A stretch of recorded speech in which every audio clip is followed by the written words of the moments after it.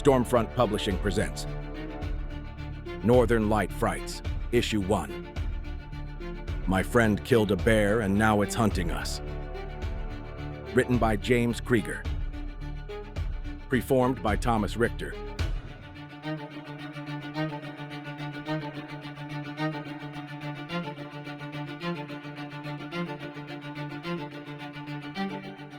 For the friends who shared those endless Alaskan summer days and the dark winter nights that seemed to stretch forever, who played soldier with me under the northern lights, who rode mattresses down icy streets, and who gathered around fires, sharing stories while the wind howled around us, and especially for those who remained, who grew alongside me like the hardy spruce trees of our home, roots intertwined beneath the frozen ground. You've proven that true friendship, like the Alaska wilderness, endures through all seasons. Your footprints in the snow may have faded, but the trails we blazed together led me here. To my wife and children, who makes every story worth telling. To Drew, Emily, Logan, Caleb, and Kessler, and my sisters, the original cast of characters who set the stage for everything that followed. Riley and John, and every beautiful disaster who crashed into our lives and decided to stay, you made this adventure better. And to both Asian and Marine Adams, though time and distance have carried us in different directions, you're remembered here. I hope you found what you were looking for. You're all woven into these pages, whether you're meant to be or not. Chapter 1. Anchorage, Alaska. Kirby James's phone buzzed like an angry hornet, jolting him out of a dead sleep. The LED display glared 5:03 a.m. in harsh blue light, cutting through the darkness of his University of Alaska Anchorage dorm room. Rain hammered against the second-floor window in horizontal sheets, driven by the Chugach winds. Typical Anchorage weather: cold, wet, and miserable. His cramped dorm room, barely 12 by 15 feet, was a disaster zone of engineering textbooks, empty energy drink cans, and the faint stench of burnt coffee. "Yeah," he croaked, voice thick with sleep. The standard-issue twin bed groaned as he sat up, his 6-foot frame already tensing for action. Something in the tone of that buzz had set off alarm bells in his brain. Nobody called at 5:03 a.m. with good news. "Kirby, thank God!" The voice on the other end was breathless, urgent. Adam North, his classmate and friend. Adam was a Marine Corps veteran before starting at UAA on his GI Bill. Even through the phone, Kirby could hear the raw edge of fear in the voice of a man who'd earned his combat action ribbon in Ramadi. "I need help. Bad." Kirby sat up, instantly more alert. Adam wasn't the type to panic. 3 tours as a sniper had beaten that out of him. At 32, the ex-Marine was older than most students, with the lean, weathered look of someone who'd spent too many hours lying motionless in harsh terrain waiting for a shot. "What's wrong?" "I'm hunting up in Hope, in the mountains above Porcupine Creek. Got a bear. Big bastard came charging down at me from uphill." Adam's words tumbled out rapid fire, his usual precise diction fracturing. "I got a shot off with my .338 Winchester Magnum, but it rolled into the brush. There's a blood trail, but it's gonna wash away in this rain." His voice cracked slightly. "I can't lose this one, Kirby. You don't understand. I can't." Something in Adam's voice sent a chill down Kirby's spine. He'd never heard the veteran sound like this, not even when sharing his darkest war stories during late-night study sessions fueled by cheap coffee and deadline panic. The rain intensified, drumming against the window like scattered gunfire. "Get everyone you can. Meet me at the Hope turnoff in an hour. Bring lights, warm clothes, and Kirby." Adam paused, the cellular phone connection crackling with static. "If you've got access to any weapons, bring those too, something bigger than a 9mm. The line went dead before Kirby could respond. He sat in the dark, listening to the rain hammer against his window, trying to process what he'd just heard. Adam was one of the most capable people he knew. The guy had a wall full of marksmanship medals and could put 3 rounds through the same hole at 600 yards. If something had him, this rattled. Kirby reached for his phone again, the screen's glow illuminating the topographical map of the Chugach Range pinned above his desk. Time to start making calls. but as he scrolled through his contacts, he couldn't shake the feeling that whatever was waiting for them in those rain-soaked mountains wasn't any ordinary bear. Kirby started with John. Everyone called him Military John because he looked like he'd been issued by the Pentagon rather than born. Built like a swimmer, all lean muscle and close-cropped black hair, John had the kind of face that seemed permanently set to drill instructor disapproval. True to form, he was already awake for his insane morning workout routine. Of course he is, Kirby thought. The guy probably sleeps in camouflage pajamas. North's in trouble? John didn't waste time with pleasantries, his voice crisp as any drill instructor's. The sound of his bow case snapping shut carried through the phone. A compound bow he'd customized himself with an obsession that bordered on religious. I'm in. I'll grab my gear. Big Nick and Little Nick shared an apartment off campus. Despite the shared name, they couldn't have been more different. Big Nick topped out at 6'4" and carried 240 pounds of railroader muscle, while Little Nick was barely 6 foot. They'd both grown up in Valdez and knew the mountains better than anyone else in their circle. Little Nick answered on the first ring, voice sharp despite the hour. Yo, we got a situation up in Hope. Adam North needs help tracking a wounded bear. The ex-Marine who never shuts up about his hunting prowess needs help tracking, Big Nick's voice cut in on the shared landline. Must be serious. Give us 15 to gear up. Kirby wedged his phone between ear and shoulder as he yanked open his gear closet. The rain gear came first. Gore-Tex jacket and Carhartt pants and woodland camo that had cost him a pretty penny. Underneath went polypro base layers and his heaviest fleece. He jammed spare socks into his pack while listening to Andy, who was already halfway to campus for his early shift at the Student Union Gear rental room. I've got my hunting gear in my truck, Andy said. Been meaning to return the rifle I borrowed from my dad anyway. The sound of his wipers fighting the deluge carried through the connection. Tyler took some convincing. He had a midterm later that day in advanced calculus. But the mention of Adam's name did it. They'd been friends since freshman orientation, and you didn't leave friends hanging. Give me 20 to grab my gear from storage. Kirby laced up his waterproof hiking boots, checking the laces to make sure they wouldn't snag on brush. The boots had seen him through 2 seasons of moose hunting, but the Alaska weather was hell on gear. He stuffed chemical hand warmers and an extra headlamp into his pack's side pockets. Sean was the last call, and potentially the most valuable. His father was a bush pilot, and they kept a cabin stocked with supplies just outside of Hope. The cabin had saved more than one hunter's life when the weather turned nasty. I can have the cabin opened up in case we need it, Sean said, the sound of him already moving around clear in the background. Got some extra rifles there, too, but Kirby... He paused. What aren't you telling me about this bear? Kirby swallowed hard. His hands moved automatically, checking his pack's inventory. First aid kit, emergency blanket, fire starter, multi-tool, paracord. I don't know, man. But Adam sounded scared. And in the 2 years I've known him, I've never heard him sound like that. Not even when he told us about his time overseas. Copy that. Sean's voice was grim. I'll meet you guys at the turnoff. And Kirby, tell everyone to bring extra ammo. I've got a feeling we're gonna need it. Kirby finished gearing up, his mind racing. 7 guys, all with hunting experience except Tyler, who'd at least grown up around guns. Should be more than enough to track one wounded bear. Kirby grabbed his van keys and headed for the door. He stepped out into the darkness, the rain hitting him like needles driven by the wind. The campus police station's lights cut through the pre-dawn gloom ahead, a squat concrete building that looked more fortress than office in the harsh weather. His boots splashed through puddles as he jogged across the mostly empty parking lot, past the row of patrol vehicles with their light bars gathering rain. Kirby needed his rifle, and he needed it now. Why did it feel like they were gearing up for war? The fluorescent lights in the UAA police station buzzed like dying insects.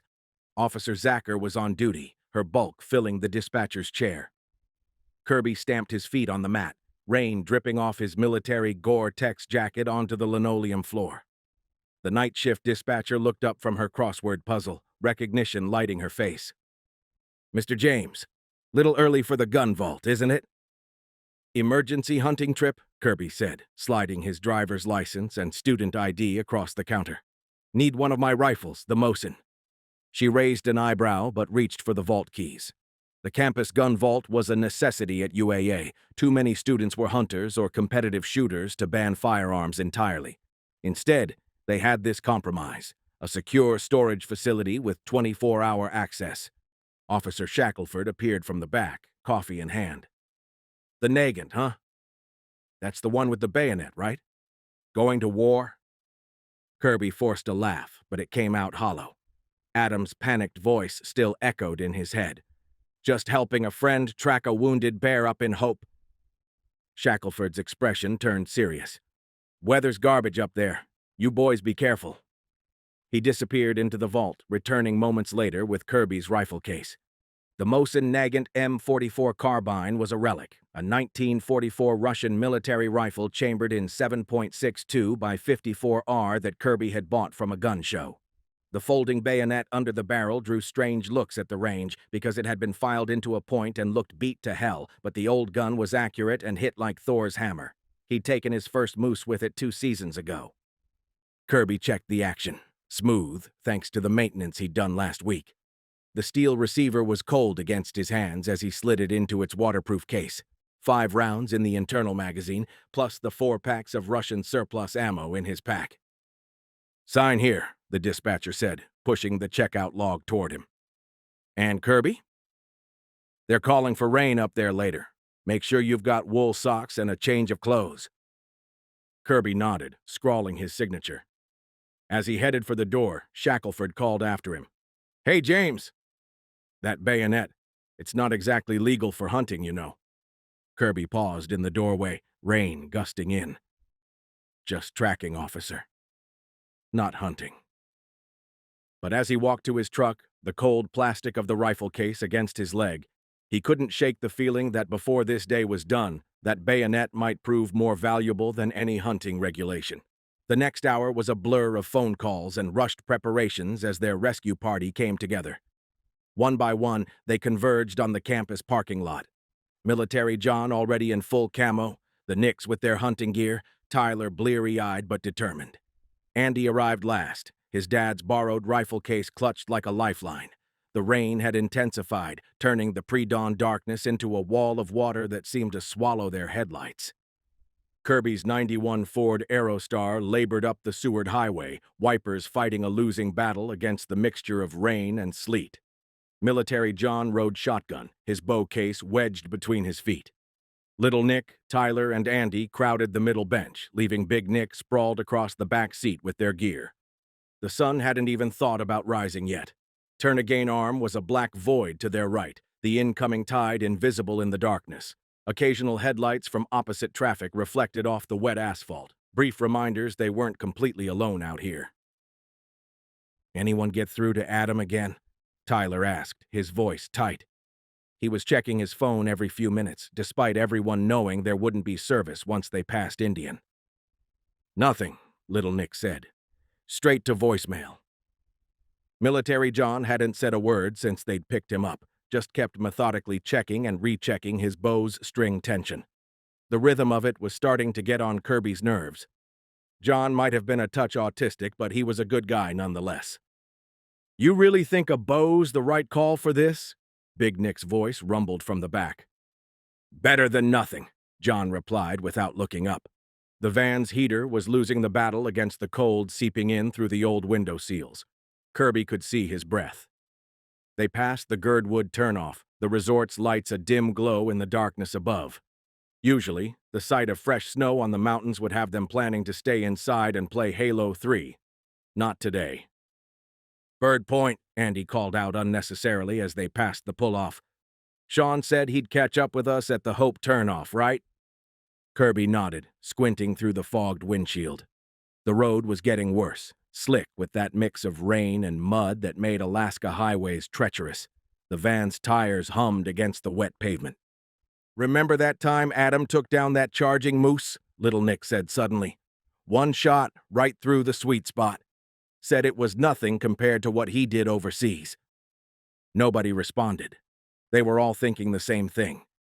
What the hell could make a trained Marine sniper sound that scared? The mountains were closing in now, massive black shapes against the darker sky. Somewhere up there, Adam was waiting. And something else. A flash of movement caught Kirby's headlights, a massive dark shape darting into the brush alongside the road. He jerked the wheel slightly, heart hammering. "You see that?" Tyler asked, voice barely a whisper. "Probably just a moose," Kirby said. But his knuckles were white on the steering wheel, and he could feel Military John's eyes on him, knowing he was lying. The Hope turnoff was just ahead, and Kirby had a feeling that whatever they were driving into, it wasn't just about tracking a wounded bear anymore. The Hope turnoff was a mess of slush and gravel. Sean's lifted Tacoma was already there, headlights cutting through the murk. Kirby pulled the Aerostar alongside, tires crunching on the frozen gravel. "Any word from Adam?" Sean asked through his rolled-down window, breath fogging in the beam of his headlights. "Nothing. Phone just keeps going straight to voicemail." Kirby checked his phone again. One bar, then none. "He said North Trailhead, right?" "That's what I heard," Military John said from the passenger seat of the van. They headed up Hope Road, past the old mining museum. The van's headlights caught reflective signs for various trailheads, but nothing clearly marked north.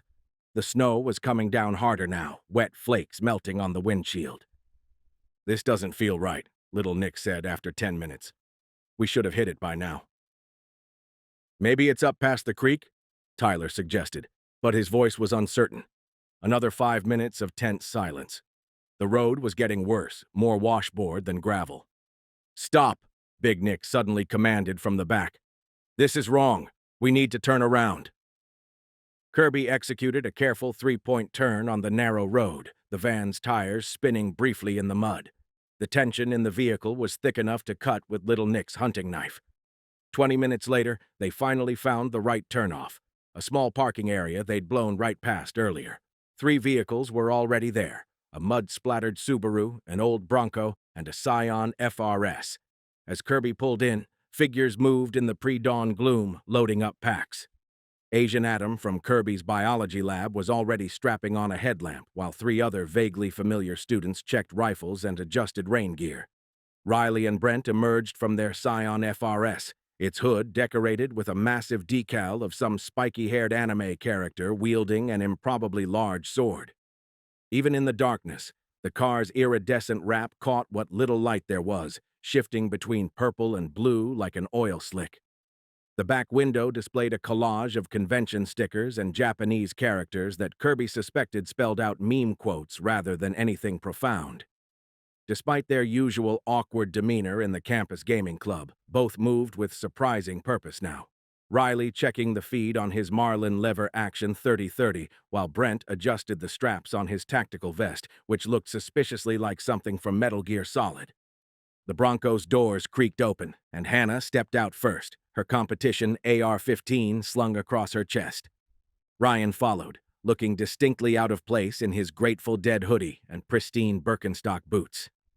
The California transplant had only been in Alaska for 2 semesters and hadn't yet acquired any firearms, a fact that seemed to physically pain Hannah, who'd been trying to drag him to the range since orientation. Bradley emerged last, his carefully styled hair somehow perfect despite the rain. He paused to check his reflection in the Bronco's window, flexing subtly as he adjusted his pack straps.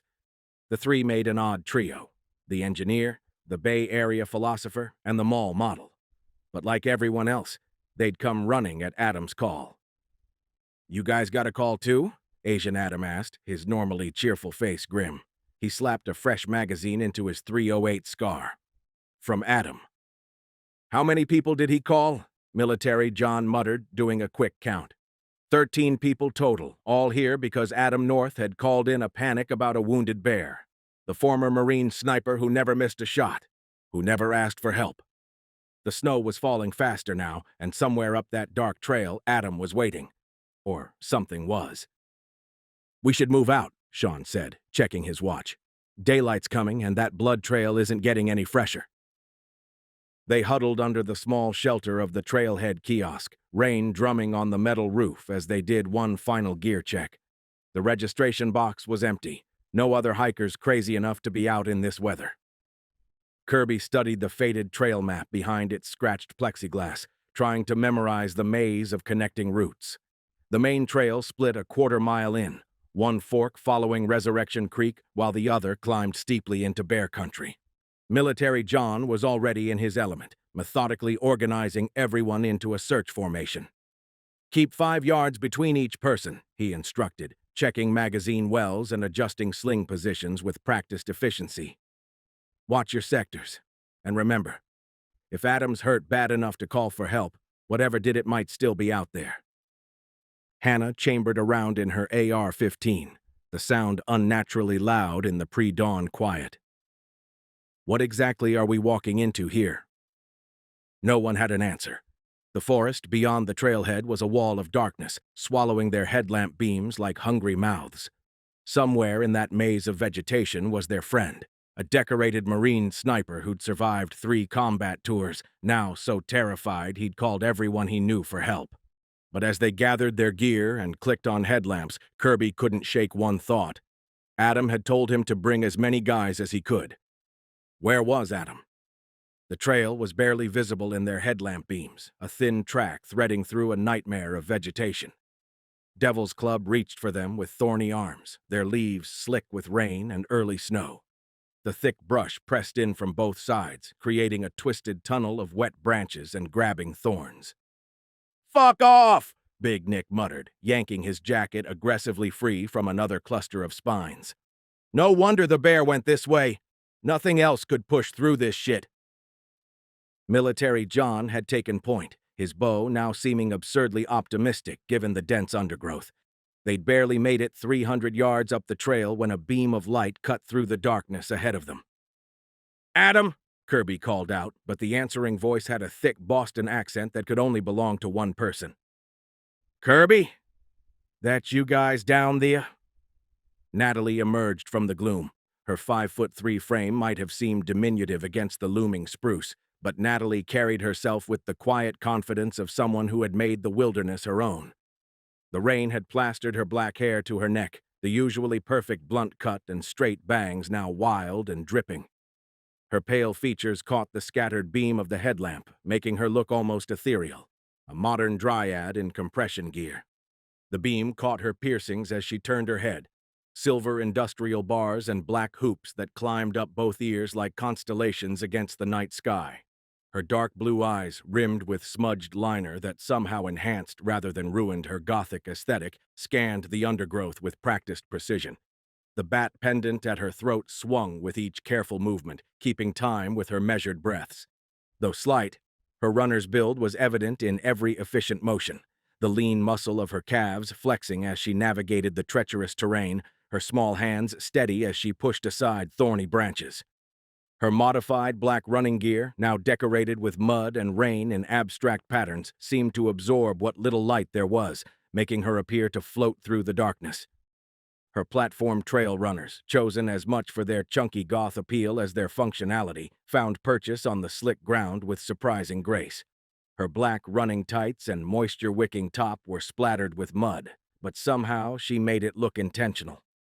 Despite her small frame, she moved through the Devil's Club like she was born to it. "What the hell are you doing up here?" Tyler blurted out. "Same as you," Natalie said, pushing past a particularly dense patch of brush. "Adam called. Scared the absolute crap out of me." Her voice was tight with worry, but her movements were controlled, efficient, the marathon runner in her showing through. The group exchanged confused glances. None of them had seen this girl before, let alone heard Adam mention her. "Sorry, but who exactly are you?" Kirby asked, the Mosin's sling creaking as he shifted his weight. A flicker of something, pain maybe, or frustration, crossed Natalie's pale features. "Right. Of course, he never—" She took a breath, the bat pendant rising and falling. "I'm his girlfriend. Have been for 8 months. Her Boston accent thickened slightly with emotion. He doesn't talk about me much. Says it's complicated with his past and everything." The silence that followed was heavy with unasked questions. Adam. Their Adam, the ex-Marine who never talked about relationships, who spent his weekends alone in the mountains. Had a girlfriend none of them knew about. "You seen him?" Military John asked, lowering his bow. "Not yet, but I found these." She held up a handful of brass casings. "They're his. 300 Winchester Magnum. Still smell fresh." Kirby felt his stomach tighten. Adam was religious about picking up his brass. "How far up did you go?" Natalie asked, her accent thickening with stress. "We just started," Sean replied. "The others are right behind us." "Are they's?" Natalie's eyebrows shot up. "How many people did he call?" 13 of us total," Kirby said. "Not counting you." Natalie's face went pale under her headlamp. "That's not like him. Adam's always been a lone wolf hunter.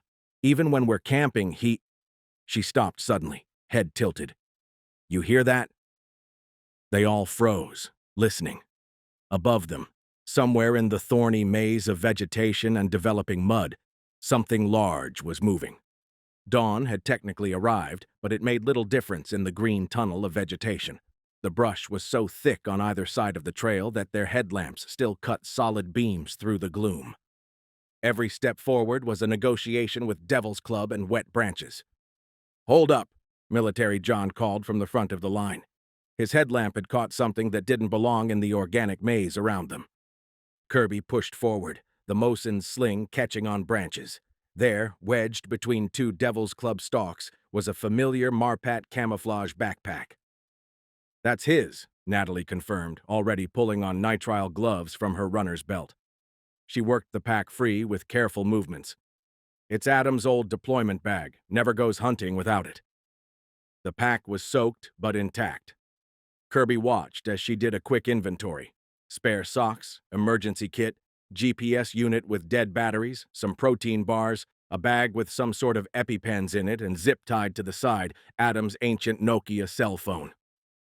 "Dead," she reported, trying the power button. The phone was the same one Adam had carried overseas. Modern smartphones weren't really a thing yet.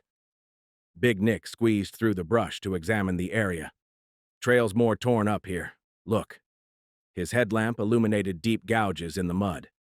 "Something big came through. Multiple somethings." "He probably ditched the pack to move faster," Andy suggested, but his voice lacked conviction. "You can't squeeze through this stuff with anything on your back." Little Nick was studying the vegetation beyond the trail with his light. "Kirby, take a look at this." Kirby moved closer. Just past arm's length, the brush formed an impenetrable wall. Little Nick's light showed broken branches and marks that might have been from clothing or gear being dragged through. Might have been. "You can't see 3 feet into that stuff," Tyler observed, voice tight. "How the hell are we supposed to track anything in there?" "Adam could," Natalie said quietly, still clutching his pack. "He's got this way of reading sign, seeing things others miss, skills from ... She trailed off. Sean had been examining the phone. "If we can get this powered up, might be something on it." 2 hours in, Military John muttered, checking his watch. "Sun's technically up and we still haven't found him." Asian Adam spoke up from the back of the group. "Look, we're burning daylight. We should split up, cover more ground. 3 or 4 teams, spread out from here." Hannah nodded. "He's right. We've got enough people to sweep the whole area if we spread out." Kirby felt the weight of the Mosin on his shoulder, every horror movie he'd ever seen screaming that this was a terrible idea. But looking at the vast spread of terrain ahead of them, the logic was hard to argue with. "We could cover twice the ground," Big Nick admitted. "Maybe more." Natalie was still holding Adam's pack, her face troubled. "I don't like it, but he's been out here a long time already." One by one, heads started nodding. Even Military John seemed to be considering it. Kirby looked at the impenetrable wall of vegetation around them, then at the 14 worried faces lit by headlamps. They were running out of options, and somewhere in that green maze, Adam was waiting. "I could head back to the parking lot," Bradley offered, adjusting his pack straps. "Keep watch in case he circles around. Got a charger in my car, too, that should work with this. Might be able to get that phone working." Big Nick's relief was almost palpable. "I'll go with. Been sucking wind on this climb anyway." He patted his substantial midsection. Plus, buddy system. Kirby handed over Adam's phone to Bradley, who tucked it carefully into a Ziploc bag. The group huddled tighter as they assessed their options, the steep mountainside looming above them. The sound of rushing water echoed from somewhere below. Resurrection Creek cutting through the valley floor, swollen with rain and snowmelt. Only Sean and I thought to bring radios, Hannah admitted, pulling out her handheld unit. Rest of you guys will be running deaf. Then we need a base, Andy suggested. Someone should stay here at the pack site, keep a fire going. Something for people to navigate back to. Tyler nodded eagerly. I'll do it. Got plenty of dry wood in my pack. Everyone knew he was the least experienced outdoorsman among them. I'll stick with Tyler, Ryan volunteered, fist-bumping Tyler. Keep the home fires burning. The remaining 8 quickly divided into pairs, Hannah and Sean heading east along the ridgeline, Little Nick taking Andy and Asian Adam as his partners to cover the western slope above the creek, their similar hunting experience making them a natural team. Riley and Brent headed out to cover the dense, brush-choked mountainside. I'm with you guys, Natalie said, moving closer to Kirby and Military John. Her runner's build and experience in the outdoors made her an asset, even if she wasn't carrying a weapon. Adam taught me enough about tracking that I might spot something you'd miss. The terrain ahead was a nightmare. Steep mountainside, thick with spruce and hemlock, the understory a maze of devil's club and twisted brush. The kind of country bears loved, where visibility dropped to arm's length once you left the trail. Keep the fire hot, Kirby told Tyler and his partner. If anyone finds anything, they come straight back here. Natalie pulled a small notebook from her belt, the waterproof kind runners used for training logs. Adam marked his hunting spots in here, she explained, flipping through the pages. He showed me his system. Might give us some idea where he was heading. They watched Big Nick and Bradley start their descent toward the parking lot. Then the other pairs disappeared into different sections of the thick brush. The mountain seemed to swallow them up, one group at a time. The 3 of them started up the main trail, Kirby's headlamp catching the silvery threads of rain. Behind them, Tyler and his partner were already gathering wood. Above them, the mountain waited, wrapped in mist and secrets. The rush of Resurrection Creek faded as they climbed higher, replaced by the soft patter of rain on leaves and something else. A deep silence that felt like it was watching them back. Ramadi, Iraq, 2007. Corporal Adam North wiped sweat from the unertl 10x scope for the 3rd time in 10 minutes, carefully using the microfiber cloth he kept in his chest pocket. The rooftop position gave him a clear view of the street below, but the Iraqi summer was murder on precision optics, especially with ambient temperatures pushing 110 Fahrenheit before 0900. His spotter, Droney, lay prone beside him, both of them wrapped in UV-treated canvas tarps that matched the sun-bleached concrete. The tarps had been custom-ordered from a contractor in Tel Aviv who specialized in desert warfare gear, complete with built-in cooling vents that helped manage their body heat without compromising the camouflage pattern. The .308 Winchester sniper rifle was a work of art. A M40A3, olive green with a match-grade barrel and a trigger job that could split hairs. The bipod was rock-steady on the rooftop's lip, and North had carefully placed a small sandbag under the stock for additional stability. In this heat, even the smallest variation in position could throw off a shot by inches at range, and inches meant the difference between a clean kill and a mess that would haunt your dreams. Sierra 2-1. This is Sierra 2-3. Package set, over, came the crisp transmission through his throat mic. Lance Corporal Baez was down at street level, dressed in locally sourced clothing that had been carefully picked to match the other genuine street vendors in the area. The package was actually a collection of high-end laboratory equipment, DuPont Tycom F-suits, M41 PATS, and decontamination equipment from a rated Iraqi civil defense facility to outfit a small team. Each piece had been carefully doctored by the CBIRF teams back at base to contain carefully hidden tracking devices. The brass was particularly interested in who in Ramadi was shopping for BSL-3 lab gear. Sierra 2-3, this is Sierra 2-1, solid copy. Clear sector, over, North responded, keeping his voice at a whisper. The bone conduction system would pick it up. Sierra 2-1, Sierra 2-3, Roger, out. Baez shuffled away from the crate with the practiced gait of a local. Not too fast, not too slow, his body language conveying exactly the right mix of disinterest and wariness that marked long-time Ramadi residents.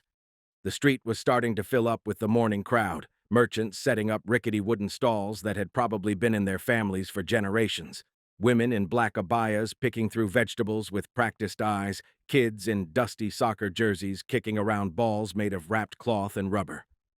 Just another morning in Ramadi, except for the 6 Marines watching every movement through scopes that cost more than what most of these people made in a year. Sierra 2-1, Sierra 2-2. Tango vehicle approaching from west. Black BMW 7 Series, 3 packs. Previous Bolo, be on the lookout match from last week's VBIED, vehicle-borne improvised explosive device. Attempt, over, Dronette whispered, his voice steady as he peered through the massive 20 to 60x spotting scope. Sierra 2-2, Sierra 2-1, solid copy on vehicle. Sierra actual, request permission to engage if behavior matches previous protocol, over. Sierra 2-1, Sierra actual, negative, monitor only. Intel wants to see full recovery protocol, over. Sierra actual, Sierra 2-1, Roger, out. Adam controlled his breathing, just like he'd learned in Scout Sniper School. 1 breath every 4 seconds, timed to his heartbeat. The BMW, probably armored, definitely stolen, rolled past the crate once, then circled the block in a textbook counter-surveillance pattern. Standard insurgent protocol, check for ambush, then send in the expendable foot soldiers to do the actual recovery. Sierra 2-2, Sierra 2-1, 2 tangos approaching from south, 1 with cell phone, conducting counter-surveillance, over. Sierra 2-1, Sierra 2-2, Roger. Vehicle is conducting second pass, over. Through his scope, North watched the dance play out. The brass had been right. Somebody in this sector was desperate enough for biolab gear that they'd risk a daylight pickup. The question was why. The last time they'd seen this level of interest in lab tech was right before the cholera outbreak in Fallujah. The morning heat was creating a nasty mirage now, rippling the air between his position and the target area. The 2 men approaching the crate were young, but they moved with the distinctive caution of experienced operators. One was filming with his phone. Standard counter-surveillance procedure, looking for the telltale glint of scopes or movement on the rooftops. Sierra 2-1, Sierra actual. Be advised, trackers are hot. TOC reports all signals 5x5, over. Sierra actual, Sierra 2-1, solid copy on trackers. Standing by, over. The BMW accelerated around the corner. This was it. They'd take the bait, load the crate, and the explosion came from nowhere. Contact front, exclamation mark. Multiple voices shouted through the net as a fruit stand detonated 30 meters down the street, then another blast, closer. Sierra 2, this is Sierra actual. Multiple shooters, rooftops east and south. Break, all stations, maintain eyes on package, over. North's scope swung wildly, trying to acquire targets through the chaos. Civilians scattered like startled birds. The BMW swerved, trying to reverse. Sierra 2-2, Sierra 2-1. They're not here for the gear. This is a counterplay, over. The next few seconds would haunt his dreams for years. But right now, in the heat and chaos of Ramadi, all he could do was squeeze the trigger and pray. North's first round caught the BMW's driver through the windshield, the 175-grain Sierra Match King round defeating the factory armor glass like it was tissue paper. The hollow-point boat tail did its job, creating a fist-sized exit wound that sprayed the backseat passengers with blood and bone fragments. His second shot, precisely 1.4 seconds later, dropped the insurgent with the cell phone camera. Perfect center mass hits, just like every qualification course he'd ever shot at Stone Bay. The difference was, paper targets didn't spray arterial blood across market stalls. Sierra 2-1, 3 tangos, building 319er, Dronette called out, his voice steady despite the chaos erupting below. Setting up a PKM. Sierra 2-3, break contact. Get to secondary position, North ordered as he traversed his scope left. The morning haze was creating a nasty mirage through his scope, the kind that could turn a perfect shot into a gut wound at range. But the Marines hadn't spent $14,000 per rifle just for show. The M40A3's precision more than made up for the atmospheric conditions.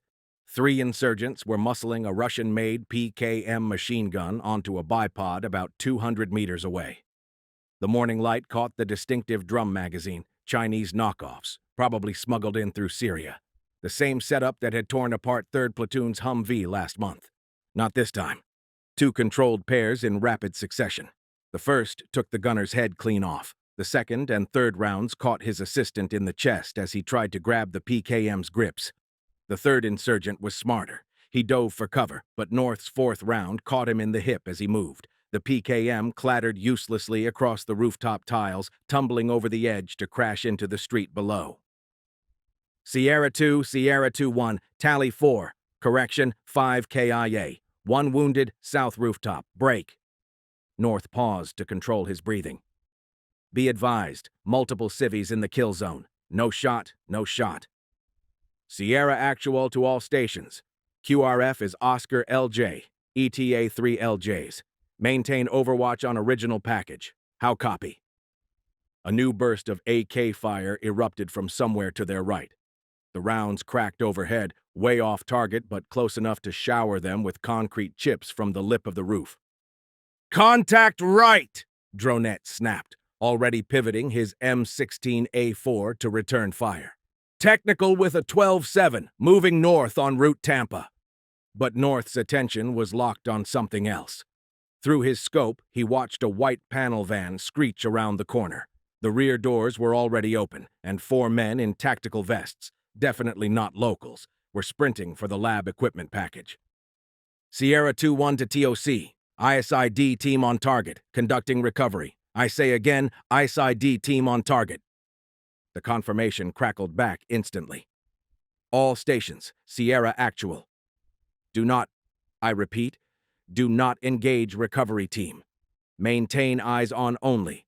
Trackers are 5 by 5. North's finger eased off the trigger as he watched the Iranian operatives, because that's who they had to be, load the crate with practiced efficiency. Their gear was top-end stuff. Tactical webbing that looked fresh from a Blackhawk catalog, new model plate carriers, even American-made Peltor headsets.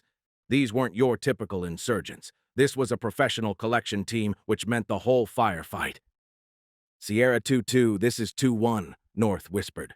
The other teams were a diversion. They knew we were watching. Copy that, Dronette replied grimly. Question is, did they know about the trackers? The distinctive thump, thump, thump of approaching helicopters cut through the morning air. The QRF was almost on station, but by then the white van would be long gone, carrying its cargo of tracked lab tech deeper into the maze of Ramadi's streets. Chapter 2. Hope, Alaska. Military John held up his fist, the military halt signal that had become habit for him. Rain dripped off his bow's limbs as he crouched to examine something on the ground. The beam of his headlamp caught crimson droplets on Devil's Club leaves. Here, he said quietly, gesturing Kirby and Natalie closer. Blood trails changing direction, moving downhill toward the creek. Kirby shouldered the Mosin, its steel especially cold against his wet jacket. Isn't that weird? Wouldn't a wounded bear head up? Not necessarily. Military John's voice took on the precise tone he used during presentations.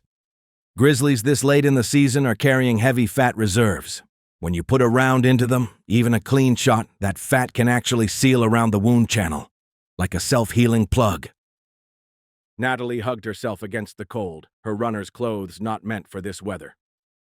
So even if Adam made a good shot, the bear could run for miles, John confirmed. They're smart when they're hurt. They'll find somewhere secluded, somewhere defensible, and hole up, usually near water. He gestured toward the sound of Resurrection Creek below. They can survive for days like that, waiting to heal. Or die. He stood, following the blood sign with his headlamp. See how the drops are getting smaller? Bear's slowing down, the wounds plugging up. But these tracks... He paused, frowning. Something's off about them. What do you mean? Kirby asked, but Military John was already moving downhill, reading sign that was invisible to the others. The brush was just as thick here, but gravity made the going faster. Maybe too fast. Kirby found himself thinking about what lay at the bottom of this slope. About Adam, somewhere ahead of them. About bears that were smart enough to choose where they died. The creek's roar grew louder with each step. The blood trail vanished at the creek's edge, where the rushing water had swollen to twice its normal width from the rainy season. Kirby swept his headlamp across the opposite bank, but if the bear had crossed, the torrential rain had erased any sign. "Damn it," Natalie muttered, her Boston accent thicker with frustration. "We can't lose the trail now." Military John had gone quiet, the way he did during land nav exercises. His headlamp beam was fixed on a spruce tree near the water's edge. "Kirby," he said finally, "come look at this." Carved into the bark, barely visible unless you knew what to look for, was a simple mark, 2 diagonal lines with a horizontal slash through them. "That's Military John said, touching the mark. "Scout sign. Adam's letting us know he came this way." "You sure it's his?" Kirby asked, but he already knew the answer. The mark was fresh, the exposed wood still light against the dark bark. "Has to be," Natalie said, pulling out her runner's notebook. "Look." She showed them a page where Adam had doodled similar marks in the margins.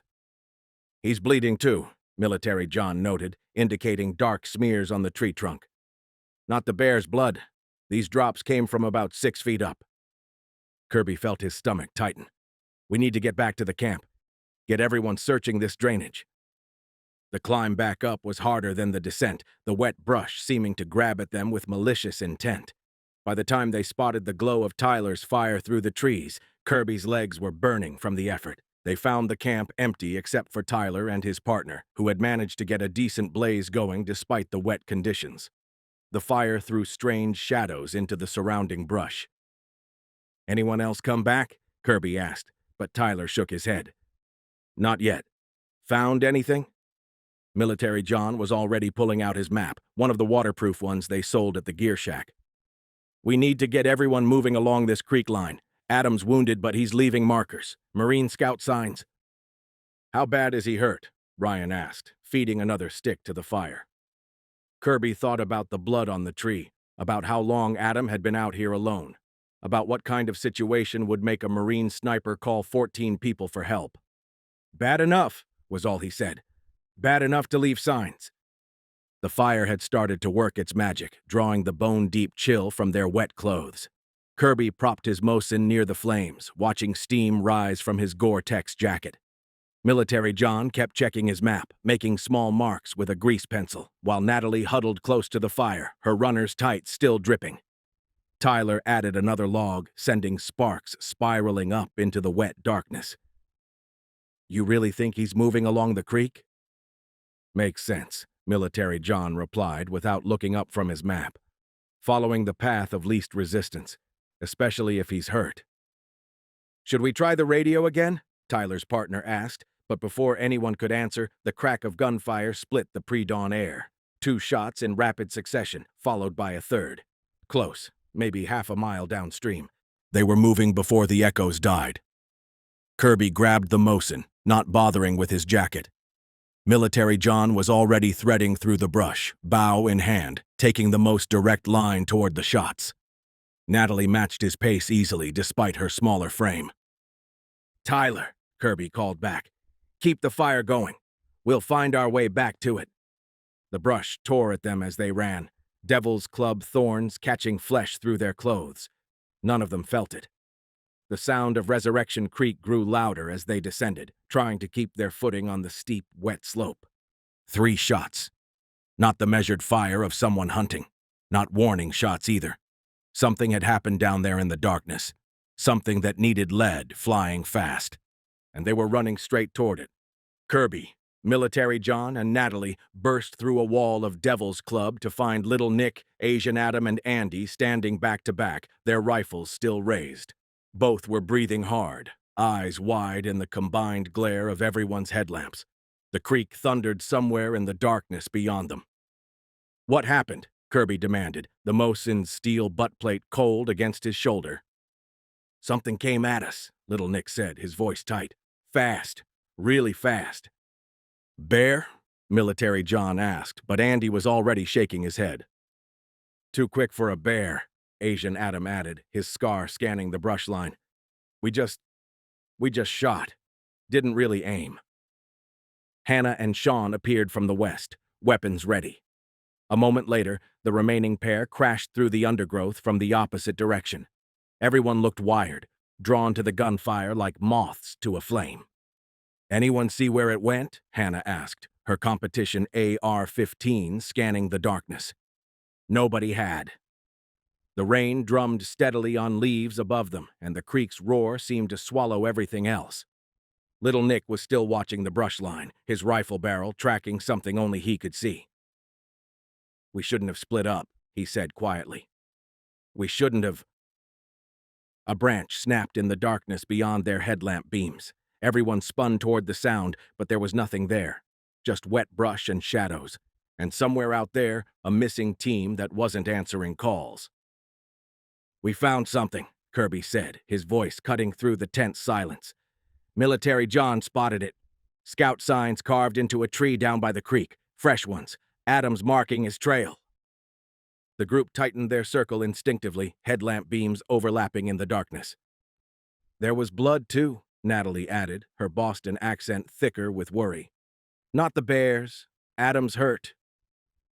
"I don't like this," Andy said, still scanning the brush line. "First Adams missing.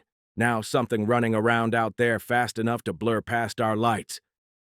"Maybe we should call it," Little Nick suggested quietly. "Get the cops up here. Search and rescue." Hannah shook her head. "That'll take hours to organize. Adam's already been out here all night." Military John pulled out his map again, the paper crackling wetly. The scout signs were leading downstream. If we regroup by the fire, we can do a proper sweep of that whole drainage. "Or we could all end up missing," Andy muttered. Kirby felt the weight of the Mosin against his back. Thought about Adam's voice on the phone, the fear he'd never heard there before. "We're not leaving," he said firmly, "but we do this smart. No more split teams. We move as a group."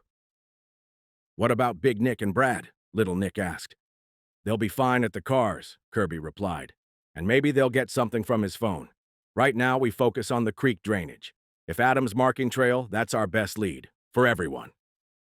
Natalie pulled out her runner's notebook, now soaked, but still readable.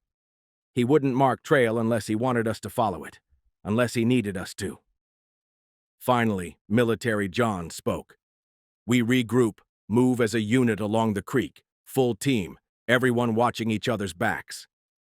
Kirby was already turning toward the fire's distant glow, but his eyes kept drifting to the darkness beyond their lights, wondering what could move fast enough to blur past a hunter's vision, wondering what had Adams so scared that he'd called 14 people for help. The rain kept falling, and somewhere in the wet darkness, something was watching them decide. On the climb back to the fire, Little Nick caught Kirby's sleeve, letting the others pull ahead until their headlamps were just bobbing lights in the darkness. "I need to tell you something," Little Nick said, his voice barely above a whisper. "About what we saw." Kirby waited, watching Little Nick's face in the dim light. He'd known the guy since freshman year, never seen him scared before.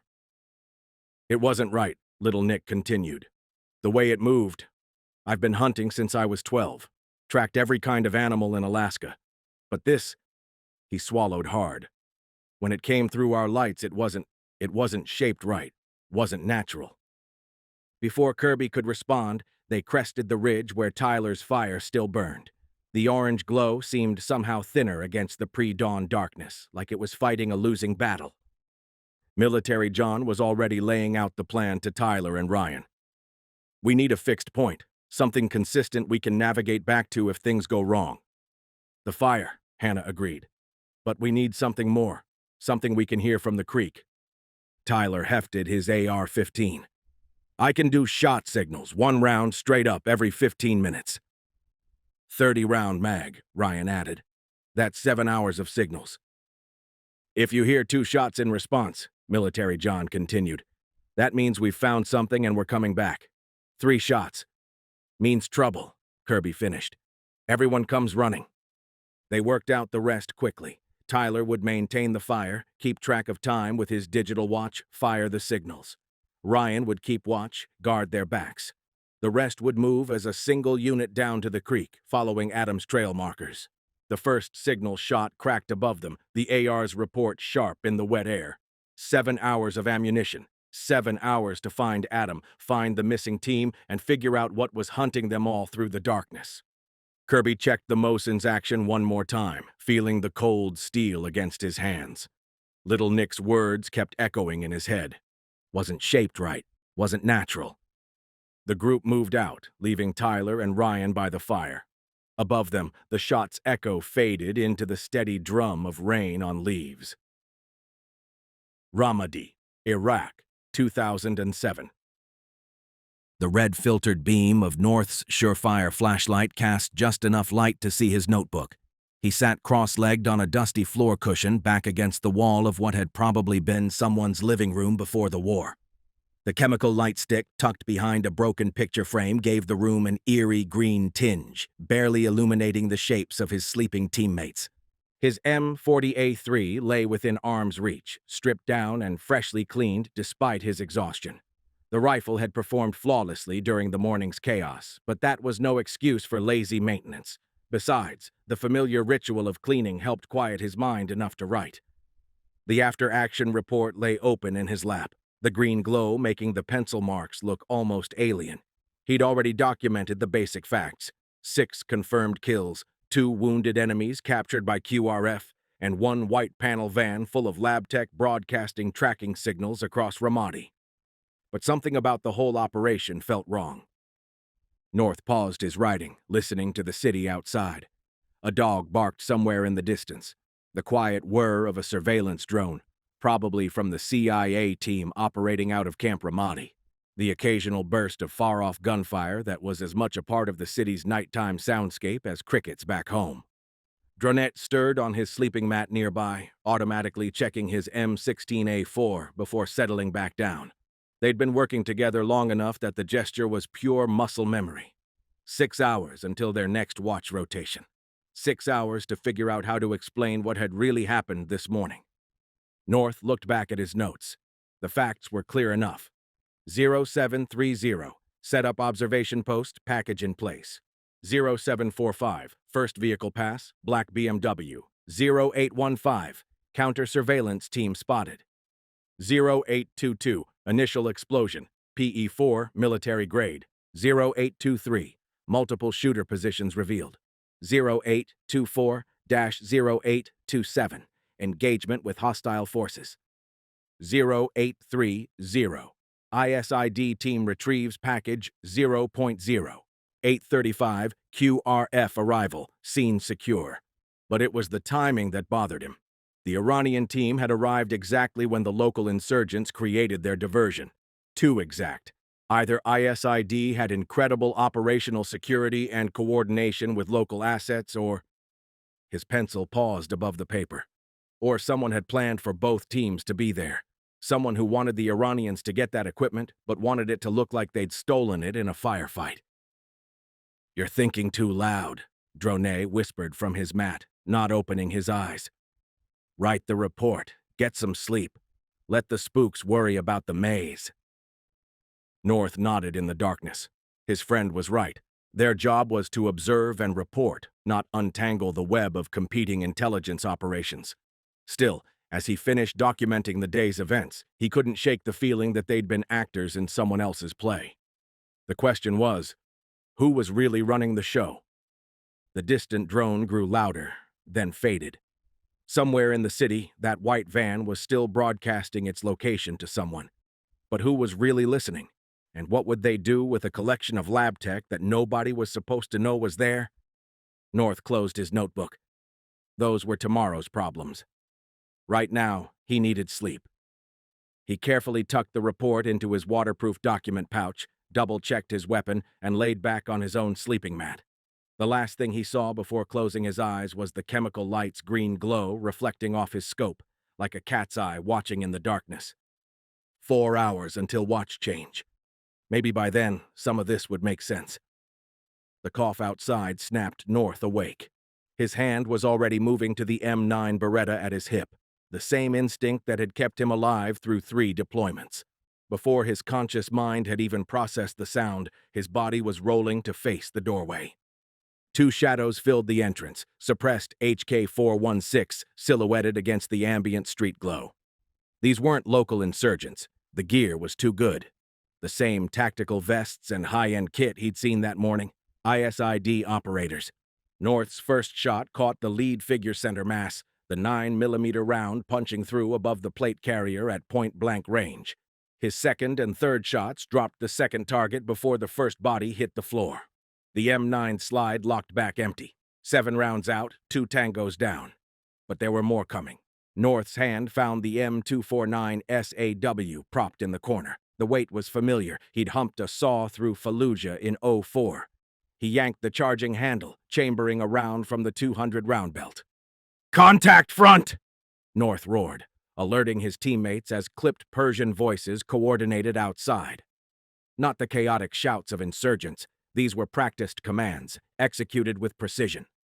The first Iranian through the door moved like a professional, pieing the corner with textbook form.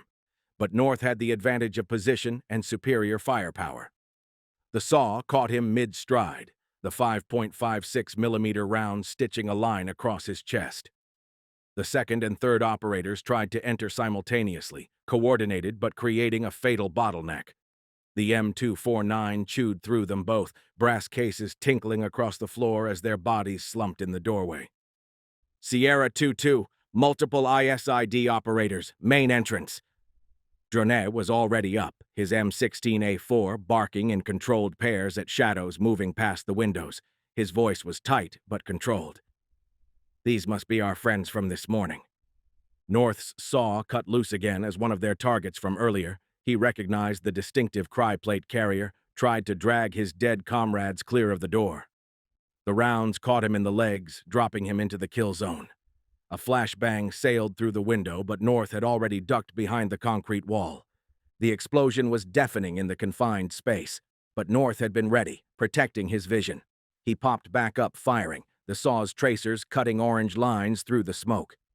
Someone barked orders in crisp, educated Farsi, not the local dialect. An HK-416 burst, shattered what was left of the windows, forcing North to duck as glass rained down. He counted rounds in his head, about 140 left in the belt. The Iranians were good. Precise, controlled bursts, trying to establish fire superiority while minimizing ammunition waste. These were definitely the same operators from the morning, which meant they had the same level of training, equipment, and tactical knowledge. And they had apparently tracked the trackers back to the safe house. North waited for a pause in their fire, then popped up with precise bursts. The M249 was a crew-served weapon, meant to be fired from a bipod with an assistant gunner feeding belts. But at this range, in this confined space, it was exactly what he needed. Pure volume of fire. Another Iranian tried rushing the door.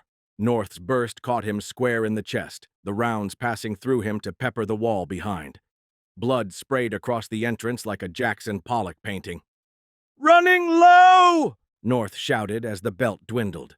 Maybe 50 rounds left. But the volume of incoming fire had dropped significantly. Either they were repositioning or... "Enemy technical," Dronet called out. "White Toyota Hilux, looks like a..." The heavy thump of a vehicle-mounted HK-GMG grenade launcher cut him off. North had just enough time to think about the irony. They'd spent all morning tracking ISID, only to have ISID track them home. Then the 40mm grenade started walking through the wall, and thinking became a luxury they couldn't afford. Chapter 3. Hope, Alaska. The group backtracked through the Devil's Club thicket, retracing their steps to where they'd last seen Adam's markings. The rain had intensified, driving nearly sideways in the pre-dawn darkness. Their headlamp beams bounced chaotically as they moved, everyone jumping at shadows. "Something's different," Military John said suddenly, dropping to one knee beside a marking they'd passed earlier. His bow was already half drawn, more from nerves than actual threat. These weren't here before. Kirby shifted the Mosin's sling, trying to get a better angle with his headlamp. Fresh claw marks scored the trunk beside Adam's original sign, deep gouges that had torn through the bark and into the pale wood beneath. Whatever had made them was massive. "Those are fresh," Natalie observed, her voice tight. "The wood hasn't even started to darken yet." "Look how big they are," little Nick added quietly, measuring the marks with his hand held well away from them. That's not normal." A crash in the brush made them all jump. Hannah swung her AR-15 wildly toward the sound, nearly smacking Andy in the face with the barrel. "Adam!" she shouted suddenly, her voice echoing through the pre-dawn darkness. "Adam! Where are you?" "Shut up!" Military John hissed, clamping a hand over her mouth. "Are you trying to get us all killed?" The forest went dead silent except for the steady drum of rain. Even the ambient sounds of small animals had ceased. They all stood frozen, listening to their own ragged breathing. Something heavy moved through the brush ahead of them, deliberate and slow. The sound of branches breaking under massive weight drew closer, then stopped. "Keep moving," Military John whispered, releasing Hannah. "But quietly. Please." They pushed deeper into the brush, following a chaotic trail of broken branches and disturbed ground.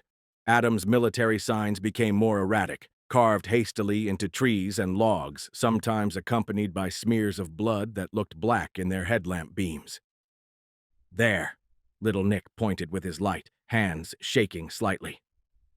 Ahead of them, the Devil's Club opened into a small clearing, and in the center— "Oh, God," Andy choked out.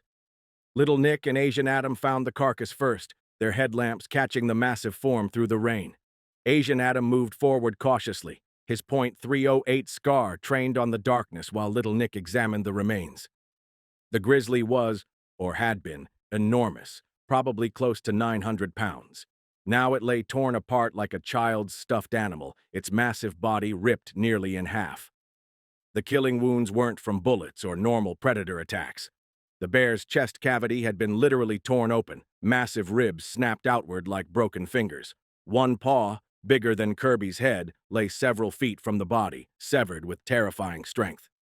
"This is Adam's bear," Kirby said, examining a clean bullet hole through what remained of the shoulder. Perfect shot placement. Should have dropped it instantly. "Then what?" Hannah started to ask, but her voice trailed off as they heard it. A low growl that seemed to come from everywhere and nowhere at once. It was wrong, like something trying to imitate a bear's growl but lacking the proper anatomy to do it correctly. The sound raised every primitive alarm in their hindbrains. This wasn't the normal danger of the Alaskan wilderness. This was something else, something that killed apex predators for sport. Kirby felt the weight of the Mosin against his shoulder, suddenly aware of how inadequate its century-old action and modest caliber might be against something that could tear apart a grizzly bear. His hands were shaking as he tried to track the sounds of movement in the brush. Somewhere in the darkness, branches snapped under the weight of something massive, and it was getting closer. Kirby knelt beside the massive carcass, trying to make sense of the destruction before him. The rain had turned the ground around the dead grizzly into a soup of mud and blood, their boots leaving deep impressions that quickly filled with dark water. The bear's blood was still seeping into the soil.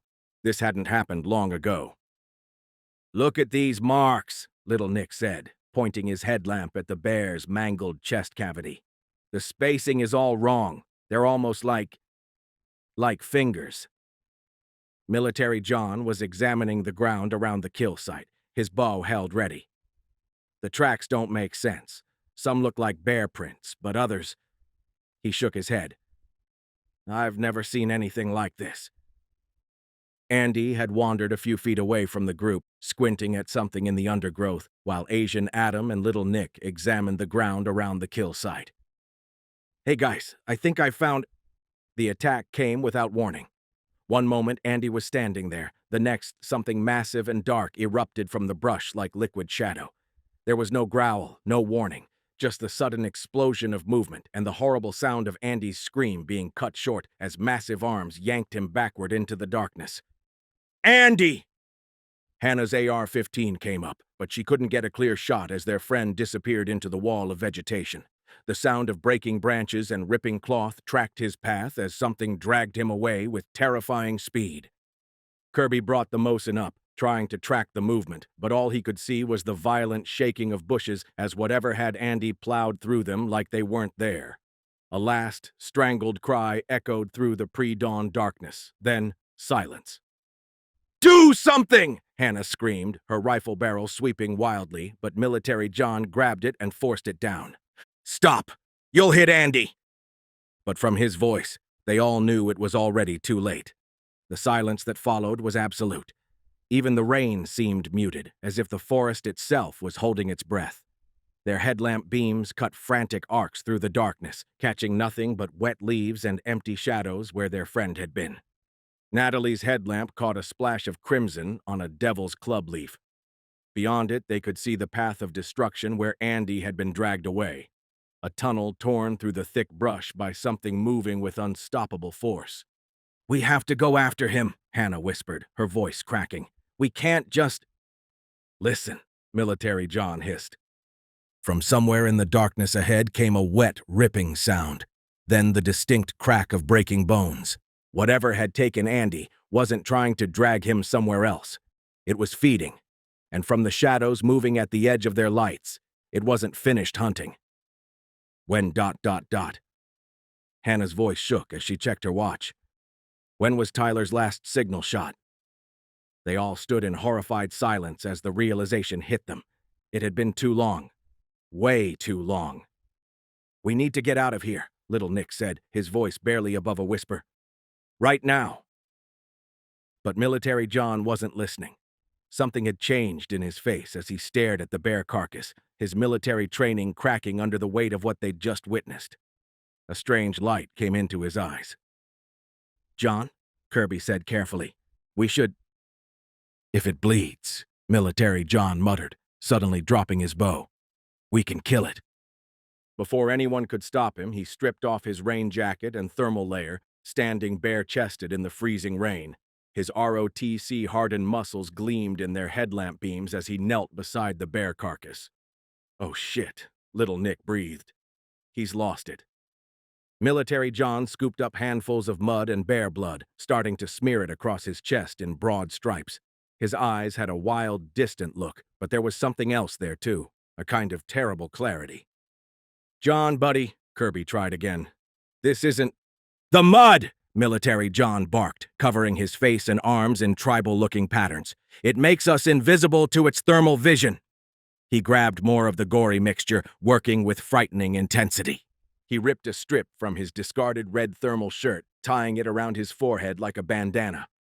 The rain made the dye run, sending crimson streaks down his mud and blood-painted face. A branch snapped in the darkness. Close. Military John stood, retrieving his bow. His eyes locked onto something in the darkness that none of them could see. When he spoke again, his voice was eerily calm. "I can draw it away. Give you guys a chance to get back to the vehicles." "John, no," Natalie started, but he cut her off. "I've been tracking it, learning its patterns. It's hunting like a wolf, not a bear. It's smart." He checked his arrows with mechanical precision. "But I'm smarter." Another crash in the brush, closer now. They could hear something massive moving through the undergrowth, circling their position. "When I move, wait 30 seconds, John said, still scanning the darkness. "Then run. Don't stop. Don't look back. Just run." Before anyone could argue, he let out a war cry that echoed through the pre-dawn forest. Then he sprinted into the brush, his mud-covered form disappearing into the shadows like a ghost. They heard the thing change direction, following him. The sounds of pursuit crashed through the forest, getting fainter as John led it away from them. Kirby counted to 30 in his head, each second marked by his hammering heart. "Run," he whispered to the others. "Just run." They broke for the trail, none of them looking back as the sounds of John's pursuit faded into the darkness. The rain pounded against them as they fled, trying not to think about what their friend was facing alone in the woods. Somewhere behind them, very far away now, they heard John's voice raised in one final challenge. "I am the ultimate hunter. Gonna have me some fun. I ain't got time to bleed. Semper Fi motherfu—" Then nothing but the rain and their own desperate breathing as they ran. Ramadi, Iraq, 2007. North sat in the plywood-walled talk, staring at the after-action PowerPoint with something between amusement and disbelief. The Navy intelligence officer, some lieutenant fresh from Virginia Beach, clicked through another slide of link analysis diagrams. "So you're telling me," Dronet said slowly, "that we spent 3 days setting up an ambush in the exact same block where an Iranian special operations team was planning their own ambush on a completely different target?" The lieutenant nodded, adjusting his pressed DCUs. According to signals intelligence and the interrogation of the 2 surviving ISID operators, they had no knowledge of your operation. They were setting up to intercept a suspected Al-Qaeda cell that was supposedly moving through that sector. North touched the butterfly bandage on his forehead, souvenir from diving behind cover when the GMG started walking rounds through the safe house. 15 hours of firefight, 4 dead ISID operators, 2 captured, and 3 wounded Marines. All because 2 special operations teams had picked the same piece of real estate.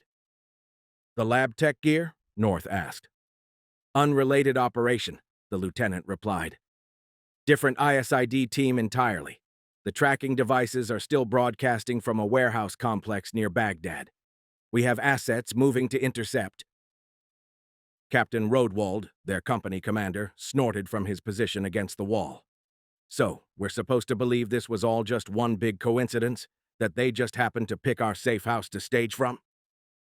The intelligence officer clicked to another slide showing satellite imagery. "We've confirmed through multiple sources that the Iranian team had been planning their operation for several weeks. They had no way of knowing your unit would select the same building for observation." North exchanged looks with Dronet. They'd both been in country long enough to know that coincidences usually weren't. But the alternative, that someone had deliberately engineered this clusterfuck, was almost too Byzantine to consider. "The brass is actually calling this a win," Rodewald added, his voice dry. "We've got confirmed kills on ISID operators, 2 high-value captures for interrogation, and the lab tech tracking operation is still intact. Plus, intel says the Al-Qaeda cell the Iranians were hunting got spooked by all the shooting and bolted. Probably halfway to Syria by now." "All due respect, sir," North said, "but it doesn't feel like a win from where I sat." The captain's expression softened slightly. "Get some rest, both of you. You're off rotation for 72 hours. And North." He paused at the door. "Good shooting in there, even if it was the wrong bunch of bad guys." Later, sitting outside the barracks and cleaning his M9 for the 5th time, North tried to make sense of it all. The lab tech gear, the Iranian operators, the coincidence of location. Somewhere in there was a pattern, but he was too close to see it. "Stop thinking so hard," Dronet said, handing him a contraband Red Bull from his footlocker. "Sometimes a Charlie Fox is a Charlie Fox." North nodded, but he couldn't shake the feeling that they'd stumbled into something bigger, something that wouldn't end with a PowerPoint brief and some casualty reports. North was halfway through his Red Bull when a shadow fell across the barracks steps. He looked up to find a woman in her early 20s studying them with sharp, assessing eyes. She wore civilian tactical gear, Cry combat pants, a faded contractor polo, and a well-worn Glock 19 on her hip. Her black hair was pulled back in a tight ponytail, and she moved with the controlled economy of someone who spent serious time running. The laminated badge clipped to her belt told him everything he needed to know. Agency. Corporal North? Lance Corporal Dronet? She didn't wait for confirmation. I'm Sarah Smith. Walk with me. It wasn't a request. North exchanged glances with Dronet, then stood up. They fell in beside her as she headed toward the less populated area near the motor pool. I heard you boys had an interesting night, she said, her voice carrying the faint trace of a Virginia accent. Not many Marines can say they've gone toe-to-toe with ISID's Quds force in close quarters. Apparently it was all just a big misunderstanding, Dronet replied dryly. Wrong place, wrong time. Sarah's smile didn't reach her eyes. That's what the official report says. Reality's a bit more complicated. She stopped behind a row of MRAPs, well away from casual observers. Those trackers you planted in the lab tech? They're still broadcasting. Strong signals from a compound outside Baghdad. North felt his muscles tense. I thought that was being handled by other assets. Those assets ran into complications. She pulled a tablet from her bag, showing them satellite imagery of a walled industrial compound. We need a team that knows what they're walking into. A team that's already danced with these operators once and lived to tell about it. With all due respect, North said carefully, we're not exactly fresh. Captain Rodwald has us stood down for... Captain Rodwald has already signed off on this, she cut him off. Along with your battalion commander. This is a time-sensitive target, and your team are the subject matter experts on how these particular ISID operators move and think. Dronette studied the compound layout. What's the real objective here? Because if you just wanted the cell taken offline, you'd send in an airstrike. Sarah's expression hardened slightly. The lab equipment was bait. We needed to identify which ISID network was trying to establish a biological weapons capability in theater. Now we need to know who they're working with locally. She tapped the tablet. We've tracked 3 separate cellular signals from inside that compound matching phones used by high-level Al-Qaeda facilitators. This isn't just about Iranian special operations anymore. North felt the familiar pre-mission tension building in his gut. How long do we have? Wheels up in 3 hours. I'll brief you on the full package en route. She handed them each a folder. Read these, memorize the contents, then burn them. And gentlemen, she fixed them with a steady gaze. This conversation never happened. As far as anyone knows, you're still resting up from your coincidental firefight. As she walked away, Dronet opened his folder and let out a low whistle. Well, he said quietly, looks like someone's playing chess after all. North nodded, already scanning the mission parameters. Sometimes a Charlie Fox wasn't just a Charlie Fox. Sometimes it was just the opening move. Chapter 4. Hope, Alaska. The parking area was eerily quiet except for the steady count of Bradley's reps. He'd pulled a compact set of travel dumbbells from his perfectly organized trunk and was doing curls in the rain, his Abercrombie-worthy abs on full display despite the near-freezing temperature. His carefully styled hair somehow remained perfect even in the downpour, the same look that had landed him the job at Abercrombie. 14, 15, he muttered, checking his form in the Bronco's side mirror between sets. The rain beaded attractively on his shoulders, which were plastered across storefronts in malls nationwide. Gotta keep the pump going, even in a crisis. Big Nick was sprawled across the Bronco's front seats, his massive frame making the SUV lean slightly to one side. His railroad worker snores were just audible over the rain hitting the roof. A half-eaten bag of holiday gas station taquitos, pepperoni flavor, lay open on his chest. The Nokia's screen suddenly blazed to life with a harsh blue glow. Big Nick startled awake, sending pepperoni sticks flying. Finally, Bradley said, dropping his weights and grabbing the phone. They scrolled through the backlog of texts and missed calls, mostly from their friends trying to coordinate the search, plus what looked like some weird encrypted messages to an unknown sender. Man, this is boring, Big Nick yawned after a few minutes, reaching for another pepperoni stick. Hey, you still running that guard army? Bradley's eyes lit up, immediately forgetting about the cryptic messages. Yeah, man, there's something about them, you know. Just regular humans going up against impossible odds. Right? Big Nick sat up straighter, suddenly animated. Like, you've got these normal dudes with flashlights for rifles, facing down literal demons and space monsters and ancient star gods. And they keep fighting, Bradley nodded enthusiastically. Even though they know they're probably all gonna die horribly. No superhuman strength, no power armor, just faith and a gun. Remember that story where a single guard squad held off an orc horde? Big Nick was fully awake now. Just regular guys, staring into the dark, knowing there's something horrible coming. And they can't do anything except hold the line and hope reinforcements arrive, Bradley finished. That's what I love about the Guard. They're not heroes. They're just people, trying their best against cosmic horrors they can't even understand. They were deep in a debate about proper painting techniques when the Nokia chirped one final time, but they were too deep in their discussion to notice. The phone's screen glowed briefly, showing Adam's final warning before fading to black between them. The message preview showed, 5:15 a.m., failed to send. Whatever you do, don't come looking for me. The phone's screen went black as the battery died again. Big Nick was still talking about his Space Wolves army. Speaking of holding the line, Big Nick said, counting on his fingers. How many of us came up here? Kirby brought his van with 6 people. They started counting vehicles in the lot, the rain drumming steadily on the Bronco's roof. Kirby's Aerostar, Sean's Tacoma, Bradley's Bronco, Asian Adams' Subaru, Riley's Scion FRS, Adams' mud-splattered F-150, and at the very end, barely visible in the pre-dawn gloom, a black SUV they didn't recognize. That's 7 vehicles, Bradley said slowly. But that's not possible, Big Nick frowned. Unless... They sat in silence, counting again and again, their conversation about doomed Imperial Guardsmen facing unknown horrors suddenly feeling a lot less theoretical. Outside, the darkness pressed against the windows, and somewhere in the distance, something moved through the Alaskan wilderness, hunting with terrible purpose. Kirby's lungs burned as they hit the trail junction, everyone gasping for air in the freezing rain.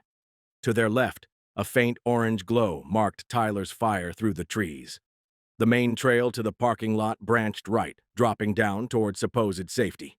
No one had said a word during their desperate flight through the woods, the sound of their panicked breathing and crashing through brush drowning out everything else. "Wait!" Kirby wheezed, grabbing Hannah's sleeve before she could take the right fork. "Tyler, and the others. We can't just..." "They're probably already dead," little Nick said, hands on his knees as he tried to catch his breath. His usually steady voice shook. "Like Andy, like Dash Dash." "We don't know that," Natalie cut in, her runner's stamina showing as she recovered fastest. Her black clothes were plastered to her small frame, the bat pendant at her throat catching their headlamp beams. "The shot signals only stopped maybe 20 minutes ago." Hannah's AR-15 trembled in her hands. "So what? We just walk into whatever's up there? After what it did to Andy? After what happened to John? Has anyone seen Riley and Brent since we split up?" Little Nick asked suddenly, the thought seeming to hit him all at once. "Riley's team. They went northeast and never came back." The question landed like a physical blow. They'd been so focused on Andy's death, on John's sacrifice, that they'd somehow blocked out the fact that an entire team had vanished without a trace. "That's 6 people missing," Natalie whispered. 7 if you count Adam. A branch snapped somewhere in the darkness behind them. Far enough to buy them time, close enough to remind them it was still coming. "Splitting up is suicide," little Nick said.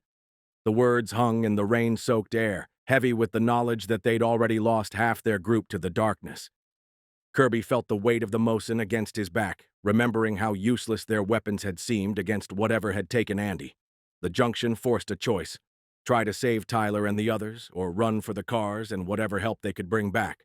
And somewhere out there, their friends had vanished without firing a shot or screaming a warning. "I'll go," Kirby said finally. "The rest of you get to the parking lot. Find Big Nick and Bradley. Call someone. Anyone." "Like hell you're going alone," Natalie said, adjusting her runner's belt with shaking hands. Another crack in the darkness, closer this time. They all jumped, headlamp beams cutting frantic arcs through the trees. Somewhere out there was whatever had taken Riley's team so quietly they'd never even known they were in trouble. Time was up. They had to choose. The remaining survivors exchanged glances in the rain, Hannah clutching her AR-15, little Nick still bent over catching his breath, Sean checking his radio one last time, Asian Adam standing quietly at the edge of their huddle. 4 who could make it to the cars or stay and search for Tyler and Ryan. "I'll go," Kirby said finally. "The rest of you get to the parking lot. Find Big Nick and Bradley. Call someone, anyone." "Like hell you're going alone," Natalie said, adjusting her runner's belt with shaking hands. "We'll head for the cars. Hannah decided, taking charge of her group. Sean, Little Nick, Asian Adam, we stick together, no splitting up no matter what. We can bring back help. Kirby watched as the four of them started down the right fork toward the parking lot, their headlamp beams bouncing through the rain-soaked darkness. That left just him and Natalie to check on Tyler and Ryan at the fire, where the shot signals had stopped far too long ago. Another crack in the darkness, closer this time. Kirby and Natalie exchanged glances, then started up the left fork toward the fire's glow. Behind them, Hannah's group's lights grew dimmer as they descended toward supposed safety. Ahead lay only questions and the fire's unnatural stillness. Kirby and Natalie moved through the darkness like ghosts, trying to step exactly where the other stepped to minimize noise. Her marathon runner's grace made her nearly silent. Kirby felt like he was stumbling in comparison, the old Mosin's sling creaking with each movement despite his best efforts. The fire's glow grew stronger through the trees, but something was wrong about it. The flames seemed too steady, too regular. There should have been movement, Tyler or Ryan tending it, adding wood to keep it alive in the rain. No wood smoke, Natalie whispered, her Boston accent barely audible. Just the fire. She was right. The distinctive smell of burning spruce that had marked their camp was gone, replaced by something else. Something chemical. They crept closer, using the thick brush as cover. Kirby's hand found the Mosin's familiar stock, though after what happened to Andy, he wasn't sure what good it would do. Their headlamps were off. The fire's glow was enough to move by, and the darkness felt safer somehow. The camp came into view through a screen of Devil's Club. The fire still burned, but it wasn't wood anymore. Tyler's backpack lay in the flames, the synthetic material burning with that unnatural steadiness. His AR-15 was there too, the polymer furniture melting slowly into the coals as if he'd just dropped them and walked away. Or they'd fallen. But no Tyler. No sign of Ryan. No bodies. Look, Natalie breathed, pointing at the ground near the fire. Kirby followed her gesture.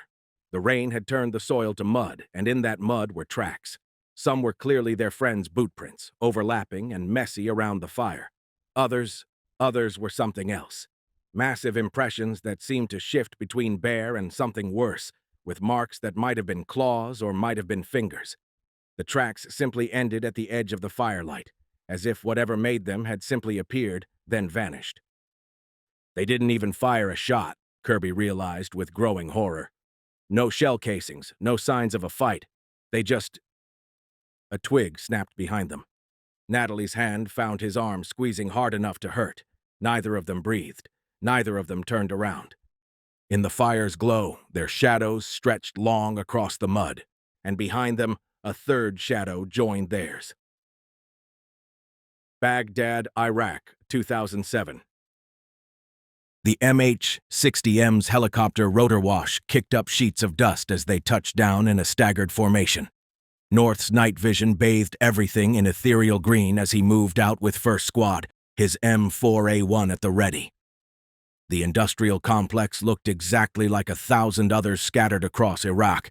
Corrugated metal buildings, concrete walls topped with razor wire, a few cargo containers stacked near a loading dock. Exactly like any other industrial site. Completely unremarkable. Structure Alpha clear, came the call over their comms. Second Squad had already swept the main warehouse, just machine parts and empty crates. Sarah moved like a ghost among them in her tactical gear, her plate carrier noticeably lighter than the Marines' full combat loads. Her Glock had been swapped for a suppressed MP7, and she carried herself with the focused intensity of someone who'd done this before. East corner, she said into her radio, barely audible over the sound of the helicopters lifting off. Loading dock 3. There should be a freight elevator. North's team stacked up on the door. The lock was heavy-duty, not the cheap Chinese stuff most warehouses used.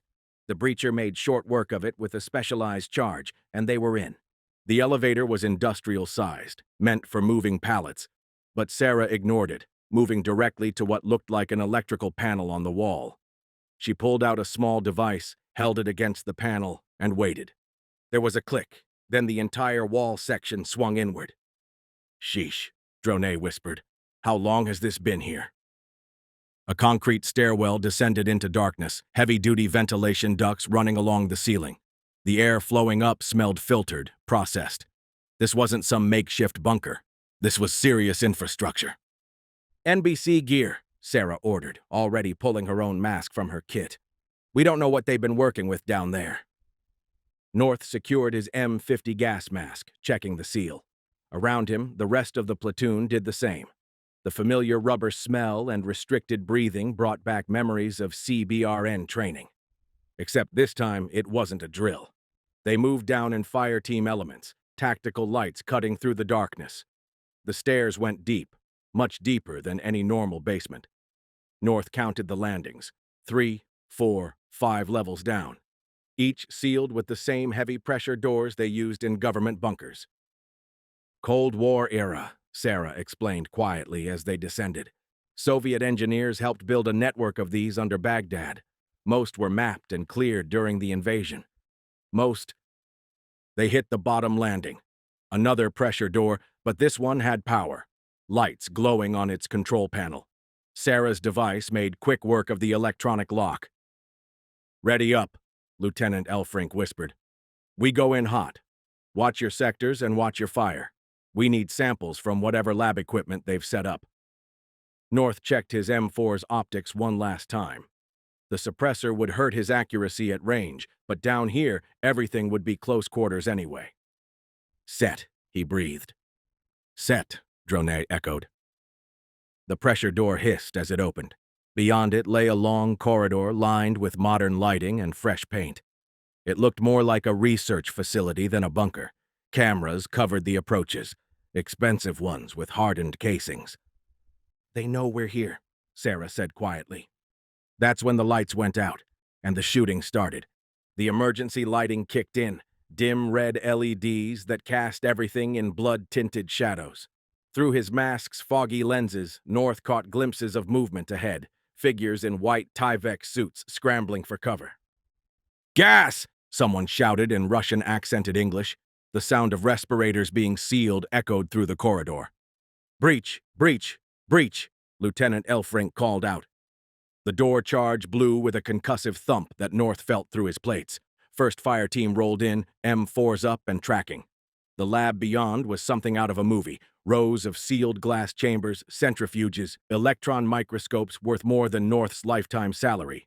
And behind them, contractors in black tactical gear and Russian Ratnik body armor. North's first burst caught a merc trying to unsling his AK-104. The suppressed 5.56 rounds punched through the Russian's armor at this range, painting the biosafety cabinet behind him with blood. The merc's gun went off as he fell, rounds sparking off the stainless steel counters. "Two on the left!" Dronet shouted. His M4 barked twice. One of the Russians pitched backward through a glass partition. Sarah moved like a ghost between the lab benches, her MP7 making precise snapshots at anyone trying to flank their position. She fought with the calculated efficiency of someone who'd done this too many times to count. More Russians poured in through a door at the far end, private military contractors wielding everything from modernized AKs to Belgian P90S. These weren't ordinary mercenaries. Their gear was top-end, and they moved with the coordination of ex-Spetsnaz. "Frag out," North called. The grenade bounced once and detonated behind a row of incubators. The blast sent lab equipment flying like shrapnel. "Watch the samples," Sarah snapped, dropping another Russian with a double tap to the chest. "We need to know what they were working on." A burst of automatic fire forced North behind a metal desk. Bullets punched through delicate equipment, releasing clouds of God knew what into the air. His M50 mask felt suddenly inadequate. "Push through," Lieutenant Elfrink ordered. "Don't let them destroy the evidence." They advanced in fire teams, leapfrogging from cover to cover between the lab stations. The Russians were good, real good, but they were also trying to protect the lab equipment. The Marines had no such restrictions. North's team breached another interior door, entering what looked like a cold storage room. Medical freezers lined the walls, their temperature displays showing -80 degrees Celsius. One was open, its racks empty. "They're moving the samples," Sarah said urgently. "We need to—" The distinctive thump of a GP-30 grenade launcher cut her off. The 40mm round detonated against the ceiling, showering them with fragments of acoustic tile and fluorescent tubes. "Contact rear!" someone shouted. More Russians had entered behind them, trying to catch them in a crossfire. North's M4 ran dry. He snatched up a fallen Russian's P90 and some spare mags, the compact weapon perfect for the cramped lab spaces. The 5.7mm rounds punched through the Merca's armor at close range, dropping him behind the biosafety cabinet. Close enough to see the guy's eyes behind his goggles, cold, professional eyes that had seen too much combat to belong to a simple security contractor. "Multiple tangos next room," Dronette called out. Through the reinforced windows, North could see more white Tyvek suits and tactical gear. But these guys were gathering papers, shoving hard drives into bags, destroying evidence. "Time's up," Sarah said, her voice tight. "They're sanitizing the site. We need that data, or this whole operation was for nothing." North reloaded his P90, the magazine change automatic after thousands of repetitions. Somewhere deeper in the complex, heavy machinery was powering up. Generators or ventilation systems, he couldn't tell. "Ready to breach?" he asked, pulling another door charge from his kit. Sarah nodded grimly. "Remember, we need prisoners. Someone has to tell us what they were building down here." The charge went on the door. They stacked up. Somewhere behind them, more Russian voices were shouting commands. Whatever they found in the next room would have to be worth all this. The door didn't just open. It exploded outward, 3 inches of reinforced steel ripping away like cardboard. In the red emergency lighting, North caught a glimpse of something that shouldn't exist. Massive shoulders covered in matted fur, claws like combat knives, and a head that was neither bear nor wolf, but somehow both. "Contact!" North didn't even process who screamed it. The thing moved like liquid death, crossing the lab in impossible bounds. A Russian merc raised his AK, but the creature was already on him. Claws ripped through Ratnik armor like wet paper. The man's scream cut off in a wet gurgle. "What the fuck is that?" Dronette's M4 barked on full auto, the rounds punching into the beast's flank. Dark blood sprayed, but the creature didn't even flinch. It rounded on them with terrifying speed, yellow eyes reflecting the emergency lights like laser sights. North brought the P90 up and emptied the entire 50-round magazine into the thing's chest. The 5.7mm rounds were designed to penetrate body armor. They should have torn through anything alive. The creature staggered, then roared. The sound was like a dozen angry bears played through a jet engine. "Fall back," Lieutenant Elfrink ordered. "Retrograde movement now." The Russians had apparently reached the same conclusion. Their precise tactics dissolved into panic fire, tracers crisscrossing the lab as the beast bounded between workstations. It caught another contractor, nearly tearing him in half with one swipe. Sarah's MP7 clicked empty. "The samples," she shouted over the chaos. "This is what they were working on. This is what—" The creature's arm shot out, catching a scientist and hurling them across the room like a toy. Microscopes and testing equipment shattered. North grabbed Sarah and pulled her behind a heavy freezer unit, just as those massive claws raked through the space where she'd been standing. All around them, the organized firefight had devolved into pure chaos. Marines and Russians alike were scrambling for the exits, some firing blindly over their shoulders. The beast moved between them with terrible purpose, killing with the casual efficiency of a shark in bloody water. "Incendiary out!" Someone, North couldn't tell who, lobbed a white phosphorus grenade. The blast lit up the lab in harsh white light. For one terrible moment, North saw the creature clearly. At least 8 feet tall, muscles rippling under blood-matted fur, its face a nightmare mix of ursine power and lupine cunning. The WP burned through its fur, and the roar it unleashed shook dust from the ceiling. But even as its flesh smoldered, the creature didn't slow. If anything, it moved faster, driven into a berserk fury by the burning phosphorus. North's hands found another 90-peso magazine, slammed it home. Next to him, Dronette was trying to reach the lieutenant on the radio, but all that came through was static and screaming. "We need to move." Sarah's voice was tight but controlled. She'd seen something like this before, North realized, or at least she'd known it was possible. "That thing won't stop until everything in here is dead." A Russian voice shouted something about a containment breach. Then the lab's ventilation system kicked in with a heavy thrum, and warning lights began to flash. They were about to find out exactly what kind of research had been happening in this basement, and from the sound of that roar echoing through the corridors, they weren't going to like the answer. The creature's roars echoed through the corridor as they fought their way deeper into the complex. North's P-90 ran dry again, his third mag gone. Behind them, the sounds of combat had devolved into screams, both Russian and American. They breached another security door and froze. The room beyond was filled with containment cells, not normal holding cells, but medical pods with transparent walls. Inside each one was something that had once been human. "Holy shit," Dronet breathed, his M4 sweeping the room. "Look at their skin." North saw it too. The subject's flesh was rippling, as if something was moving underneath. Some had patches of coarse fur sprouting in irregular patterns. Others had limbs that were grotesquely elongated or malformed. All of them were alive, writhing in apparent agony. "They were trying to replicate it," Sarah said, her voice tight. "Testing different strains, different delivery methods." She moved to one of the computer terminals, fingers flying across the keyboard. "These aren't failed experiments. This is the refinement process." A thunderous impact shook the door behind them. The creature had followed their trail. "Contact rear!" Dronet spun, his M4 already up. The door buckled inward, massive claws punching through the steel like foil. "Get what you need," North shouted to Sarah. "We're about to have company." The beast exploded through the doorway in a shower of metal and concrete. North and Dronet opened up simultaneously, the P-90 and M4 hammering the creature's mass. Dark blood sprayed, but the thing didn't even slow. It bounded forward with that impossible speed. Dronet tried to dodge, but in the cramped space between containment cells, there was nowhere to go. The creature's claws caught him across the chest, shredding his plate carrier and the flesh beneath. The impact threw him into one of the pods hard enough to crack the transparent wall. "Drone it!" North's P-90 clicked empty. He dropped it, snatching up his fallen friend's M4. The 5.56 rounds seemed to hurt the beast more, driving it back step by step.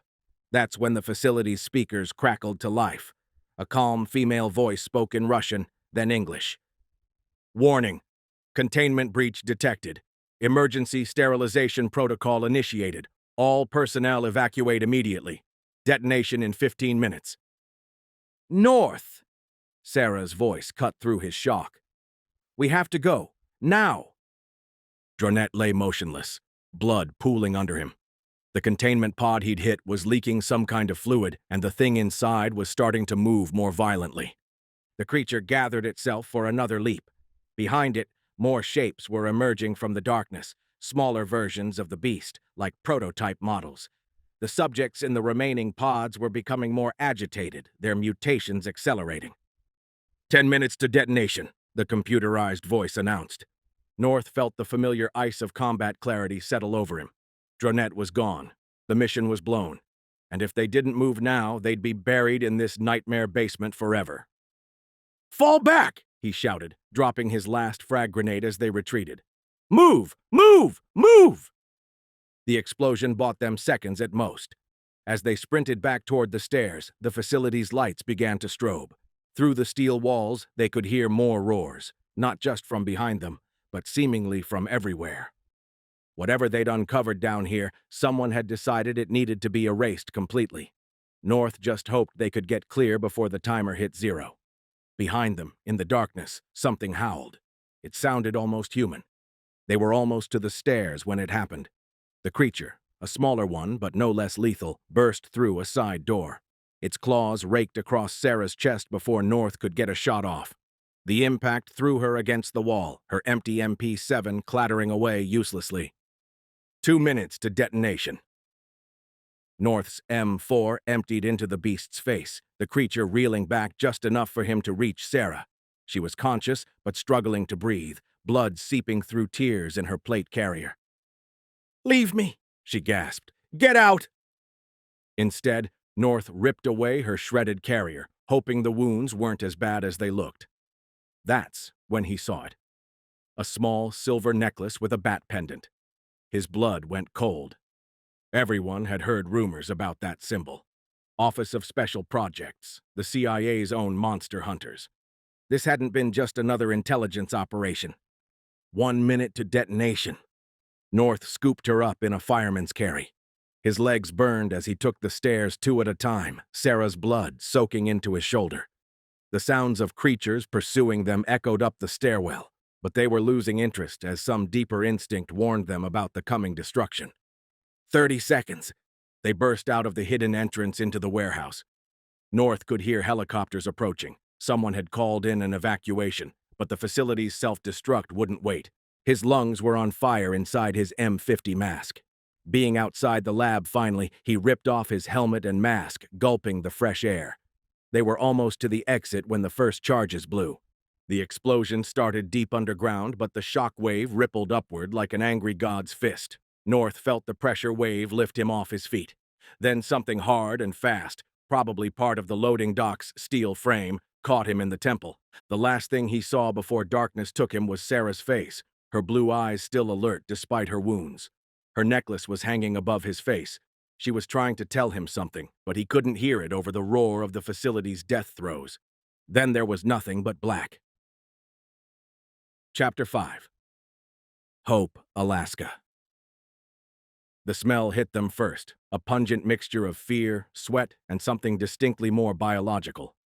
Kirby and Natalie spun around, the Mosin's steel catching the firelight as the third shadow materialized into Tyler, frantically trying to wipe himself clean with handfuls of wet leaves.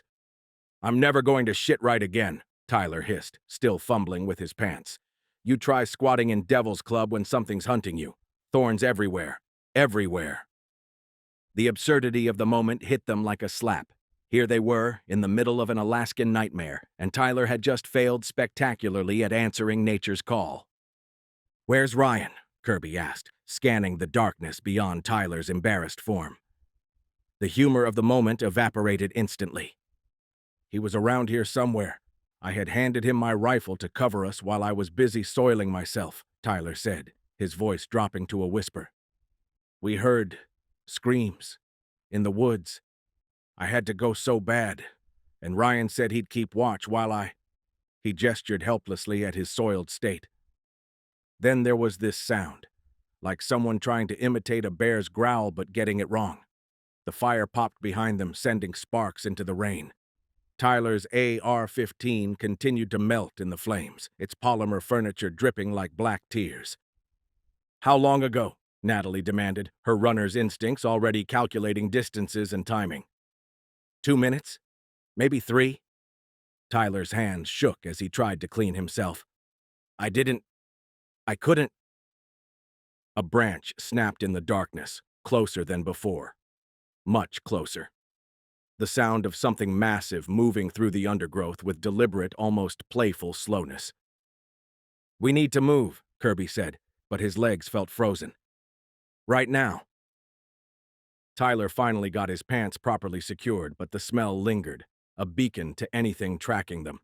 The rain wasn't helping, just spreading it around. "The cars," Tyler suggested, his voice cracking. "We can make it to the—" "My pack! My rifle!" He lunged toward the flames, reaching for his melting AR-15. "That's $2,000 worth of—" "Yo, anyone else feeling like we're all just tiny specks in this cosmic horror show?" Ryan's voice drifted from the darkness as he emerged from the brush, Bic lighter illuminating his face as he bent over his handmade bamboo bong. "Like maybe the real monsters are the friends we made along the—" The crack of the round cooking off split the night like thunder. The green tip, 5.56mm round, superheated by the burning rifle, found the worst possible path, straight through Ryan's left eye. He dropped without a sound, the bong shattering on a rock beside him. The lighter's flame continued to flicker in his lifeless hand for a moment before the rain extinguished it. Tyler stumbled backward from the fire, his face a mask of horror. "Oh, fuck. Oh, fuck. I didn't—" There must have been a round. The silence that followed was absolute. Even the rain seemed muted, as if nature itself was processing the random cruelty of what had just happened.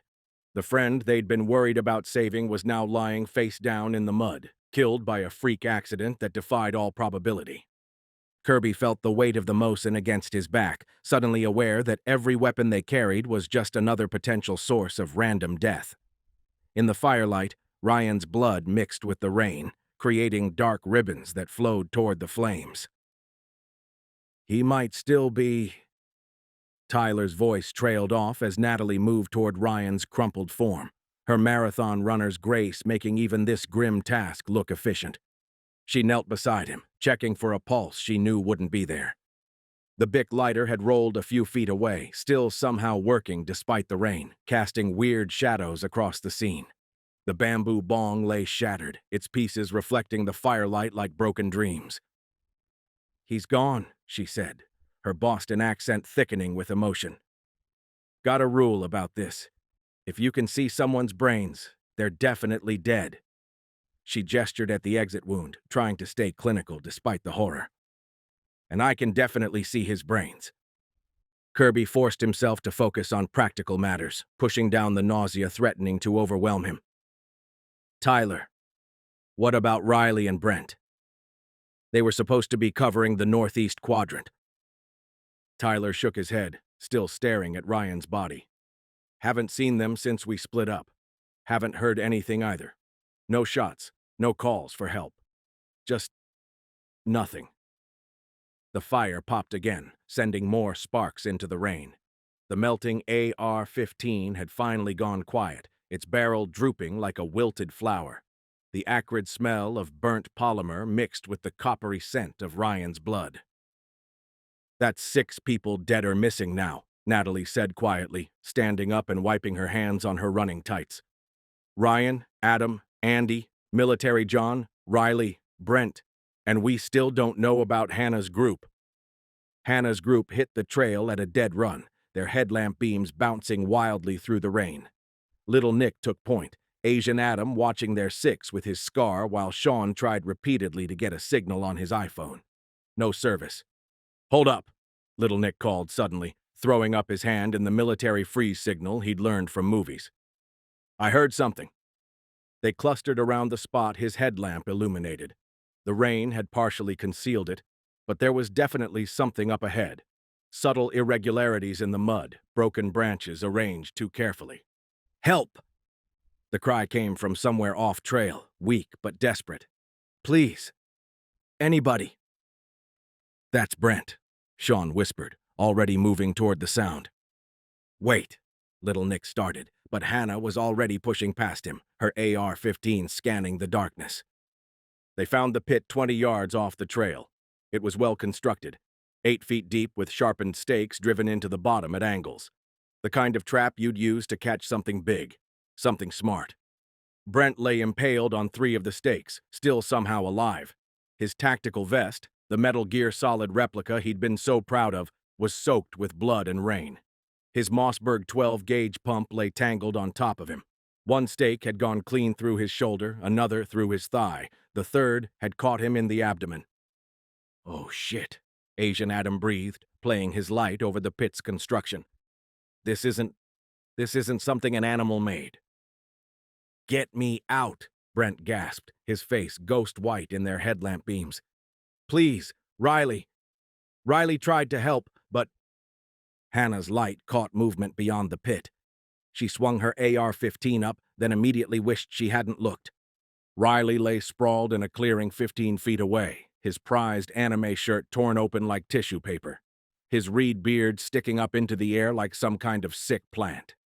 The iridescent wrap of his Scion FRS had been the talk of campus.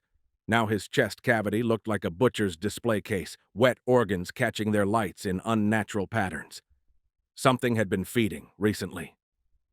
"We should go," Asian Adam said quietly, his voice shaking. "Get back to the cars, bring people who actually know how to handle something like this. Fish and game, search and rescue." "Hurts," Brent whispered from the pit. "Can't feel my legs anymore." A branch snapped in the darkness. Then another. Something massive was moving through the brush, circling their position. "Too late," Sean breathed. The shadows between the trees seemed to shift and flow, like liquid darkness taking form. Their headlamp beams caught glimpses of matted fur, of claws that looked too much like human fingers, of eyes that held far too much intelligence. The night wasn't over, not by a long shot. "We can't just leave him," Hannah said, already unslinging her pack to look for rope. "If we work together, maybe we can—" "He's right about getting help," Little Nick cut in, eyes constantly scanning the darkness beyond their lights. "But Brent's lost a lot of blood. By the time we got back—" "Please," Brent moaned from the pit. "It hurts so much." The debate ended with the sharp crack of Asian Adam's SCAR. The .308 round took Brent cleanly through the forehead, the sound echoing through the wet forest like thunder. His body sagged against the stakes, finally still. "What the fuck?" Hannah screamed, spinning toward Asian Adam. Her AR-15 came up instinctively. Asian Adam lowered his rifle slowly, his face eerily calm. He was dead anyway. Those stakes. Even if we got him out, there's no hospital close enough. He gestured at Riley's mangled corpse. "And that thing is still out there, still hunting." "You just murdered him." Hannah's voice cracked with horror. "No, I gave him a clean death," Asian Adam replied flatly. "Better than bleeding out while we argue. Better than whatever did that to Riley coming back to finish its meal." He shouldered his scar. "Now can we please get to the cars? Then you guys can do whatever you want. Call the cops, hate me, whatever. But I'm not dying out here because we couldn't make hard choices." Another branch snapped in the darkness, closer now, much closer. Sean grabbed Hannah's arm before she could do something stupid. "He's right. We need to move. Now." Little Nick was already backing away from the pit, his rifle trained on the shadows between trees. Multiple contacts. They're closing in. The group started retreating, leaving Brent's body cooling in its terrible trap. Hannah kept looking back, tears mixing with rain on her face. But Asian Adam just moved with mechanical precision, checking his sectors, somehow more frightening in his calm efficiency than the horrors lurking in the darkness. The shadows followed them, moving with terrible purpose between the trees. And somewhere ahead lay the long run to the cars, through a gauntlet of night and rain and things that shouldn't exist. They were about to find out if Asian Adam's hard choice had bought them enough time to survive.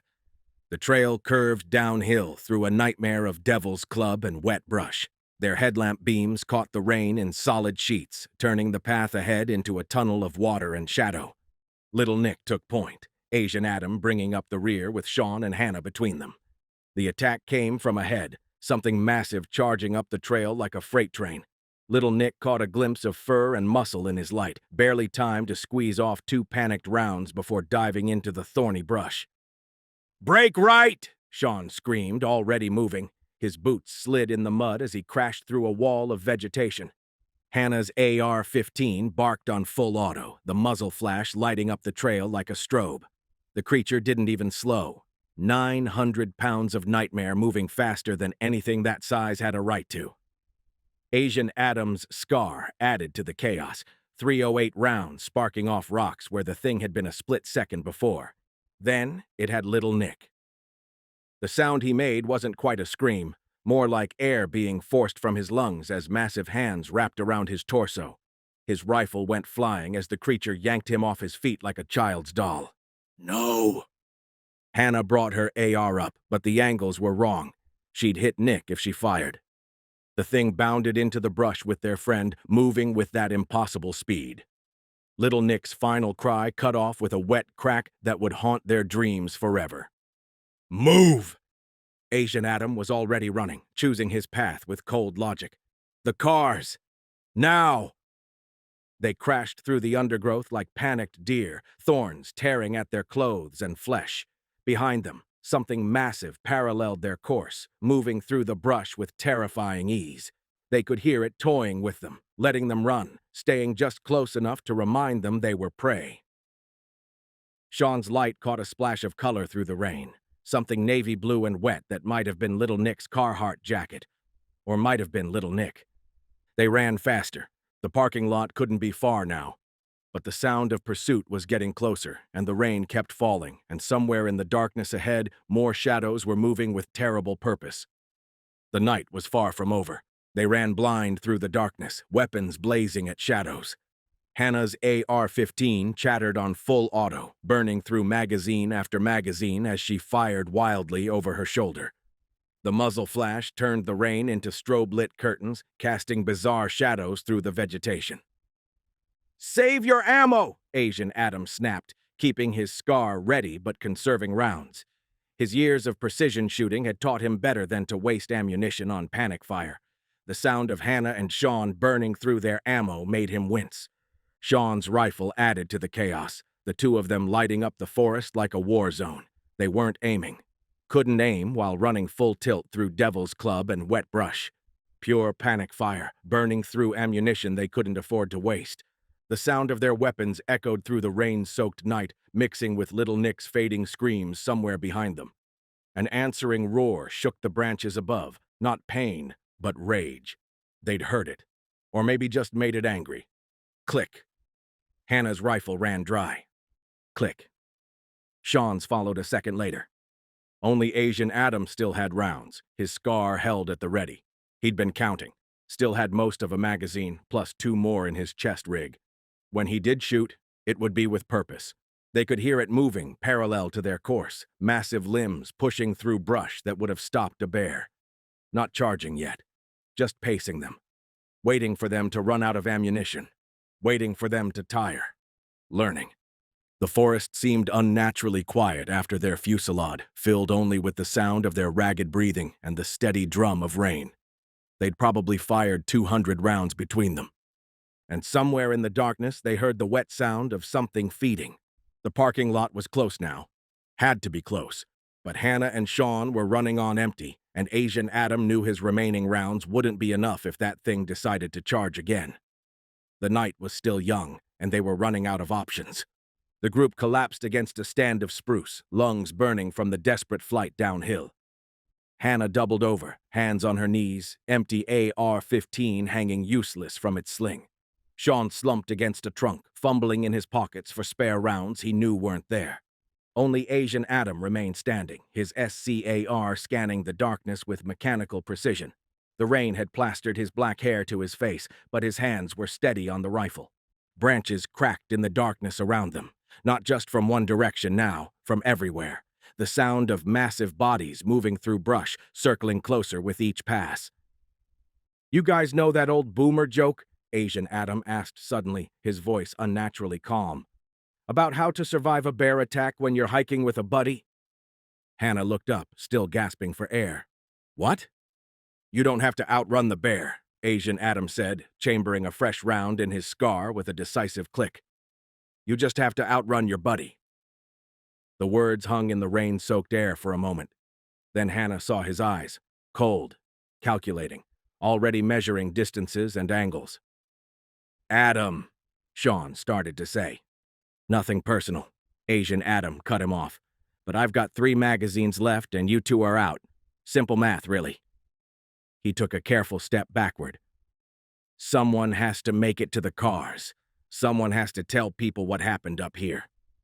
Another branch snapped, much closer now. They could hear heavy breathing that wasn't their own. "You're insane," Hannah whispered. "No," Asian Adam replied quietly. "Just realistic. The needs of the many, right? Better one survivor than none." His SCAR moved fractionally. "You just have to outrun your buddy." The 308 rounds took Hannah through both knees before she could even process what was happening. She collapsed with a shocked cry, blood mixing with rain and mud. "What the fuck?" Sean's shout was cut off by Asian Adam's swift retreat into the darkness, his footsteps already fading as he abandoned them. "You bastard!" Hannah screamed after him, her ruined legs unable to support her weight. "You fucking bast!" Another branch snapped, much closer now. They could hear heavy breathing that wasn't their own. Sean looked between Hannah and the darkness where Asian Adam had disappeared, faced with an impossible choice. He stared at Hannah for one long moment, his empty rifle suddenly feeling very heavy in his hands. Then, without a word, he dropped the useless weapon and bolted into the brush after Adam. "Sean! Sean!" Hannah's desperate cries followed him into the darkness. "Please, please, don't leave me here." But he was already gone, crashing through Devil's Club with blind panic, leaving her alone with the wet sounds of massive bodies converging on her position. The sound of gunfire echoed through the rain-soaked darkness. First single shots, then the distinctive rattle of full auto fire. Big Nick sat up straighter in the Bronco's seat, his half-eaten bag of taquitos forgotten. "That's a lot of shooting," Bradley said, pausing mid-push-up clap, his perfectly styled hair somehow still immaculate despite the exercise. "Like, a lot of shooting." Another burst of gunfire, more distant this time, then the deeper boom of what had to be Asian Adams 308. "Dude, we need to get help," Big Nick said, brushing taquito crumbs from his shirt. "Like actual help." "I don't know, man," Bradley hesitated. "Shouldn't we wait? See if they come back?" "Have you even seen a horror movie?" Big Nick asked, already grabbing a gas station receipt and pen from the center console. "This is exactly where everyone dies, when they ignore the obvious warning signs and don't go get help when they should." "True," Bradley nodded thoughtfully. "There's always that one guy going, 'We should call the police,' and nobody listens to him, then everybody dies." "Exactly. And I'm not trying to be that statistic." Big Nick scrawled quickly. "Went for help. Cops coming. Wait here if you can." He lumbered out into the rain, pinning the note to the trailhead map with a pushpin from Bradley's perfectly organized trunk. "Passenger seat," Bradley commanded when Big Nick returned, already moving toward the driver's side. "It's my Bronco. I'll drive." "Won't get service until Girdwood," Big Nick replied, climbing in the passenger side, his massive frame making the suspension creak. "That's 40 minutes if we push it." They both knew what 40 minutes meant. Whatever was happening up there in the darkness, whatever had their friends shooting like they were in a war zone, would be long over by the time help arrived. "We should stay," Big Nick said half-heartedly. "Wait for the others." Another burst of gunfire, more desperate now. Then silence. Bradley gunned the engine, gravel spraying as they accelerated toward the highway. The rain hammered against the windshield as they fled, both trying not to think about what they were leaving behind. The note fluttered in their headlights, already soaking through in the rain. The gunfire had stopped completely by the time they hit the Seward Highway. 40 minutes to Girdwood. 40 minutes before they could even call for help. And somewhere behind them, in the rain and darkness above Hope, their friends were learning exactly why you don't go looking for monsters in the Alaskan wilderness.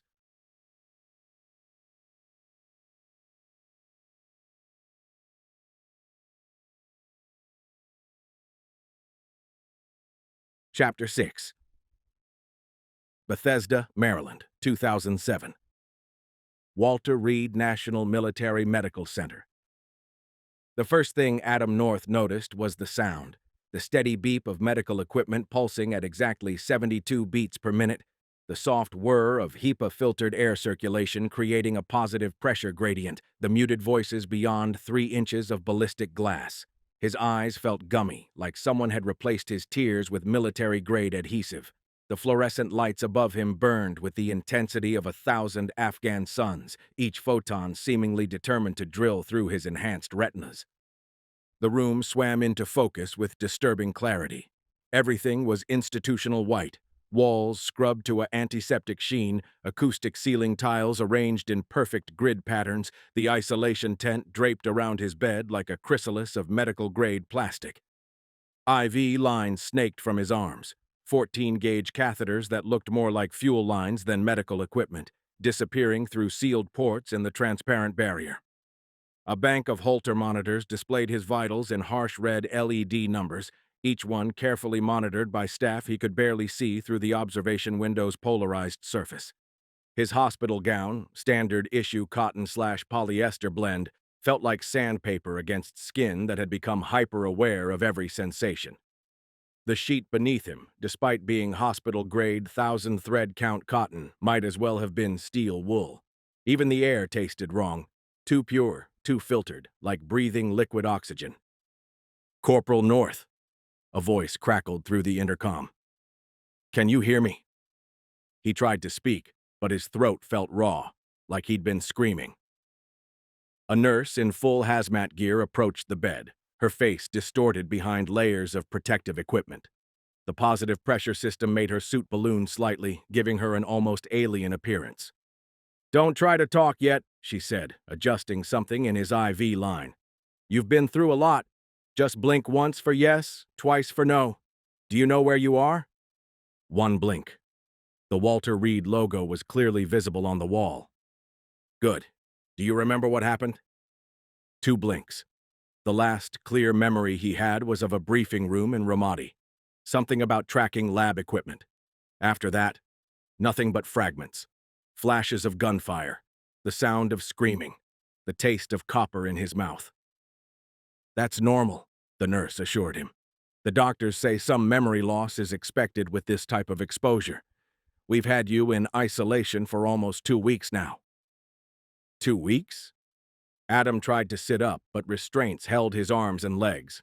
Not medical restraints, heavy-duty security straps that looked military-grade, the kind used on violent patients. "Please stay calm," the nurse said quickly. "The restraints are just a precaution, standard protocol for chemical exposure cases." But something about the way she said it felt wrong. Through the observation window, he could only see his own reflection in what had to be a two-way mirror.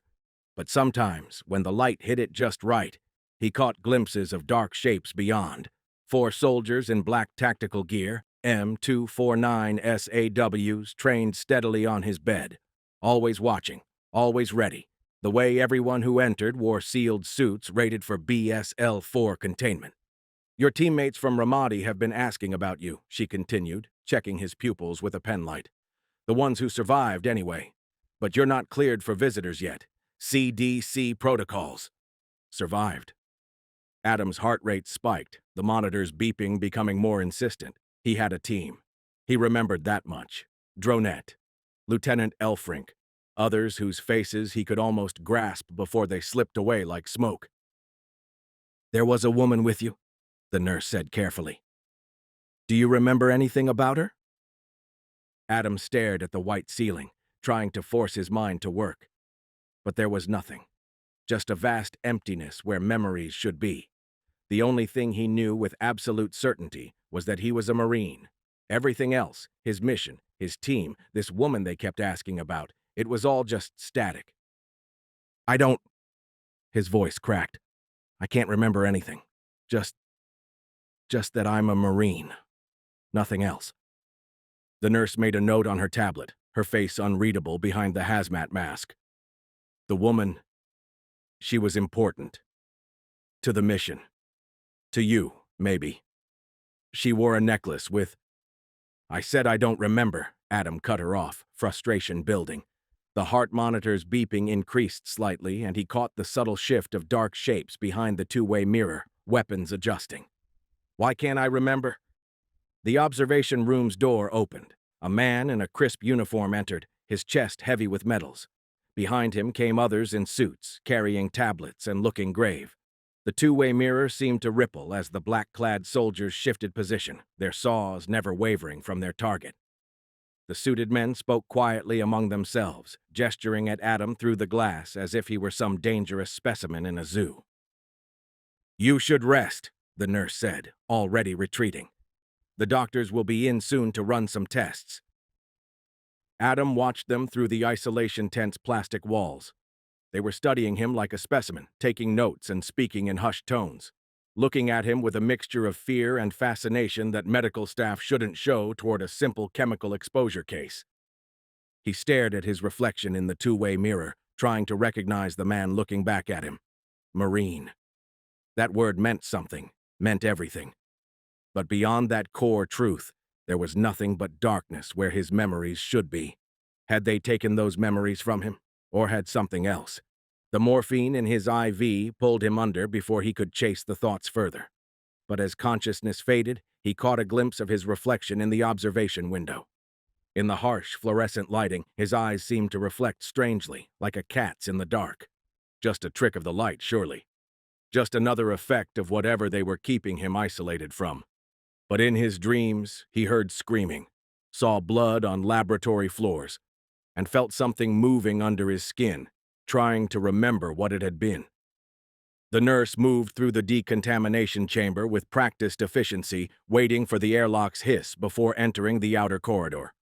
She walked precisely 50 yards, turned 2 corners, then swiped a keycard with clearance levels that no ordinary nurse should have had. The room beyond was small and sterile, just a metal bench and a locker. Only then, certain she was alone, did Sarah Smith begin removing her protective gear. The hazmat suit came off like a snake shedding its skin, revealing perfect, unmarked flesh beneath. No scars, no signs of the massive trauma that should have killed her in that basement. She pulled the bat pendant from inside her scrubs, its silver surface catching the fluorescent light. The necklace had become almost warm against her skin, a warning maybe, or a reminder. Her movements were precise as she changed into civilian clothes, each motion calculated to appear perfectly normal on the security cameras. The doctors watching Adam thought they were studying a Marine exposed to chemical weapons. The guards thought they were containing a potential biohazard. None of them knew what had really happened in that facility. None of them had clearance to know about the Office of Special Projects or why they were so interested in a wounded Marine who couldn't remember his own name. Sarah checked her reflection in the locker mirror, adjusting her dark hair with the same careful attention she'd given her fake nurse routine. The woman who looked back at her showed no sign of having been torn apart by claws that could shred steel. No hint that she'd been clinically dead for almost 2 minutes before whatever was in her blood brought her back. Her phone buzzed, a text using encryption that hadn't been invented yet. Status? She typed quickly. Subject stable. Full memory suppression holding. No signs of emergence. The response came instantly. Maintain observation. Prevent recall at all costs. Sarah deleted both messages, then did a standard NSA-grade wipe of the phone's memory. The bat pendant felt heavier somehow, a reminder of oaths sworn in dark places to powers that predated human civilization. As she left the room, her stride was perfect, unhurried but purposeful. Just another nurse ending her shift. Just another set of eyes watching Adam North, making sure he never remembered what they'd found in that basement, making sure he never remembered what he might be becoming. Behind her, through layers of concrete and steel, 4 soldiers kept their weapons trained on a man who thought he was just a Marine exposed to chemical weapons. Sarah's hand brushed the pendant again, remembering other containment failures, other subjects who'd started remembering. The sound of gunfire, the screams. Sometimes memory suppression didn't hold. Sometimes things came back wrong. 2007, 3 weeks later. You've been cleared for visitors, the new nurse announced. Not the one from before in the hazmat suit. She was shorter, Adam noted, though he couldn't remember why he kept expecting to see her. This one was older, with kind eyes and gray hair escaping her cap. Someone's very eager to see you. The isolation tent was gone, though the 2-way mirror remained. Sometimes he still caught glimpses of dark shapes behind it, M249s never wavering. But at least he could breathe real air now. Feel sheets that weren't sealed in plastic. The door burst open, and a small woman with black hair rushed in, her pale features tight with worry. She wore running gear like a second skin, compression tights and a moisture-wicking top that somehow made her athletic frame look delicate rather than hard. A bat pendant swung at her throat, catching the fluorescent light. Adam! Her Boston accent was thick with emotion. Thank God. When they wouldn't let me see you. She moved to hug him, then stopped, remembering hospital protocols. Sorry. They said no physical contact yet. Adam stared at her, trying to force his mind to work. She was beautiful in an ethereal way, industrial bars climbing up both ears like constellations, dark blue eyes rimmed with perfectly smudged liner that somehow enhanced rather than ruined her goth aesthetic. She moved with a runner's grace, each gesture efficient and precise. But he had no memory of her. None. He started, but she cut him off. The doctors warned me about the memory loss, she said quickly. I'm Natalie. We've been dating for almost 2 years. Met when you were stationed at Hanscom Air Force Base for that joint training thing.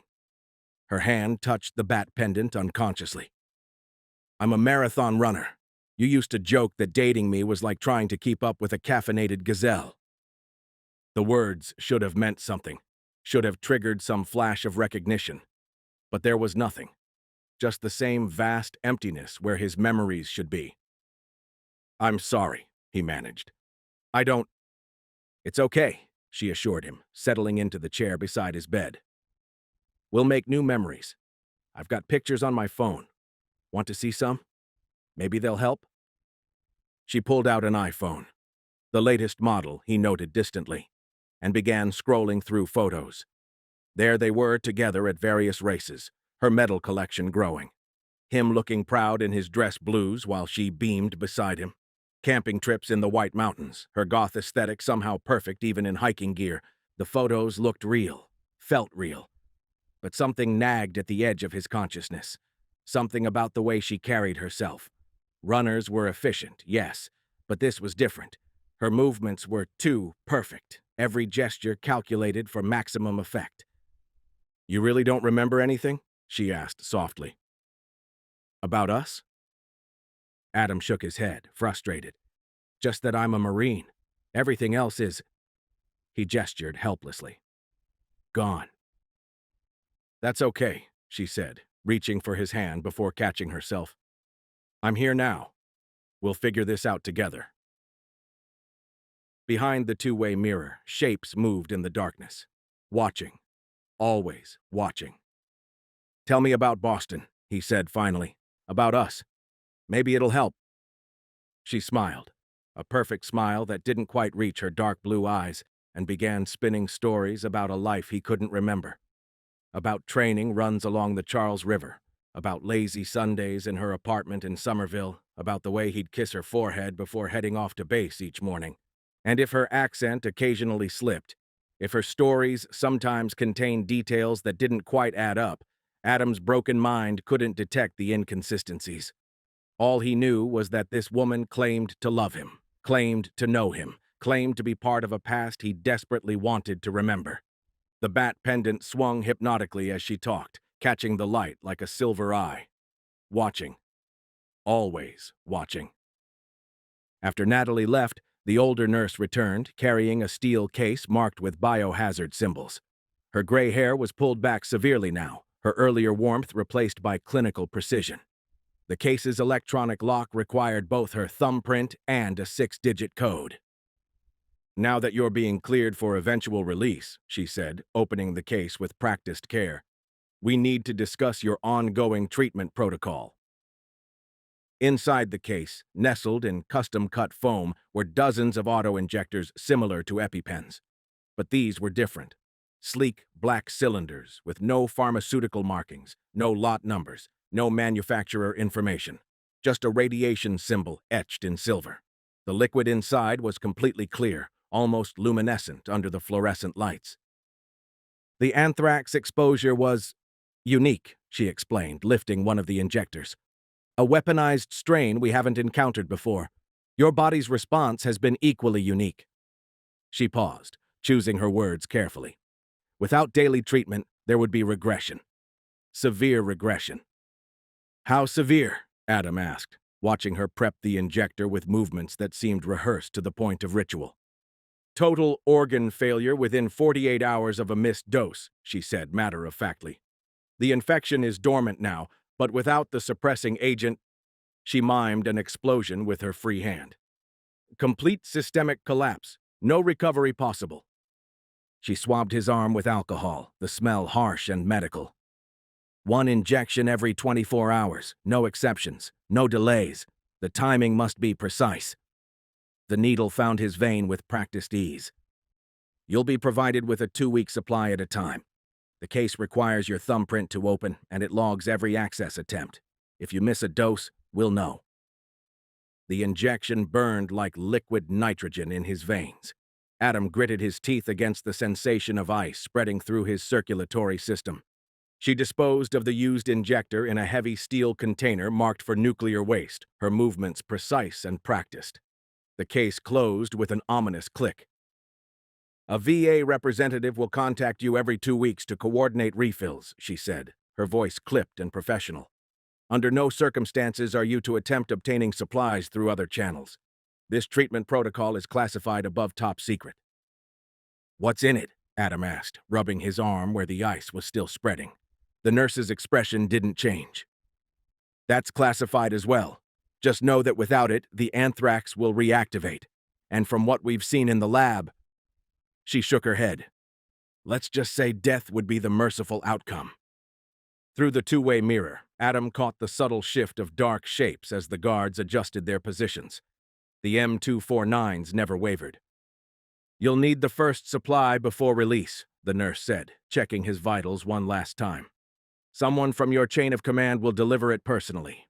They're very interested in your case. She left him alone with the burning ice in his veins, wondering what kind of anthrax required nuclear waste protocols and armed guards, wondering what was really in those unmarked injectors, wondering if it was actually anthrax at all. 2007, 2 months later. The physical therapy wing echoed with the sound of Adam's breathing as he pushed through another set of deadlifts. His form was perfect, muscle memory unchanged even if his actual memories remained blank. Sweat darkened his shirt as he racked the weight, already heavier than the therapists had thought possible at this stage. Looking good, Marine, Dr. Lisko said, making notes on his tablet. CNS adaptation is off the charts. Never seen anyone recover strength patterns this fast. The stress tests went far beyond normal physical therapy. Combat movement drills, reaction time measurements, live fire exercises that seemed more about testing combat effectiveness than medical recovery. Through it all, the two-way mirror followed him from room to room, dark shapes always watching. Natalie visited daily, bringing protein shakes and running gear, telling stories about their life in Boston that he still couldn't remember. She talked about races they'd run together, about how she'd helped him train for his Marine Corps fitness tests. Her presence was both comfort and confusion. Everything she said felt real, yet something in her perfect movements still set off warning bells he couldn't explain. The daily injections continued. Each one burned like ice in his veins, but he could feel them making him stronger, faster. His body was healing at rates that made the doctors whisper behind closed doors. Finally, after endless tests and evaluations, the day came. Discharge papers, medical retirement from the Marines, full disability for injuries classified above top secret. He sat in the processing office, staring at the stack of NDAs they wanted him to sign. The Starbucks just outside Walter Reed had become his regular spot during outpatient therapy. Adam was stirring another sugar into his coffee when someone dropped into the chair across from him. A guy in his 40s wearing a corporate polo and tactical khakis, that distinct look of a veteran who'd switched to contractor work. Couldn't help noticing you. Did you just get back from the sandbox? The man said, extending his hand. I'm LJ from Aegis Global. We do security work overseas. His handshake was eager, a bit too firm. What's your background? I'm a Marine, Adam said automatically, then corrected himself. Was, until they discharged me. The words still felt wrong in his mouth. LJ's face lit up. Infantry? Special operations? He was already reaching for his business cards. Something like that, Adam replied vaguely, not mentioning that most of his service history was either classified or simply missing from his memory. Look, we've got contracts all over Africa right now. Protective services, training local forces. Pays good, real good. Way better than whatever the disability checks will be. Adam studied the card. Generic corporate logo, bland mission statement about global security solutions. Normal mercenary stuff. Thanks, he said, but I've got other plans. Going back to school, actually. University of Alaska, Anchorage. Alaska? LJ laughed. Man, that's different. What made you pick that? My girlfriend's idea, Adam said. She thinks it'll be good for me. Fresh start, you know? Well, if you change your mind. LJ tapped his card on the table. We're always looking for Marines, especially ones who can handle themselves. After he left, Adam stared at the card for a long moment before sliding it into his wallet. You never knew when mercenary work could be the escape he needed to escape the humdrum existence of civilian life everyone always complained about. Through the office window, he caught a glimpse of his reflection, and for just a moment, his eyes seemed to shine with an animal gleam in the fluorescent light. The next morning, they released him with a month's supply of injectors and a VA contact for refills. Natalie was waiting with his bags already packed, her runner's grace somehow more pronounced in the morning light. Her bat pendant caught the sun as she helped him to her car. "Alaska," she said, her Boston accent thick with enthusiasm. "You're gonna love it there. All that open space, those mountains." She smiled, and for just a moment it seemed predatory. Perfect place for a fresh start. Perfect place to disappear, Adam thought, remembering the contractor's words. Perfect place to hide whatever he was becoming. The daily injections rode in their steel case in the trunk, marking time like a countdown to something he still couldn't remember. As they drove away from Walter Reed, he caught one last glimpse of dark shapes behind mirrored windows, watching him go. The next chapter was waiting in Alaska, along with whatever truth lay behind his missing memories, behind those burning injections, behind Natalie's too perfect smile. He just hoped he'd be strong enough to face it when it came. Washington, D.C., 2008, Hilton Garden Inn. The hotel room should have felt intimate. Soft lighting, city lights twinkling through the window, the promise of reconnection after months of enforced separation. But something felt wrong from the moment Natalie's lips met his. Her kisses were technically perfect, like someone had studied the mechanics of passion without understanding its soul. Natalie pulled back and frowned, a tiny crease of dissatisfaction that was as familiar to him as her face. "Is that what you want?" "You can't be serious," said Adam, his heart sinking.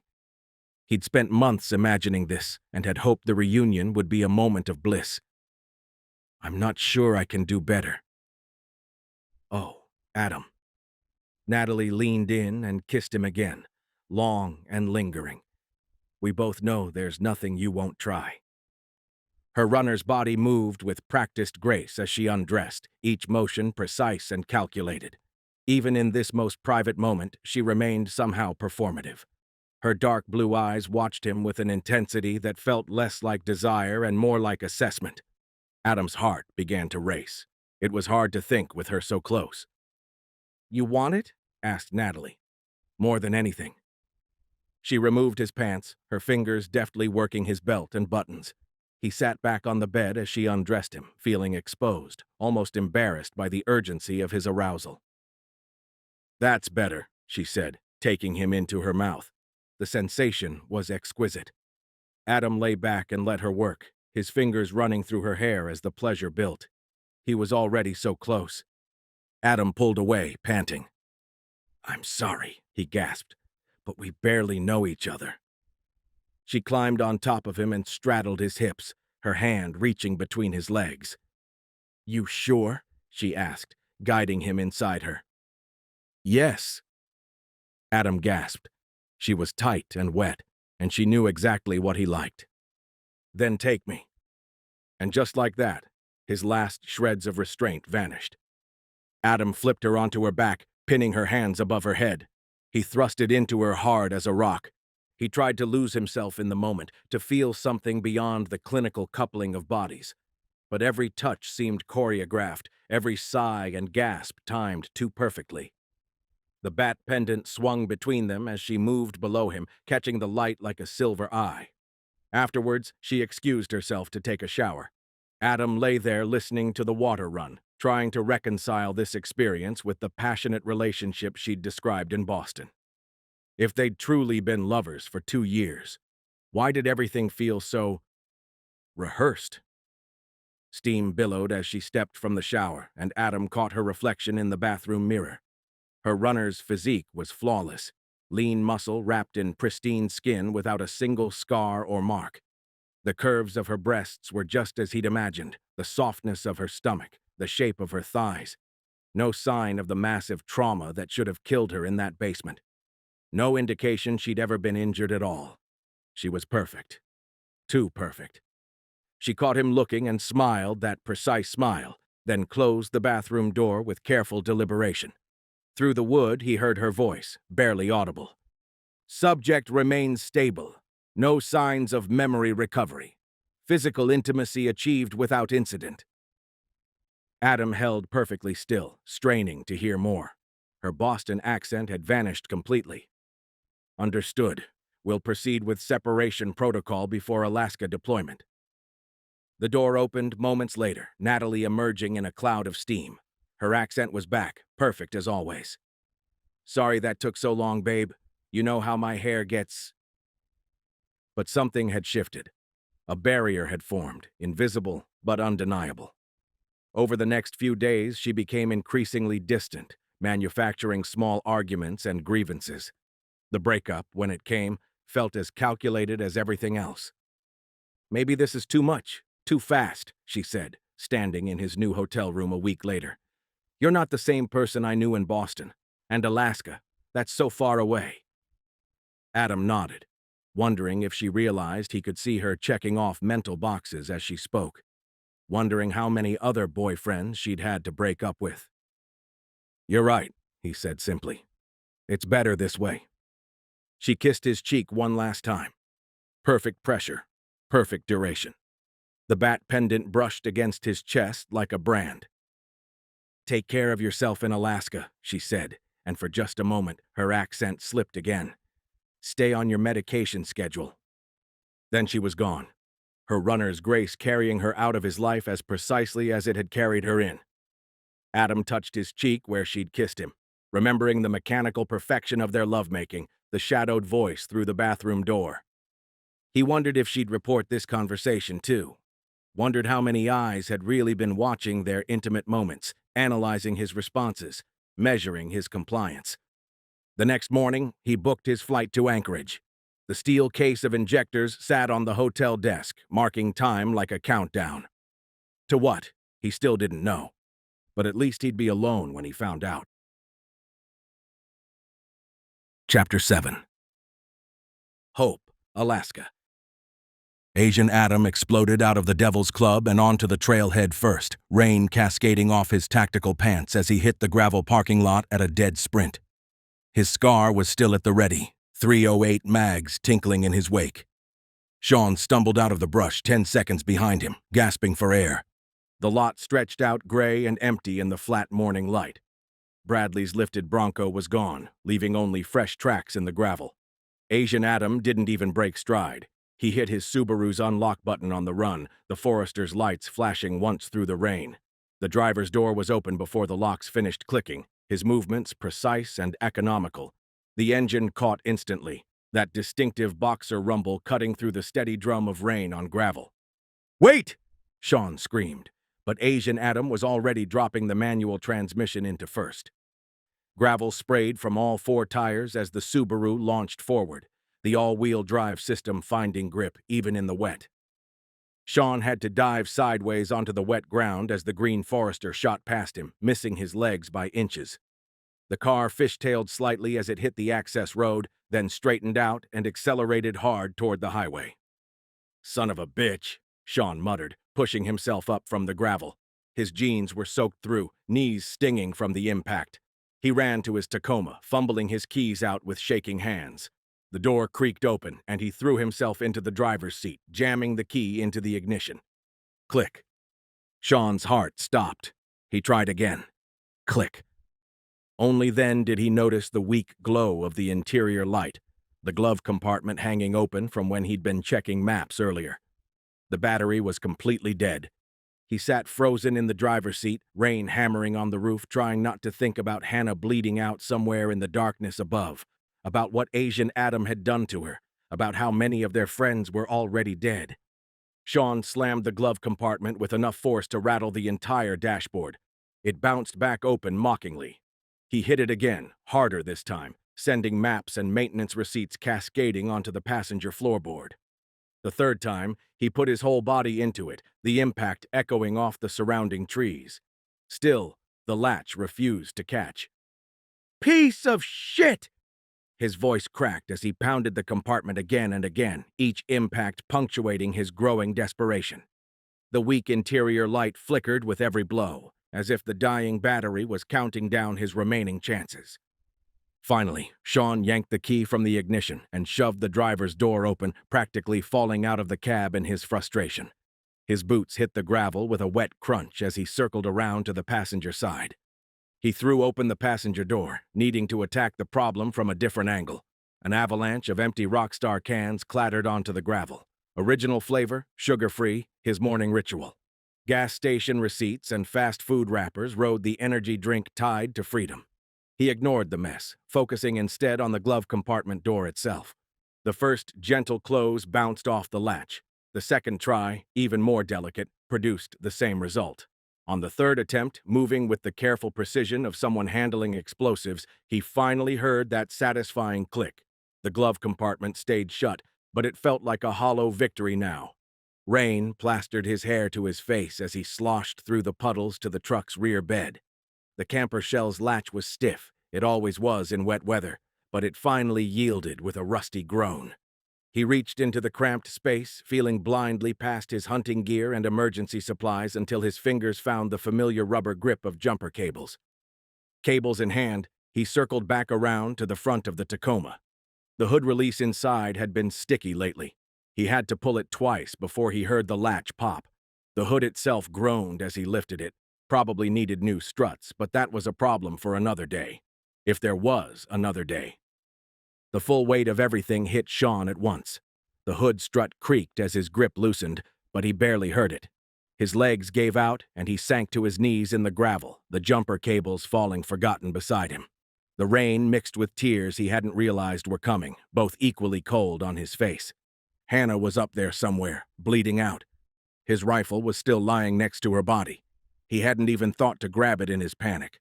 Riley was dead, torn open like a biology class dissection. Brent impaled in that pit. Little Nick dragged screaming into the darkness. Military John playing Rambo with his bow. Andy just gone. And now he was stuck here with a dead truck, useless jumper cables, and no one left to help. A branch snapped on the trail behind him. Sean didn't even bother turning around. What was the point? If it was that thing coming for him, he was dead either way. Maybe this was better. Faster than bleeding out alone in the rain like Hannah. Sean. The voice cut through his despair like a knife.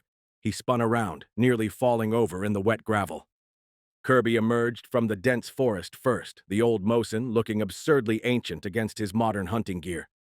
Natalie was right behind him, her runner's clothes soaked through but her movement still precise. Tyler brought up the rear, looking shell-shocked and smelling faintly of something unpleasant. "Oh, thank fuck," Sean breathed, his legs shaky as he stood. "I saw Asian Adam take off in his car. Thought I was the only one left." "Asian Adam left?" Kirby asked, brow furrowing. "What about Hannah and the others?" Sean opened his mouth, then closed it. How could he even begin to explain what had happened up there, about what Asian Adam had done? "We need to get out of here first," he managed. "Battery's dead. I was trying to—" "That thing that took Andy?" "It's still up there," Natalie cut in, her Boston accent thicker with urgency. "Still hunting." Tyler was staring at the tree line, jumping at every movement. "My rifle. The fire. Ryan ... He couldn't seem to form complete sentences. A deep crack echoed from the trail, the sound of something massive moving through brush, something that wasn't trying to be quiet anymore. "Here," Kirby said, already moving to the Tacoma's hood. "Let's get this thing started. We can figure out the rest once we're on the road."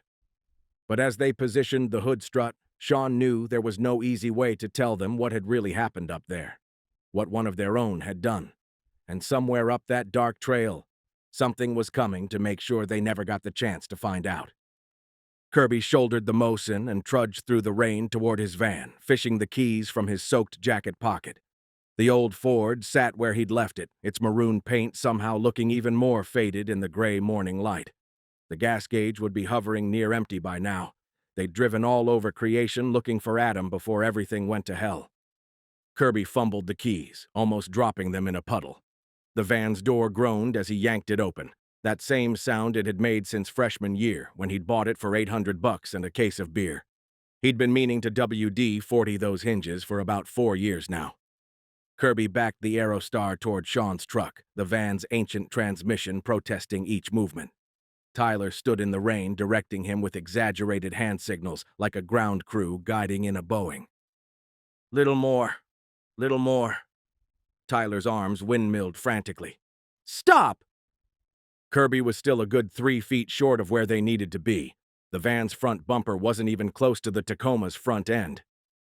You're gonna have to get closer, Sean said, the jumper cables dangling from his hands like dead snakes. These aren't gonna reach. I know how to position a car, Kirby muttered, but he put the van back in reverse. The front-wheel drive tires spun briefly in the wet gravel before finding purchase. Left. No, your other left. Tyler's signals were becoming increasingly frantic. Wait! Stop! Too far. Natalie paced at the edge of the lot, her phone held overhead like some kind of modern rain dance. Nothing. Not even 1 bar. She moved 3 feet to the right. Wait, no, still nothing. The van's bumper finally lined up with the truck. Tyler gave an enthusiastic thumbs up, then immediately changed it to a timeout signal. No, back up just a tiny bit. Tiny bit. For the love of all that's holy, Kirby said through gritted teeth, but he tapped the gas one more time. The van rolled backward approximately 2 inches. Tyler's face lit up. Perfect! Sean was already popping the van's hood, his hands shaking slightly as he connected the red clamp to the battery terminal. The cable's rubber insulation was cracked with age, but it would have to do.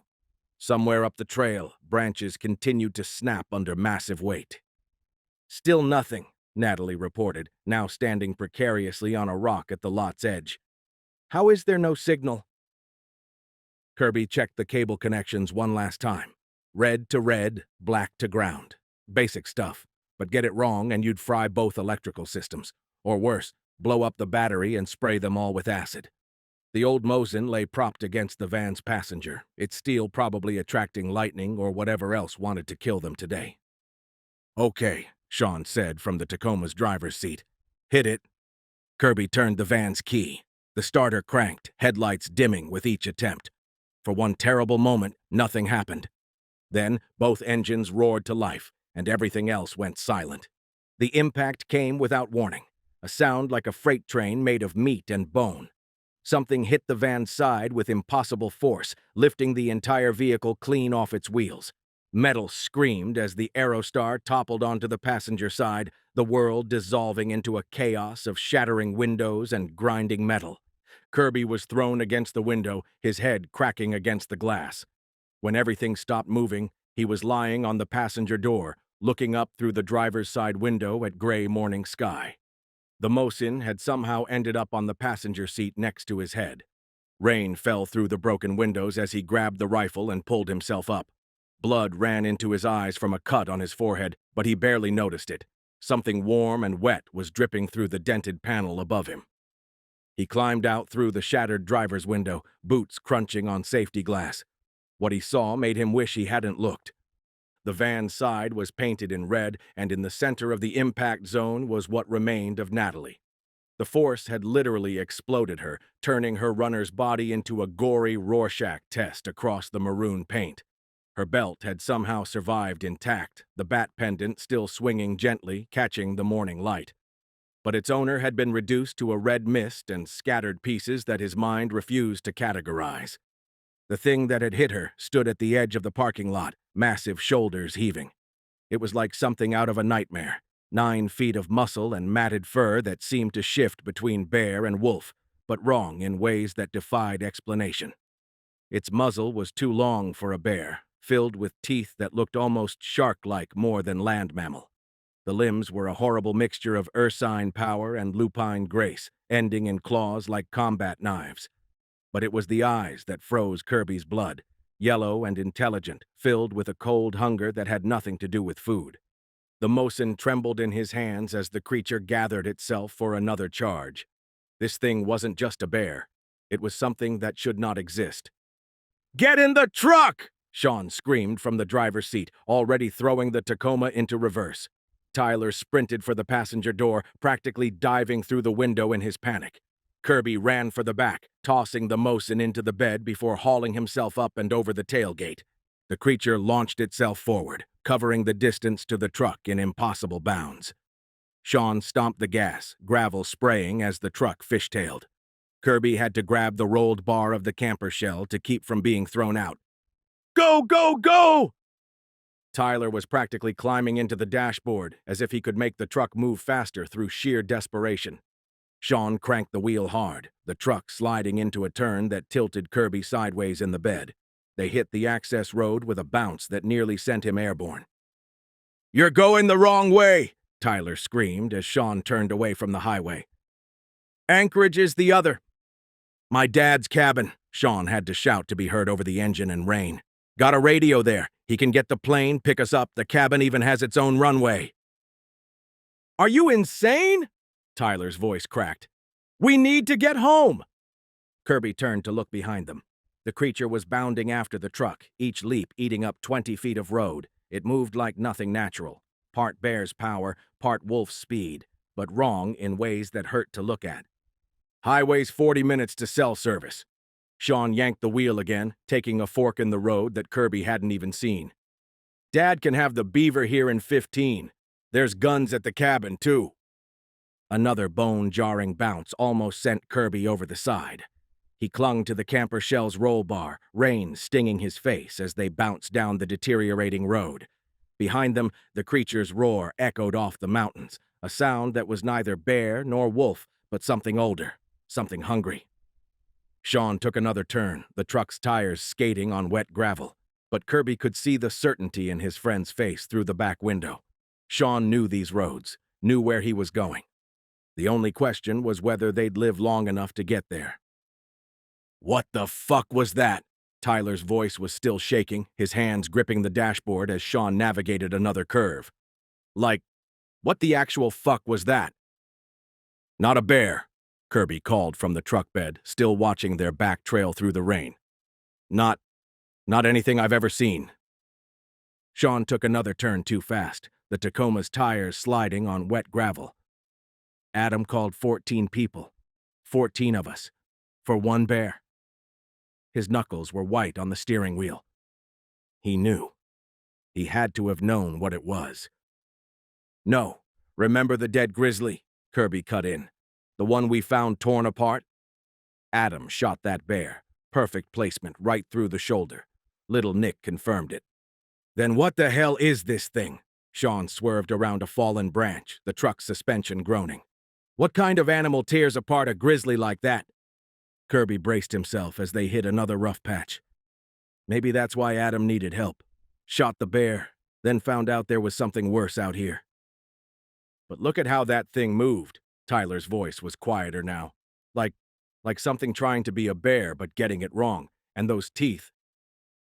Maybe that's what happened to him. Tyler was piecing it together, talking faster as the thoughts came. Maybe he got the bear, called us for help, then this thing showed up and got him. No. Kirby braced himself as they hit another rough patch. "I heard him on the phone. He wasn't running from anything. He was hunting.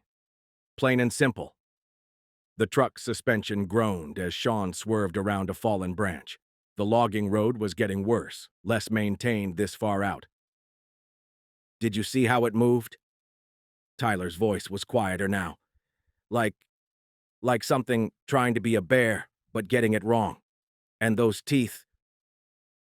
"The cabin's got a radio," Sean cut in. His voice was tight with forced calm. "Dad's old ham's set. The thing can talk to Russia. He has an identical one in his shop back home so his buddies can all chat together." "You really think we can make it?" Tyler asked. "After what it did to Natalie?" "To Andy. We have to try something," Kirby interrupted. He shifted his grip on the roll bar, legs aching from bracing against the truck bed's motion.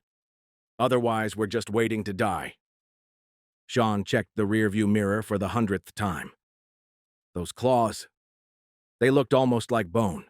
Like human bones, but wrong. "And its face," Tyler added. "Like someone tried to stick a wolf's muzzle on a bear skull, but fucked it up." The road curved along a ridgeline, offering a brief view of the valley below. Rain-heavy clouds hung low over the mountains, turning the morning into an eternal twilight. Adam was in Iraq, Kirby said suddenly. Special operations or something. Never talked about it much, but... You think this has something to do with that? Sean's voice was skeptical. 14 people, Kirby repeated. He didn't call fish and game. Didn't call the cops. Called us. Were the people he depends on his friends? They fell silent as the implications sank in. The truck's engine echoed off wet trees as Sean guided them deeper into the mountains. Somewhere behind them, something that shouldn't exist was following their trail, and the rain kept falling, washing away any hope of this all being a nightmare they could wake up from. Sean slowed the Tacoma as they approached what looked like a simple game trail branching off the logging road. A rusty metal gate blocked the path, the kind Alaska Fish and Game used to close off maintenance roads. He reached up and pulled a garage door opener from behind the sun visor. "Your cabin has a gate opener?" Tyler asked, his voice rising with disbelief. "Dad's paranoid about hippies finding this place," Sean replied, clicking the button. The gate's electric motor hummed to life, surprisingly quiet for something so weathered-looking. Kirby watched from the truck bed as the barrier retracted open with well-oiled precision. The narrow road wound through thick spruce, barely wide enough for the Tacoma's mirrors. Sean navigated the curves with practiced ease, even as branches scraped against the truck's sides. Then the forest opened up suddenly, dramatically, like a curtain being pulled back. A massive clearing stretched up the mountainside, carved into the slope with obvious skill and expensive machinery. At the far end, a grass airstrip ran along the natural contour of the land, disappearing into the low clouds. But it was the cabin that made Tyler's jaw drop. "That's not a cabin," he breathed. "That's a fucking fortress." 2 stories of massive logs rose from a foundation of native stone, the construction more chateau than wilderness shelter. A wraparound deck on the second floor offered commanding views of both the airstrip and the valley below. The roof peaks were crowned with copper, gone green with age. A stone chimney thick enough to park a car in anchored the whole structure. But most striking were the heavy steel shutters covering every window, retractable plates that looked like they belonged on a battleship, not a hunting cabin. "You're rich," Sean muttered from the truck bed. "Your dad built this?" "Him and my uncles," Sean said, pulling up to a covered parking area that could have housed 6 vehicles. "Took them 4 summers. They flew in most of the logs by helicopter." He hit another button on his opener, and the metal shutters over the front door began to retract with hydraulic precision, revealing a steel core entrance that looked like it could withstand a bomb blast. The scale of it was intimidating. 40-foot ridge beams, armored shutters that must have weighed tons, doors that looked like they belonged in a military bunker. This wasn't some weekend getaway. This was something built to keep things out. Sean killed the engine, and the mountain silence pressed in around them. Somewhere in the distance, thunder rolled through the valley. Or maybe it was something else's roar, carried on the wet wind. "Come on," Sean said, already moving toward the entrance. "We need to get inside and call Dad before that thing figures out where we went." The steel core door opened with a pneumatic hiss, revealing an interior that made Tyler's "fucking fortress" comment seem inadequate. "Okay, I have to ask," Kirby said, lowering the Mosin as he took in the great room. "Why does your family have a literal fortress in the mountains?" "You wouldn't believe how many times this place got broken into," Sean replied, hitting switches that brought warm LED lighting to life. "Yokel parties, meth heads, ghost hunters. Dad got sick of replacing windows and cleaning up beer cans, so he went a little overboard with the security upgrades." "A little?" Tyler gaped at the 30-foot vaulted ceiling, where a massive Tibetan chandelier cast golden light across hand-scraped beams. The great room could have hosted a small wedding. A 2-story river rock fireplace dominated one wall, its mantel decorated with what had to be a record-book stone sheep. Trophy mounts covered every available space. African plains game, Asian argali, desert bighorns. A full-body brown bear stood in one corner, posed in mid-roar. High-end security cameras tracked their movement silently from the ceiling corners, their red status lights blinking steadily. A bank of monitors near the kitchen showed feeds from around the property: the gate, the airstrip, the surrounding forest. all in crystal clear definition that had to cost more than Kirby's entire college tuition. "Dad's kind of a camera nut too," Sean said, noticing Kirby eyeing the surveillance setup. "After the third break-in, he basically turned this place into Fort Knox, but with better furniture." He wasn't kidding. The leather sofas probably cost more than most cars. A curved staircase with wrought iron railings led to the second floor, where a gallery overlooked the great room. The kitchen featured commercial-grade appliances and granite countertops. Even the floor was a work of art, wide plank walnut that probably came from trees older than the country. "Gunroom's in the basement," Sean said, moving toward a heavy door beside the kitchen. "Dad's probably already got an alert on his phone from the motion sensors. He'll know something's wrong when he sees 3 people on the cameras instead of just me." The cameras continued their silent tracking as they headed for the basement stairs, red lights blinking like mechanical eyes. Watching. Recording. Forwarding everything to someone who had built this place to be more survival bunker than hunting cabin. "Wait, you guys have to see this first," Sean said, his earlier tension momentarily replaced by the pride of showing off something extraordinary. He moved to a sleek control panel mounted near the kitchen, its touchscreen glowing with dozens of icons. "Shouldn't we get to the gun room?" Tyler asked, but Sean was already tapping buttons in a practiced sequence. A low mechanical hum filled the great room. Above them, heavy steel shutters began retracting with hydraulic precision, revealing walls of glass that stretched nearly 30 feet high. The morning light flooded in as panel after panel withdrew into hidden recesses. "Come on!" Sean was already heading for the French doors that led to the wraparound deck. The doors themselves looked like they belonged in a bank vault, but they opened smoothly on expensive hinges. The view hit them like a physical force. The Hope Valley stretched out below them in all its autumn glory, a canvas of gold and crimson painted by whatever god had dreamed up Alaska. Jagged peaks pierced the cloud layer, their snow-capped summits catching the morning light like diamond crowns. Resurrection Creek wound through the valley floor 2,000 feet below, its waters gleaming silver in the brief patches of sunlight breaking through the clouds. The deck itself was a masterpiece of engineering. Brazilian hardwood weathered to a perfect gray, glass railings that seemed to disappear, letting the view dominate completely. A covered outdoor kitchen occupied one corner, its grill probably worth more than Kirby's van. Adirondack chairs carved from whole logs were arranged to capture different vantage points, each with its own small table for drinks. "Holy shit," Tyler breathed, moving to the railing. The glass was so clear it felt like stepping into thin air. Even Kirby found himself lowering the Mosin, caught up in the sheer majesty of it all. The fear that had driven them here seemed distant suddenly, made small by the vastness spreading out before them. "Dad says you can see Denali from up here on really clear days," Sean said quietly. He leaned against the railing, looking more relaxed than he had since this nightmare began. "The day they finished building, he sat up here for 6 hours straight, just watching the light change on the mountains." For a moment, they all stood in silence, letting the view wash over them. The rain had softened to a gentle mist, catching the light in ways that made the air itself seem to glow. Up here, surrounded by such stunning beauty and obvious wealth, the horrors they'd witnessed in the pre-dawn darkness felt almost like a bad dream. Almost. A movement caught Kirby's eye. Something dark against the golden valley far below, something that moved wrong. The spell broke. Reality came crashing back. "We should get to that gunroom," he said quietly. The others nodded, their brief moment of peace shattered by the memory of what was out there, what was coming for them.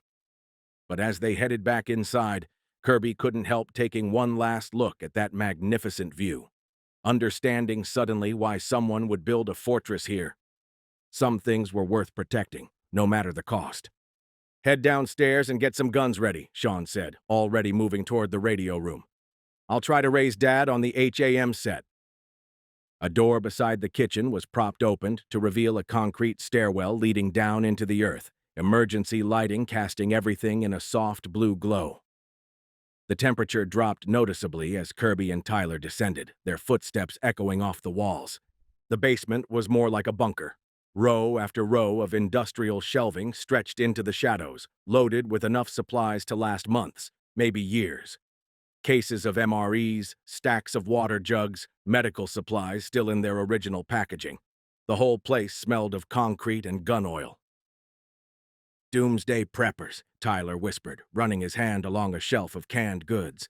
"They gotta be expecting the apocalypse or something." At the far end of the storage room stood something that belonged in a military installation, a vault door right out of a bank heist movie, all gleaming steel and massive locking bolts. A keypad and retinal scanner guarded access. "Guys?" Sean's voice crackled through an intercom mounted beside the door.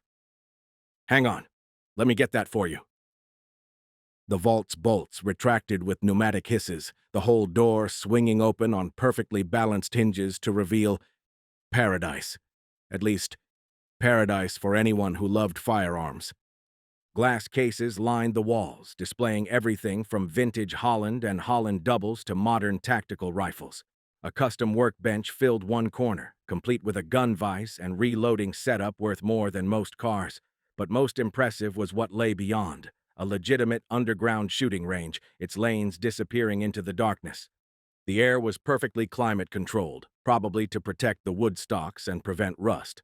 Track lighting highlighted specific displays like museum pieces.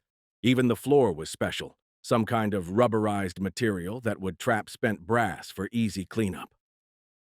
"Welcome to Dad's happy place," Sean's voice came through the intercom again, tinged with pride despite their situation.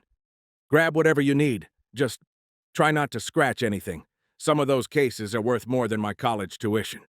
Tyler was already moving toward a rack of tactical shotguns, but Kirby found himself drawn to a display case containing what looked like safari rifles, the kind of firepower designed to stop charging elephants, or whatever was hunting them through the Alaska wilderness.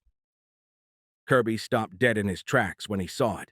The massive GM6 Lynx propped in a custom display stand, its bullpup design and massive compensator making it look like something from a sci-fi movie. The Hungarian .50 cal was the kind of gun you only saw in video games or military catalogs, not something you'd actually find in real life. "Holy shit," he breathed, lifting it carefully from the stand. The rifle was somehow both heavier and lighter than he expected. A Trijicon ACOG sat mounted on the rail, probably worth more than his car.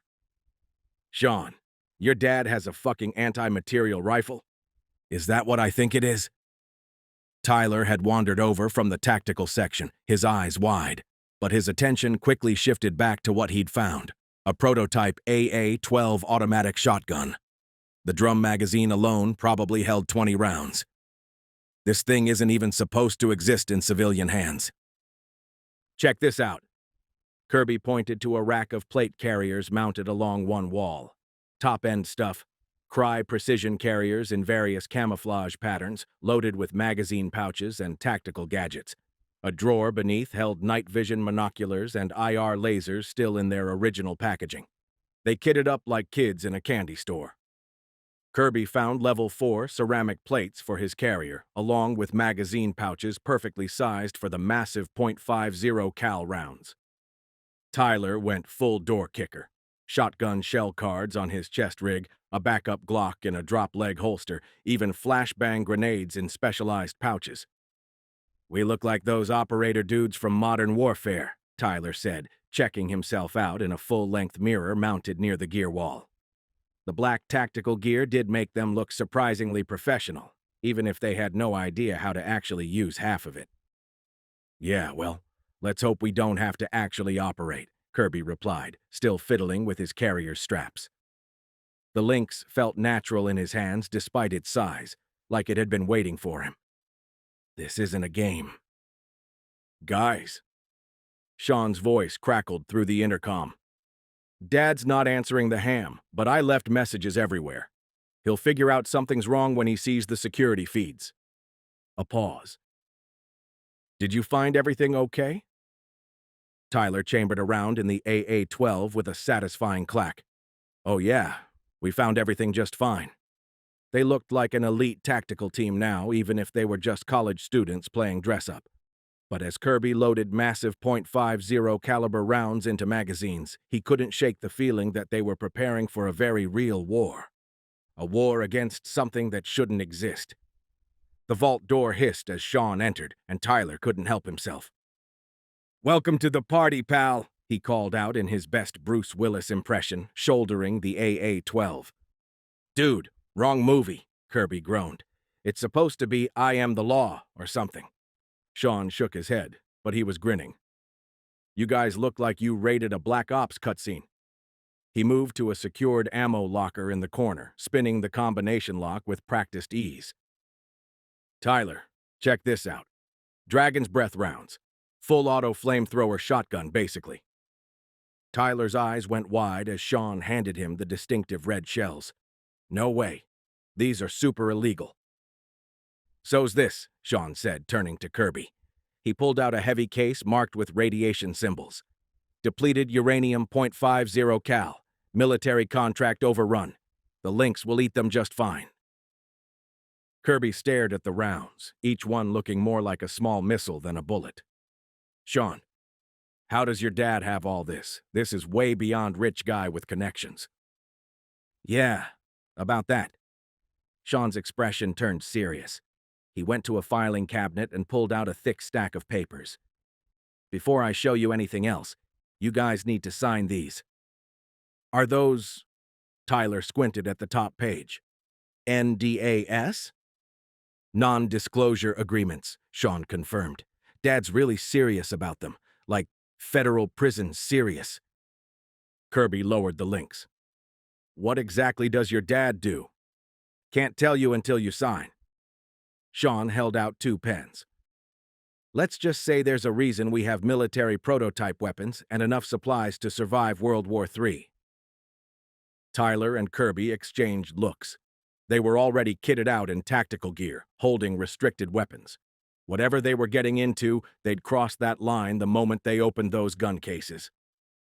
"Fine," Kirby said, taking a pen. "But this better be good." "Oh, it is," Sean replied, watching them sign. "Trust me, this explains a lot about why we have a fortified compound in the middle of nowhere." The NDAs were surprisingly thick, multiple copies, initials required on every page. Whatever Sean's father really did, it was clear he took operational security very seriously. And somewhere above them, in the Alaska rain, something that shouldn't exist was hunting them. Something that might explain why this fortress of a cabin existed in the first place. Sean carefully filed the signed NDAs away in a fireproof safe, spinning the dial with deliberate precision. Kirby and Tyler waited expectantly, still decked out in their tactical gear, probably imagining everything from CIA Black Ops to secret alien research. "All right," Sean said, turning back to face them. "My dad is—" He paused dramatically. "A welder." The silence stretched for several seconds. "A welder," Tyler repeated flatly, his AA-12 drooping slightly. "Yep, just a welder." Sean shrugged. "But the government flies him all over to their classified bases and stuff. Places that don't officially exist. Black Ops facilities, underground bunkers, you name it. Can't exactly hire Joe's welding company when you need someone to work on your secret submarine base or whatever." Kirby looked around at the military-grade arsenal surrounding them. "And they pay him in guns?" "Sometimes. Plus real estate, vehicles, random equipment that falls off trucks." Sean gestured vaguely at their surroundings. "When you're the guy they call to fix things nobody's supposed to know about, the payment options get pretty creative. Half this stuff was probably headed for the scrap heap anyway. Cheaper than cash, plus no paper trail."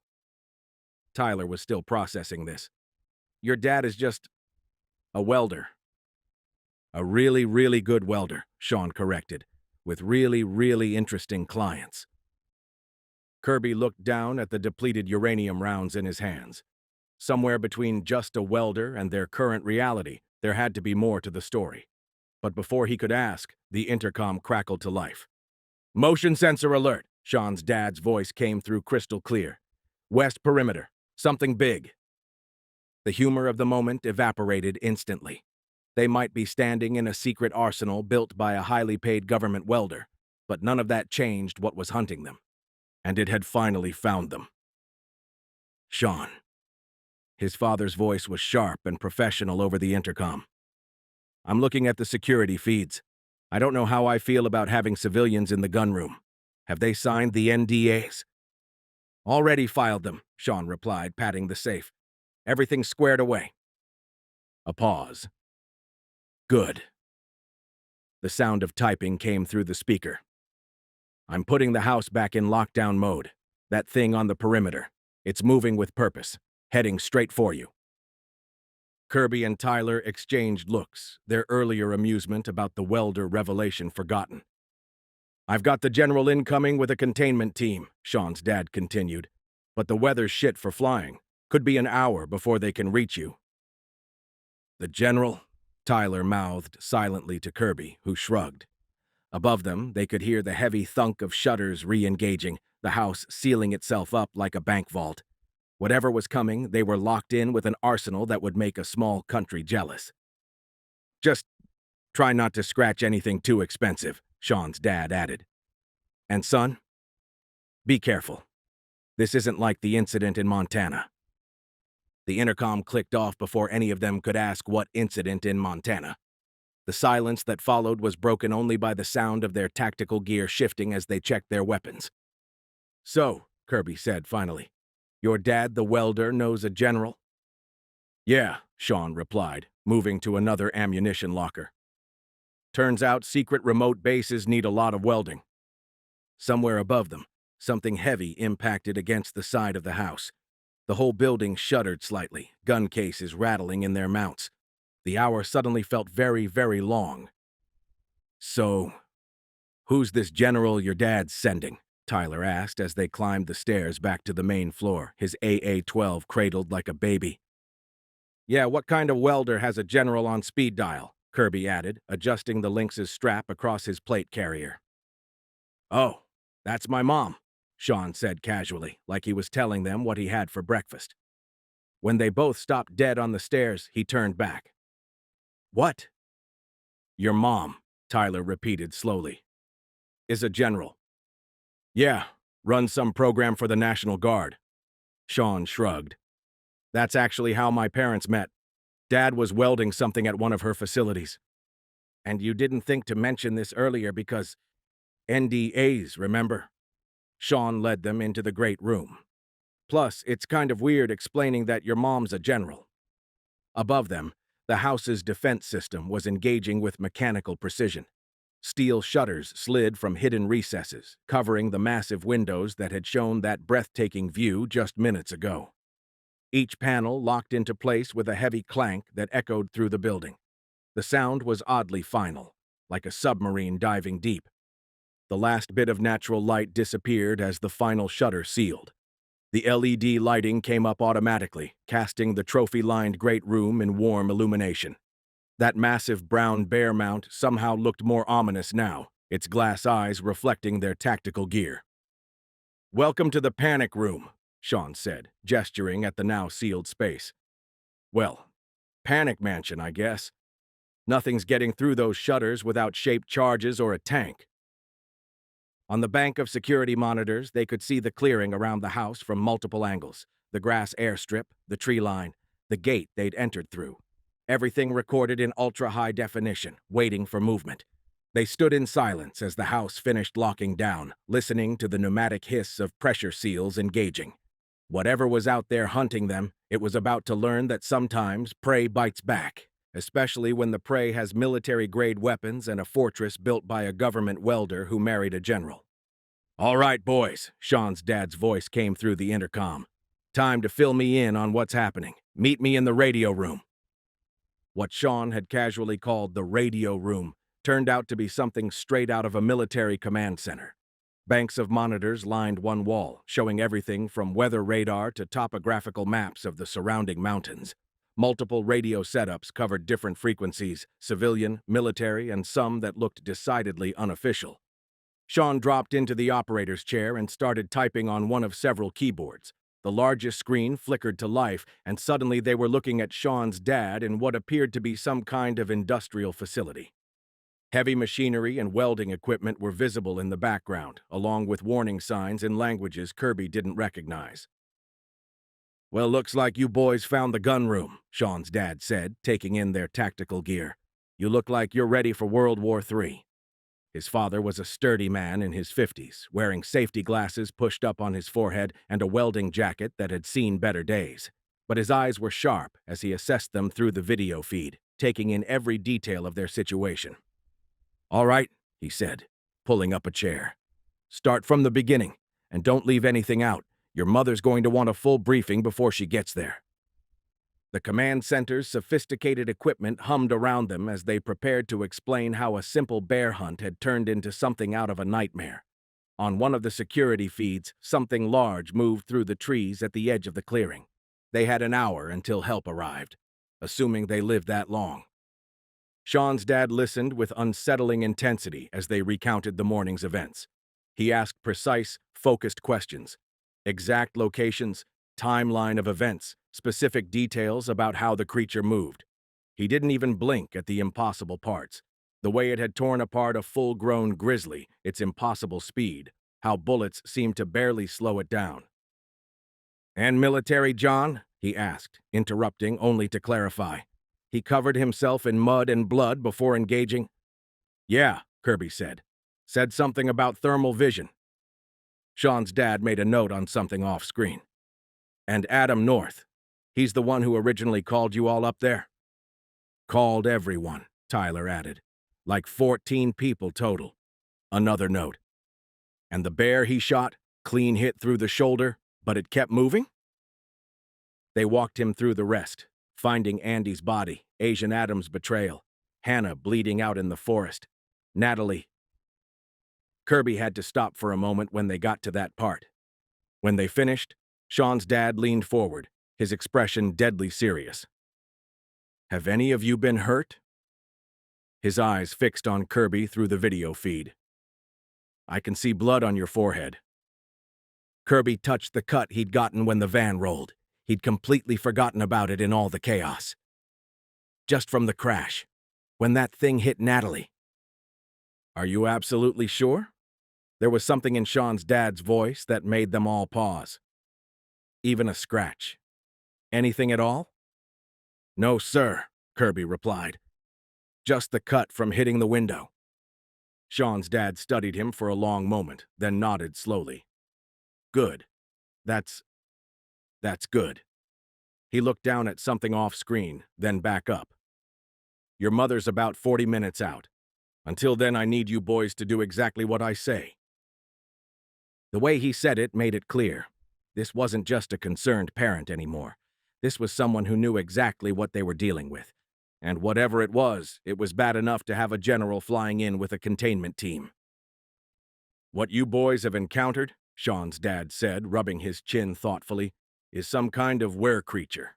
But given that it's not a full moon..." He trailed off, staring at something off-screen. "Wait, like a werewolf?" Tyler asked. No, definitely not lycanthropy. Moon's in the wrong phase, plus the physical characteristics are all wrong." He started thinking out loud, almost like he'd forgotten they were there. "Could be earthsanthropy, given the bear elements, but the speed doesn't match known cases. Hybrid, maybe? No, the mutation patterns don't fit." He shuffled through some papers they couldn't see. "Not skinwalker behavior. They don't typically hunt in groups. Unless... It wasn't a group. The hunt pattern is all wrong for that. Could be some kind of therianthrope, but the transformation timeline doesn't match what you described." Sean watched his father with a strange expression, like he was looking at someone he didn't know. "Definitely not Rougarou. They're strictly Louisiana. Wendigo's possible this far north, but they don't usually... No, the physical mass doesn't work for that." He made another note. "Could be some kind of modified berserker strain, but the cognitive function seems too high." Kirby and Tyler exchanged looks. Sean's dad, the welder, apparently knew an awful lot about supernatural creatures. "Finnish variety, maybe?" "No, they never made it this far west. Russian experiment possibly, but the containment protocols would have..." He looked back up at them suddenly, as if remembering they were there. Well, whatever specific type it is, the important thing is that it's hunting you, and it's not going to stop. A deep boom echoed through the house, making them all jump. Something had just hit one of the shutters. Hard. Wait, wait. Sean held up his hands, staring at his father through the video feed. All that stuff's real? Werewolves and skinwalkers and whatever a Rougarou is? His dad paused, choosing his words carefully. Well, yes and no. Some of it's just theoretical. Academic papers, classified reports, things I hear about while working at certain facilities. He shrugged. You'd be amazed what people talk about when they're waiting for a weld to cool, especially at the kind of places that need NDAS just to fix a pipe. Movement on one of the security feeds caught their attention. The front porch camera showed a clear view of the wraparound deck where they'd been standing just minutes ago. The creature moved into frame on all fours, its massive shoulders rolling with each step like some horrible parody of a bear. The wooden deck creaked under its weight as it prowled the perimeter, testing the shuttered windows. But right now, Sean's dad continued, his tone sharpening. What matters is that whatever's after you boys is very real, and it's on my front porch. The creature turned its head toward the camera, those yellow eyes seeming to stare right through the lens at them. Up close, in the harsh clarity of high-definition video, it looked even less natural, like something trying to wear the shape of an animal and getting it horribly wrong. And it looks pissed, Tyler whispered. I'm sending these feeds to your mother, Sean's dad said, typing something off screen. Maybe she's seen something like this before. Just hold tight. Help's coming. He paused, looking at something off screen. And try not to break anything too expensive while you wait. The video feed clicked off, leaving them in the close confines of the command center. That's when the smell finally hit them. That unmistakable evidence of Tyler's earlier accident in the woods. Kirby and Sean turned to look at Tyler simultaneously. Dude, Kirby said carefully, you need a shower. Like, immediately, Sean added, wrinkling his nose. The tactical gear had only made it worse, trapping everything in with body heat. Tyler's face reddened. Look, you try keeping your bowels in check when a 9-foot monster is hunting you. Second floor, first door on the left, Sean said, already backing toward the door. I'll grab you some clean clothes. Actually, ... He looked at all their rain-soaked, mud-covered states. We could probably all use a change. Your clothes aren't going to fit me, Kirby pointed out. Dad's got spare stuff in the master bedroom. Probably some sweats or something. Sean was already heading for the stairs. Better than sitting around in wet tactical gear that smells like Tyler's fear. It was a tactical withdrawal, Tyler muttered, but he was already removing his plate carrier. And I'd like to see how well you handle your sphincter control when something's trying to eat you. The creature's massive form moved past another camera on the porch, but somehow Tyler's desperate bathroom adventure in the Devil's Club had become the more pressing concern. Sometimes gallows humor was all you had left. Kirby stayed behind in the command center, watching the monitors as Tyler headed up to shower. The creature moved methodically around the house's perimeter, testing each shutter with calculated precision. Its claws left deep scores in the steel, but couldn't penetrate the hardened surface. The way it checked each potential entry point wasn't random. It was searching with intelligence, like it was taking inventory of the building's weaknesses. Sean appeared silently beside him, a stack of fresh clothes in his arms. You know, he whispered, not taking his eyes off the screen. I heard polar bears can track prey by scent for up to 40 miles. He paused. Through snow, rain, anything. Kirby watched those massive shoulders roll as the creature prowled past another camera. The way it moved, part bear, part wolf, but with that terrible hint of human intelligence in its eyes. Good thing that's not what we're dealing with, Kirby replied quietly. Yeah, Sean said. This is probably way worse. They stood in silence, watching their hunter methodically search for a way in. Both knew that even if the general arrived in time, they'd never make it 40 feet to the airstrip, let alone 40 miles to safety, as long as this thing was on their trail. Fresh from the shower and dressed in borrowed clothes, they gathered in the gourmet kitchen. Kirby was swimming in a pair of Sean's dad's sweatpants, while Tyler had rolled up the sleeves of a shirt that could have fit two of him. "So what's the survival menu looking like?" Tyler asked, his earlier embarrassment forgotten as he took in the commercial-grade appliances. "MREs, power bars, whatever people eat in apocalypse movies." Sean pulled open a Sub-Zero refrigerator bigger than most people's closets. "How about Wagyu ribeyes and truffle mac and cheese?" He grinned at their expressions. "Dad believes in stocking up for the end times in style." "Man," Kirby said, examining a wine rack that probably cost more than his tuition. "If this is roughing it, sign me up for the apocalypse." Boom! Something heavy impacted the exterior wall, making the Viking range rattle slightly. They all froze for a moment, then Sean continued pulling ingredients from the fridge like nothing had happened. "We've got fresh pasta, imported cheese, some local king crab legs." He started laying out supplies on the marble island. "Oh, and pretty much every flavor of LaCroix known to man. Dad's addicted." Another impact, this one closer to the kitchen. The wine bottles clinked together gently. "Nothing says surviving a monster attack like sparkling water and Wagyu," Tyler joked, but his voice was tight. He kept glancing at the sealed windows. "Hey, if we're going to be trapped in here," Sean said, firing up the range, "might as well eat like kings." Boom! He raised his voice slightly to be heard over the impact. "Anyone know how they like their steak?" Kirby found himself examining the kitchen knives, German steel, perfectly balanced, probably cost a fortune. "Breathing," he said quietly. "I like my steak breathing." They all knew he wasn't talking about the Wagyu. The creature's rhythmic testing of their defenses continued as Sean cooked, like some kind of horrible dinner music, but they forced themselves to act normal, to joke about their 5-star survival bunker, to pretend they couldn't hear it searching for a way in. They carried their plates to the great room, where Sean found the remote hidden in a custom leather holder built into one of the massive leather armchairs. The TV emerged from a recessed panel in the wall, some enormous OLED that probably cost as much as a car. "Of course World War Z is playing," Tyler said through a mouthful of Wagyu, settling into the corner of a sofa that could have seated 12. "Because that's exactly what we need right now. More monsters." The creature's impacts against the exterior had settled into an almost rhythmic pattern now, like some kind of deadly white noise. Brad Pitt ran from fast zombies on the screen while they ate 5-star cuisine off their laps, their tactical gear and weapons neatly arranged on a coffee table that looked like it belonged in a museum. Kirby was the first to drift off, the lynx propped against the arm of his chair within easy reach. The events of the morning, the horror, the running, the fear, finally caught up with him. His plate, still half full of perfectly cooked steak, slid slightly in his lap. Tyler went next, slumping sideways into the sofa's deep cushions.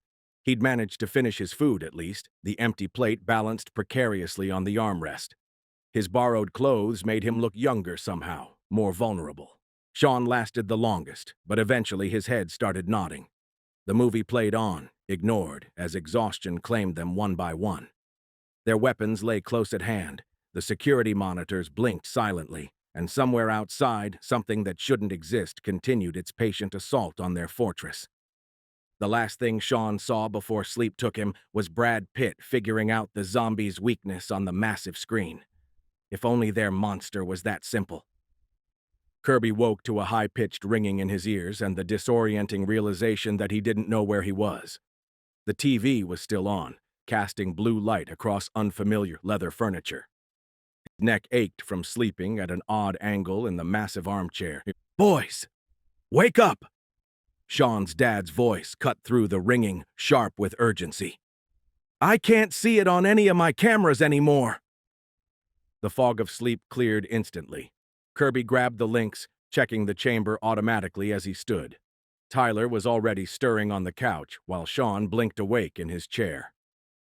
"What do you mean you can't see it?" Sean asked, his voice still thick with sleep. "It was circling the house, testing the shutters. Then nothing. 20 minutes ago, it just disappeared." His father's voice had an edge they hadn't heard before. "Your mother's about 5 minutes out, but I don't like this. It was too methodical before, too calculated to just leave.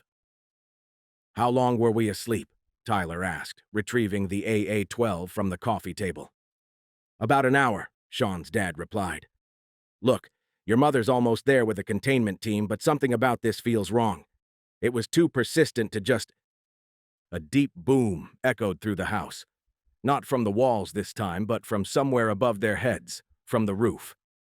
Boys, get back to the radio room. Time to plan.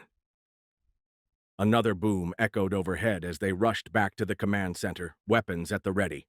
This time, they'd heard Sean's dad's voice through the whole house's intercom system. Kirby moved to the bank of security monitors. Every camera angle showed empty darkness, the porch, the clearing, the tree line. No massive shape testing their defenses, no yellow eyes reflecting the infrared. The main screen was now split. Sean's dad on one side and on the other, a woman in combat fatigue sitting in what was clearly a helicopter. She had Sean's eyes, but everything else about her screamed military authority. Hi, boys, Sean's mom nodded curtly. Quite a situation you found yourselves in. That's one way to put it, Tyler muttered, still holding the AA-12 like a security blanket. Another impact rattled the ceiling. Dust drifted down from a light fixture. We've got a Reaper drone on station, she continued, all business. But we can't engage while it's on top of the house. Too much risk of collateral damage, and these rounds have a large blast radius. What kind of rounds are we talking about? James asked. The general's expression was grim. The kind that tend to leave molten craters. So we need to draw it out, Sean's dad cut in. Get it into the open where the drone can take the shot. Draw it out. With what as bait? Tyler asked. Because I'm not loving where this is going. The general nodded. There's a Yamaha in the garage. Full tank of gas. One of you takes it out, gets the creature's attention, leads it away from the house. The garage? Kirby looked at Sean. I thought we came in through a carport. Main garage is on the east side, Sean explained, connected to the house. Dad keeps the ATVs and snow machines in there. Once it's in pursuit, the general continued, we can take it out with the drone. Clean. Simple. Another boom from above, closer to the center of the house now. Not exactly simple for whoever's on the four-wheeler, James pointed out. No, Sean's mom admitted. It's not, but that roof isn't going to hold forever, and we're still 4 minutes out. Someone needs to volunteer. How fast can that Grizzly go? Tyler asked. Topped out at 70 on flat ground, Sean's dad replied. But this thing? He paused. We've seen how fast it can move. They all looked at each other in the command center's blue glow. The impacts overhead continued, more insistent now, more focused. So let me get this straight, James said slowly. One of us has to get on an ATV, somehow get this thing to chase us and just hope we can stay ahead of it long enough for the drone to get a shot? That's about the size of it, the general confirmed. Another boom, this one hard enough to make the trophy mounts shake on their walls. The thing hunting them might not know exactly where they were yet, but it was getting closer to finding out. The metallic screech from above cut through their plan like a bandsaw through sheet metal. Something massive had just torn through the chimney grate, the sound of rending steel echoing through the command center speakers. A tremendous crash shook the great room, accompanied by the distinctive crack of splintering wood. Motion in the great room! Sean's dad barked through the video feed. Coming down through the chimney! Get out of there, now! Kirby's survival instinct kicked in as he shouldered the lynx, already moving toward the door. The massive .50 cal felt reassuring in his hands, even if his palms were sweating inside the tactical gloves. Tyler racked the AA-12's action with a sharp clack that seemed to echo through the whole house. The garage, Sean hissed, taking the lead. We can get to the four-wheeler from there. The command center's door opened silently on expensive hinges, giving them a clear view down the hallway toward the great room. They moved silently down the hallway, weapons up, the LED lighting dimming automatically in response to the breach. The only illumination came from the forgotten TV, its blue glow turning the trophy room into a nightmare of shifting shadows. The massive stone sheep mount looked alive in the flickering light, its horns casting spiral patterns across the walls. African Plains game loomed from the darkness. Kudu and eland frozen mid-leap, their bodies seeming to move in the unsteady illumination. Kirby's hands were rock-steady on the links as they crept forward. A soft scraping sound made them all freeze, claws on hardwood, moving with deliberate slowness. The creature was being careful now, stalking them properly. The TV's light caught something moving past the kitchen door, just a glimpse of matted fur and rippling muscle that seemed to shift between forms. Tyler's breath came in short gasps, the AA-12 trembling slightly in his hands. The Argyle sheep-mount's glass eyes caught the TV's glow, reflecting back like something alive. More movement in the shadows, something flowing between the pools of light with terrible purpose. A massive shape loomed suddenly in the darkness ahead of them. Tyler didn't hesitate. The AA-12 roared on full auto, dragon's breath rounds turning night into day. The bear mount's fur caught instantly, flames racing up the wall behind it. The fire cast wild shadows across the room as the stuffed trophy burned. The creature pinned Tyler to the hardwood floor right there in the firelight, massive claws sinking through tactical gear like it was tissue paper. He screamed, a high, desperate sound that cut off into wet gurgling as teeth that shouldn't exist tore into his throat. Blood sprayed across the burning trophy wall in abstract patterns as the creature methodically dismantled their friend piece by piece, its movements almost surgical in their precision. The dragon's breath rounds turned the bear mount into a torch, flames racing through decades-old fur like it was soaked in gasoline. The fire spread with unnatural speed, leaping from trophy to trophy. Mounted heads became grotesque torches, their glass eyes reflecting the inferno as their faces distorted in the heat. The flames cast writhing shadows across the room as the taxidermy burned, turning the walls into a gallery of nightmares. Smoke rolled across the ceiling in thick waves as more trophies caught. Burning heads crashed to the floor in showers of sparks, their horns glowing like metal in a forge. The creature didn't even flinch as it methodically destroyed Tyler, flames reflecting off its matted fur, blood mixing with the melted remnants of trophy mounts on the hardwood floor. The room became a nightmarish diorama, stuffed predators burning in their wall mounts while a real monster fed below them. Decades of hunting trophies went up like kindling, their snarling faces briefly visible through the flames before collapsing into ash. The fire spread across the walls like living things while they watched helplessly as their friend was torn apart beneath the inferno. The heat became intense enough to crack the wooden plaques holding the mounts. More burning trophies crashed down around the feeding creature, creating a ring of fire that cast its massive form in hellish relief. Tyler's screams mixed with the roar of the flames and the wet sounds of feeding, creating a symphony of horror that would haunt their dreams forever. And through it all, those yellow eyes occasionally looked up at them through the flames and smoke, watching their reactions as it demonstrated exactly what it was capable of. This wasn't just killing. This was theater, a performance meant to break them before it came for them next. The flames roared behind them as Sean and Kirby sprinted for the garage door, smoke already filling the hallway. Sean's hand found the key rack by muscle memory alone, snatching the Yamaha's keys off their hook. The garage turned out to be more like a small aircraft hangar, its vast interior illuminated by rows of LED lights snapping to life as they burst through the door. A restored Super Cub sat at the far end, its yellow paint job immaculate despite the remote location. The space was a gearhead's wet dream, a collection that would make any Alaskan outdoorsman weep. Two lifted side-by-sides sat alongside a row of snow machines that had to be worth north of $100,000 each. Arctic Cat, Ski-Doo, and Polaris logos competing for space. A rack of mountain bikes worth more than most cars hung from the ceiling on automated lifts. The walls were lined with enough spare parts to build several complete vehicles from scratch. "There!" Sean shouted, pointing to where the Yamaha Grizzly sat ready near the hangar door, its matte black tactical paint job almost invisible in the shadows. The massive ATV looked like something out of a Special Forces catalog. Custom long-travel suspension, reinforced skid plates, and run-flat tires designed to take serious abuse. The creature hit the interior door like a freight train made of muscle and rage, the reinforced steel crumpling under the impact. Its massive shoulders barely fit through the frame as it charged in, yellow eyes reflecting the overhead lights like laser sights. The sound of claws on concrete echoed off the hangar walls as it gathered itself for another charge. Sean jammed the key into the Grizzly's ignition while Kirby scrambled onto the back, the Lynx's massive barrel tracking their pursuer. The garage door's heavy bolt disengaged with a pneumatic hiss as Sean slammed the entry button.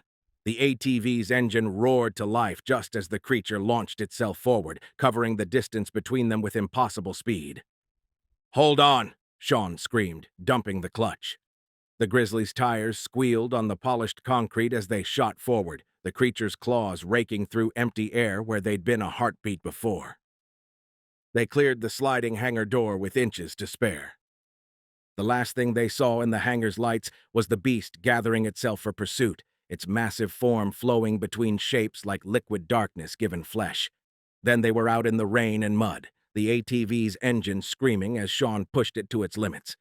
The hunt was on, and they were about to find out if 700 cc's of Japanese engineering could outrun something that shouldn't exist. The Grizzly's engine howled as Sean threaded between spruce trees at speeds that should have killed them. Rain cut through their borrowed clothes like needles, the darkness broken only by the ATV's LED light bar. Behind them, something massive crashed through the underbrush, moving with impossible speed. Kirby twisted around on the rear rack, bracing the Lynx against his shoulder. The creature burst into view behind them, its form seeming to flow between shapes as it ran. Those yellow eyes locked onto him, filled with terrible intelligence. The first shot nearly knocked him off the ATV. The Lynx's massive compensator sent a shockwave that felt like a physical blow, the depleted uranium round disappearing into the darkness. Sean swerved hard right around a massive spruce, and Kirby's second shot caught the creature square in the shoulder. Dark blood sprayed across Devil's Club leaves, but the thing didn't even slow. "Hard left!" Kirby screamed, his voice barely audible over the ringing in his ears. Sean threw the Grizzly into a sliding turn, mud spraying from all four tires. The creature overshot them, its massive bulk carrying it past their turn. Kirby's third shot caught its center mass as it tried to change direction. Blood poured from their ears now, each shot from the massive rifle feeling like an ice pick to the skull. But Kirby kept firing, the Lynx's action cycling smoothly as they bounced through terrain that should have been impassable at these speeds. The depleted uranium rounds were doing damage. He could see holes in the creature's mass that would have killed anything natural. But it kept coming, kept flowing between forms as it pursued them through the rain-soaked night. Sean opened up the throttle on a relatively straight section, the speedometer climbing past 60. The creature matched their pace effortlessly, running with a terrible grace that defied its massive size. Those yellow eyes never wavered, watching Kirby with predatory focus as he lined up another shot. The Lynx roared again, the muzzle blast catching their borrowed clothes on fire from the proximity. Kirby's world narrowed to the creature's center mass in his scope, his hands steady despite the ATV's violent motion. Each impact sent sprays of dark blood across the vegetation, but the holes seemed to flow closed like liquid metal, the creature's form shifting to adapt to the damage. Their trail of destruction carved through the Alaskan wilderness. Burning Devil's Club from the muzzle blast, trees shattered by missed shots, mud thrown skyward by the ATV's desperate maneuvers. And through it all, that massive shape pursued them with unholy determination, shrugging off wounds that would have turned any natural creature to paste. "We need to get to open ground," Kirby shouted between shots, blood running freely from his ears. "Get somewhere the drone can see us." Sean nodded, but they both knew the truth. At these speeds, in this terrain, one mistake would kill them just as surely as the creature.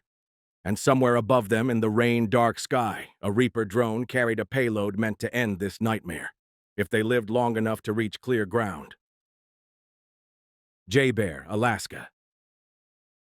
Target moving southeast at approximately 50 miles per hour, Captain Meredith Death Petrie reported, her hands steady on the Reaper's controls. The thermal display showed 3 distinct heat signatures tearing through the Alaskan wilderness. 2 human forms on what was clearly an ATV, and something much larger in pursuit. The Drone Operations Center at Joint Base Elmendorf-Richardson hummed with focused tension. Screens covered every wall, showing various angles of the chase unfolding below. The creature's thermal signature was unlike anything they'd monitored before. Its core temperature seemed to shift and flow. Jesus, Lieutenant Hornbarger whispered from the sensor operator station, his hand instinctively moving to make the sign of the cross. His other hand found the rosary beads tucked beneath his flight suit, fingers wrapping around them like a lifeline. Look at the size of that thing. He adjusted the infrared gain with his free hand, trying to get a clearer image, his grip tight on the wooden beads. And what the hell is wrong with its heat signature? On the screen before them, the creature's thermal profile seemed to defy physics, its core temperature shifting and flowing like quicksilver. Lieutenant Hornbarger found himself silently mouthing the words to a prayer his grandmother had taught him, the rosary beads clicking softly as he worked them through his fingers.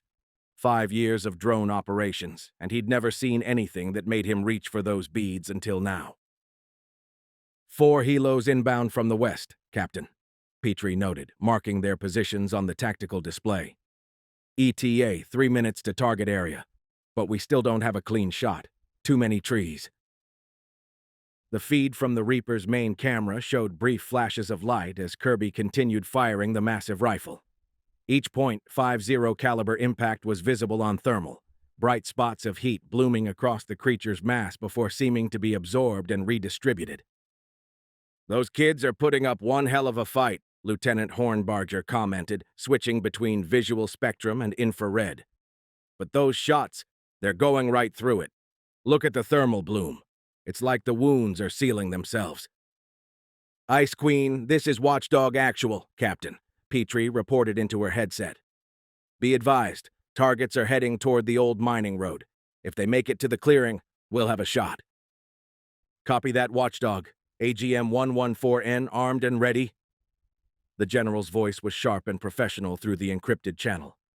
"Affirmative. Thermobaric warhead hot." Captain Petrie's fingers moved across the controls, adjusting the Reaper's position to anticipate the group's movement. "Just need them to get clear of the canopy." They watched in tense silence as the chase continued below.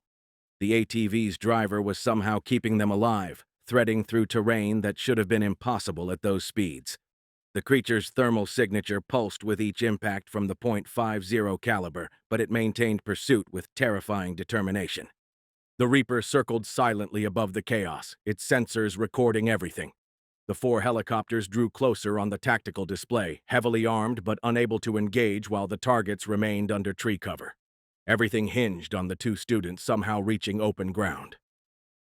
"Come on, kids," Captain Petrie whispered, watching the thermal signatures race through the darkness. "Just a little further. There. They're braking for the runway." Lieutenant Hornbarger called out, his hand still wrapped around the rosary. The thermal feed showed the ATV emerging from the tree line, the massive shape of the creature less than 30 yards behind. "Ice Queen, we have targets in the clear, Captain," Petrie reported, her fingers dancing across the weapons control panel. "Requesting clearance to engage." "Weapons free, Watchdog. Take the shot." The general's voice was cold as Arctic steel. Captain Petrie's thumb lifted the safety cover. "AGM 114N away." The Reaper shuddered slightly as it released the Hellfire missile. On their screens, the thermal signature of the rocket motor blazed like a miniature sun as it streaked toward the target. The creature was still in pursuit, its massive form flowing between shapes as it closed the distance to the ATV. "Impact in 5. Lieutenant Hornbarger counted down, fingers tight on his beads. 4, 3, 2. The thermobaric warhead detonated with apocalyptic fury. The initial blast wave flattened a section of forest, followed by a secondary explosion that seemed to consume all the oxygen in the area. On thermal, it looked like a miniature sun had touched down in the Alaskan wilderness. "Direct hit," Captain Petrie reported. "Ice Queen, you are clear to land. LZ is relatively intact at the north end of the runway." They watched as 2 Blackhawks peeled off from the formation, heading for the landing zone while the other pair diverted toward the burning fortress. Fire control teams were already rappelling from the hovering helicopters as they arrived at the house. "Targets!" the general demanded. Lieutenant Hornbarger switched through various sensor modes, scanning the smoking crater. "ATV is intact. Looks like they made it just outside the blast radius. 2 thermal signatures, both moving. They're alive. The creature's massive thermal signature, however, was gone. The blast had left nothing but a smoking hole in the Alaskan wilderness. Ice Queen touching down, Captain Petrie reported, marking the helicopter's landing zone on the tactical display. Medical teams deploying now. They watched in silence as personnel rushed to secure the area, the rain slowly extinguishing the smaller fires from the blast. Lieutenant Hornbarger finally released his grip on the rosary, his fingers stiff from holding it so tight. "Think we got it?" he asked quietly. Captain Petrie stared at the thermal feed, watching the teams sweep the impact zone. "For their sake, I hope so." But something about the creature's impossible thermal signature made her keep the Reaper on station, the remaining Hellfire armed and ready, just in case. Chapter 8. Hope, Alaska. The blast wave hit like a physical wall, sending the Grizzly skidding sideways in the mud. Kirby's ears rang from more than just the Lynx's report now. The thermobaric warhead had turned night into day, the shockwave flattening trees like matchsticks. Sean somehow kept the ATV upright as they slid to a stop, the machine's engine dying in the sudden vacuum created by the explosion. Behind them, where the creature had been, a miniature sun bloomed in the Alaska night. The thermal pulse was so intense it flash-dried their rain-soaked clothes. Secondary explosions rippled through the impact zone as trapped oxygen ignited, creating a firestorm that consumed everything in its path. "Move! Move! Move!" The sharp commands cut through the ringing in their ears as figures in tactical gear repelled from hovering Blackhawks. The operators hit the ground running, their movements precise and practiced as they established a perimeter around the crater. "Sierra 2-1 has eyes on civilians," a voice crackled through night vision equipment. "2 packs, both ambulatory. Copy Sierra 2-1. Secure and extract." The response was cool and professional. "Watch your sectors. That thing took multiple 50 center mass without stopping." Kirby's hands were still locked around the Lynx's grip as operators materialized from the smoke, their weapons scanning methodically for threats. The massive rifle felt impossibly heavy now, its depleted uranium rounds spent in their desperate flight. "General's inbound," one of the operators reported, his call sign patch reading Monk. "Wants the 2 HVTs back at base for debrief as soon as possible." "What about the others?" Sean asked as medics began checking them for injuries. "Our friends. They're still out there." "Chalk 2 is handling containment," Monk replied, his voice carefully neutral. "Focus on staying alive right now. We need to know exactly what you encountered out here." The crater glowed dully in the rain, steam rising from where moisture hit the superheated earth. Teams in specialized hazmat gear were already taking readings at the impact site, their instruments casting eerie lights through the smoke. The General's Black Hawk touched down in a spray of mud, its rotors keeping a steady beat against the rain. Sean's mom emerged in full combat gear, her expression grim as she surveyed the scene. "Get them loaded up," she ordered, barely glancing at her son. "I want them back at JBER in case whatever that thing was has friends." "But Mom," Sean started to protest. "That's General right now, son," she cut him off. "And you two are the only witnesses we have who might be able to explain what just took out half your father's hunting lodge and part of your student body." As operators hustled them toward the waiting helicopter, Kirby caught one last glimpse of the impact crater through the smoke. For just a moment, he thought he saw something move in the superheated depths, a shadow flowing between forms, yellow eyes reflecting the fires still burning around the edge. Then the Black Hawk lifted off, leaving the cleanup teams to their grim work. Somewhere in the Alaska night, a sound that might have been a roar echoed off distant mountains.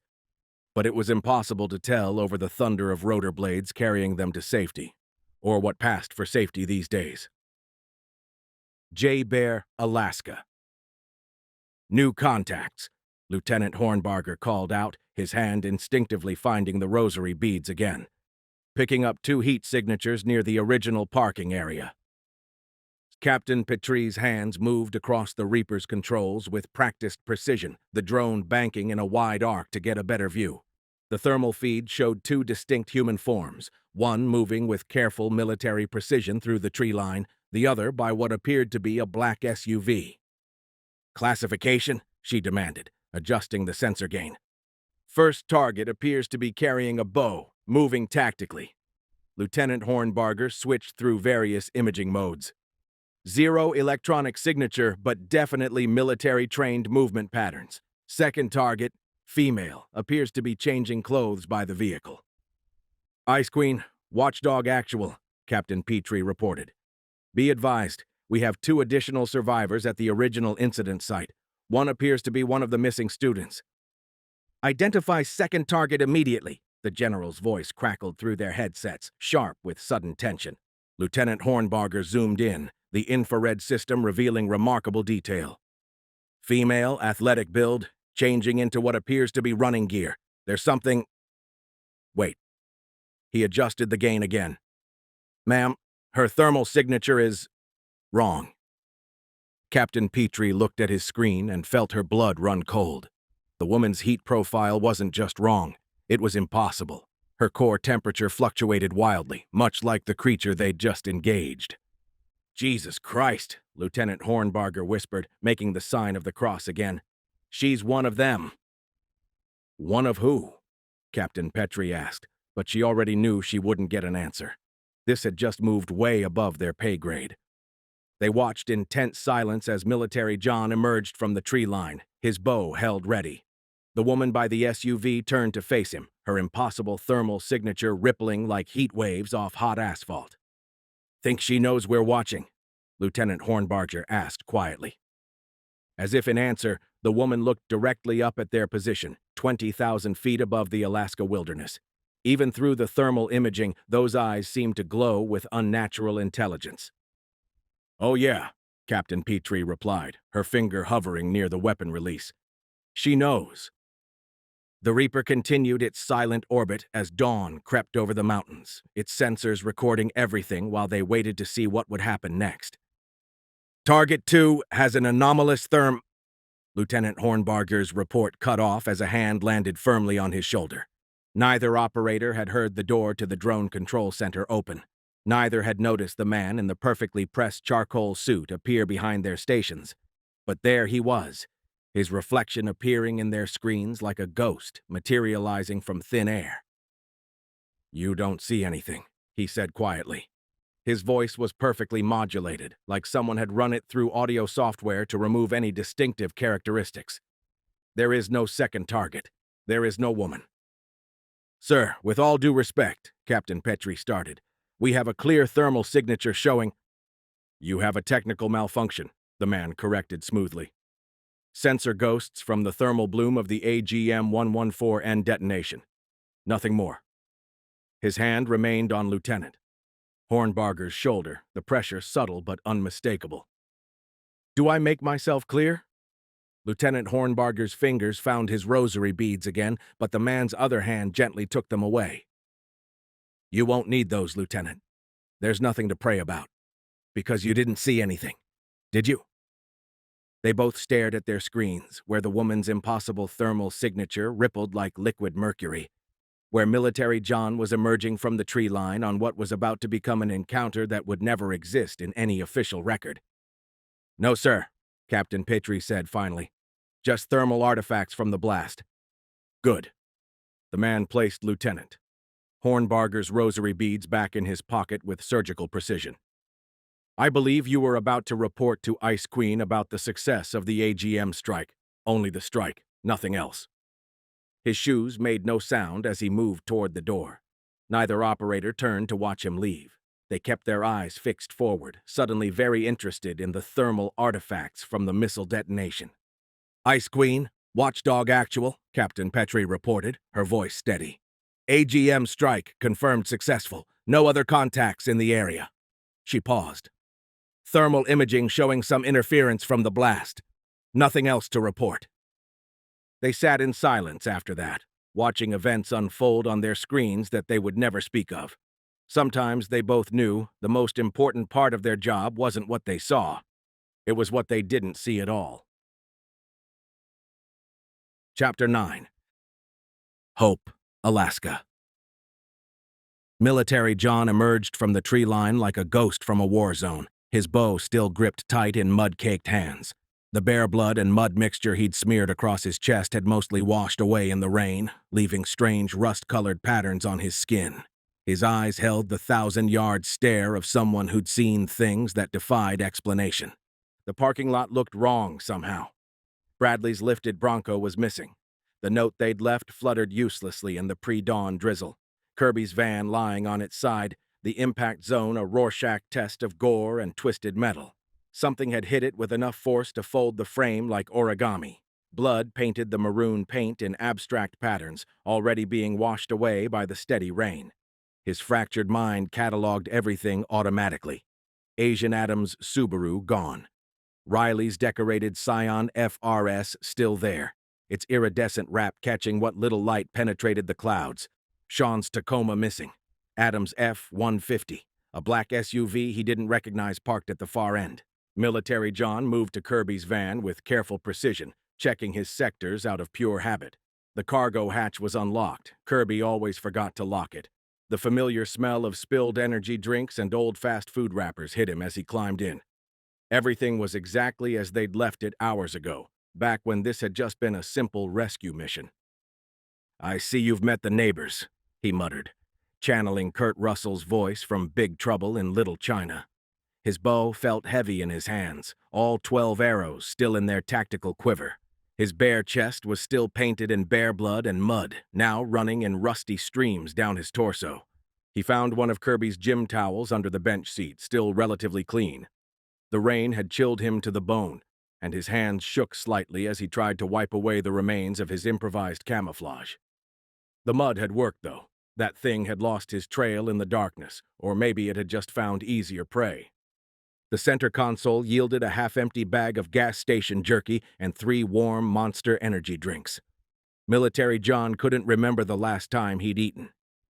"To survive war, you must become war," he intoned in his best Rambo voice, tearing open the jerky bag with his teeth. His eyes never stopped scanning the tree line, muscles tensed for action despite his apparent mental break. The jerky tasted like heaven, the energy drink's caffeine hitting his system like a warm wave. In the back, he found one of Kirby's hoodies from their last intramural game. The fabric felt impossibly soft against his skin after hours of running half-naked through Devil's Club. Engineering Department was printed across the front in faded letters. Just hours ago, they'd all been normal college students. Now, he circled the wreck carefully, tactically, each step precise despite his fractured mental state. "Remember what Jack Burton always says. It's all in the reflexes." His voice had taken on a detached quality, like he was narrating his own actions. The van's contents had spilled across the gravel. Energy drink cans, fast food wrappers, engineering textbooks scattered like dead leaves. The growing light revealed more details he processed through his action movie filter. Fresh tracks in the gravel. "Game over, man! Game over!" he whispered, channeling Bill Paxton from Aliens as he examined a gouge in the pavement that looked like it had been made by something with fingers the size of railroad spikes. A branch snapped in the darkness beyond the parking lot. Military John spun with liquid grace, an arrow knocked and drawn before his conscious mind could process the movement. "I am the law," he growled. Rain dripped down his mud-streaked face as he held the draw, his trained muscles steady despite hours of running through Devil's Club. The bear blood had mostly washed away, leaving rust-colored tiger stripes across his face that made him look like an extra from Predator. He was operating on pure action movie logic now, his traumatized mind processing everything through the lens of films he'd watched 1,000 times. It was easier than facing what had really happened in the darkness above hope. The parking lot stretched out before him like a set from a John Carpenter film, full of shadows that shouldn't exist and horrors his mind couldn't properly process. So he defaulted to what he knew. Perfect form on the bow, quotes from better heroes than him, and the desperate hope that somehow the good guys would win in the end. Just like in the movies, even if this particular monster hadn't read the script. "You okay there, buddy?" The voice behind him was soft with concern, still carrying that distinctive Boston accent. Military John spun around, arrow nocked, to find Natalie standing there looking fresh and pristine in her running gear. Not a hair out of place, not a speck of mud on her compression tights. The bat pendant at her throat caught what little dawn light penetrated the clouds. "Looking a little rough there," she said, her head tilting slightly as she studied his mud and blood-streaked form. "Think it's time we got you out of here." "Stick around," John growled in his best Schwarzenegger voice, the bow still rock-steady in his hands. His mind was having trouble processing her immaculate appearance after everything that had happened. "There's gotta be somebody that needs some killing." A smile spread across Natalie's face, perfect white teeth that somehow seemed too sharp in the growing light. "Oh, don't worry about that." She gestured toward the black SUV at the end of the lot. "Where we're going, there's going to be plenty of killing to go around." She moved closer, her runner's grace more pronounced than ever. The bat pendant swung hypnotically as she walked. "Welcome to the outer dark, John. We've been watching you for a while now. You've got exactly the kind of intensity we're looking for." The parking lot seemed to grow darker around them, shadows deepening despite the approaching dawn.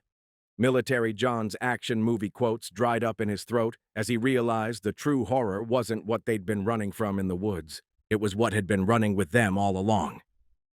"Time to go," Natalie said, her accent slipping slightly as she extended her hand. "There's so much more out there than bears in the Alaska wilderness. So many things that need handling." Military John stared at her offered hand, his traumatized mind trying to process everything through his lens of action movie logic. But there was no script for this. No one-liner that could capture the moment when you realized the monster wasn't just chasing you.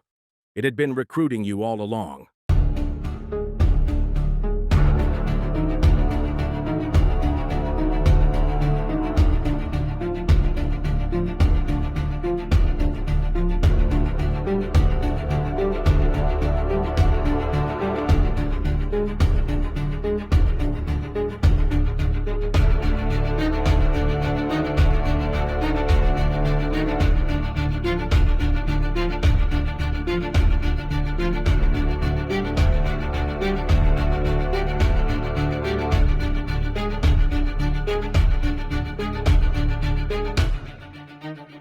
Thank you for listening to this audiobook. I'm Thomas Richter, and it's been an honor to share this story with you.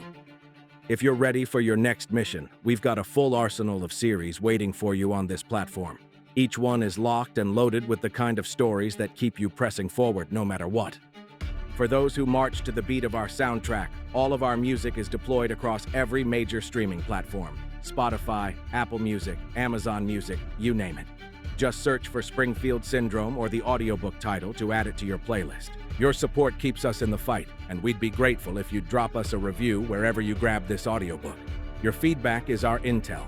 It helps us improve our operations and helps other listeners find their next objective. Stay strong, stay sharp, and remember, the only easy day was yesterday. This is Thomas Richter, signing off.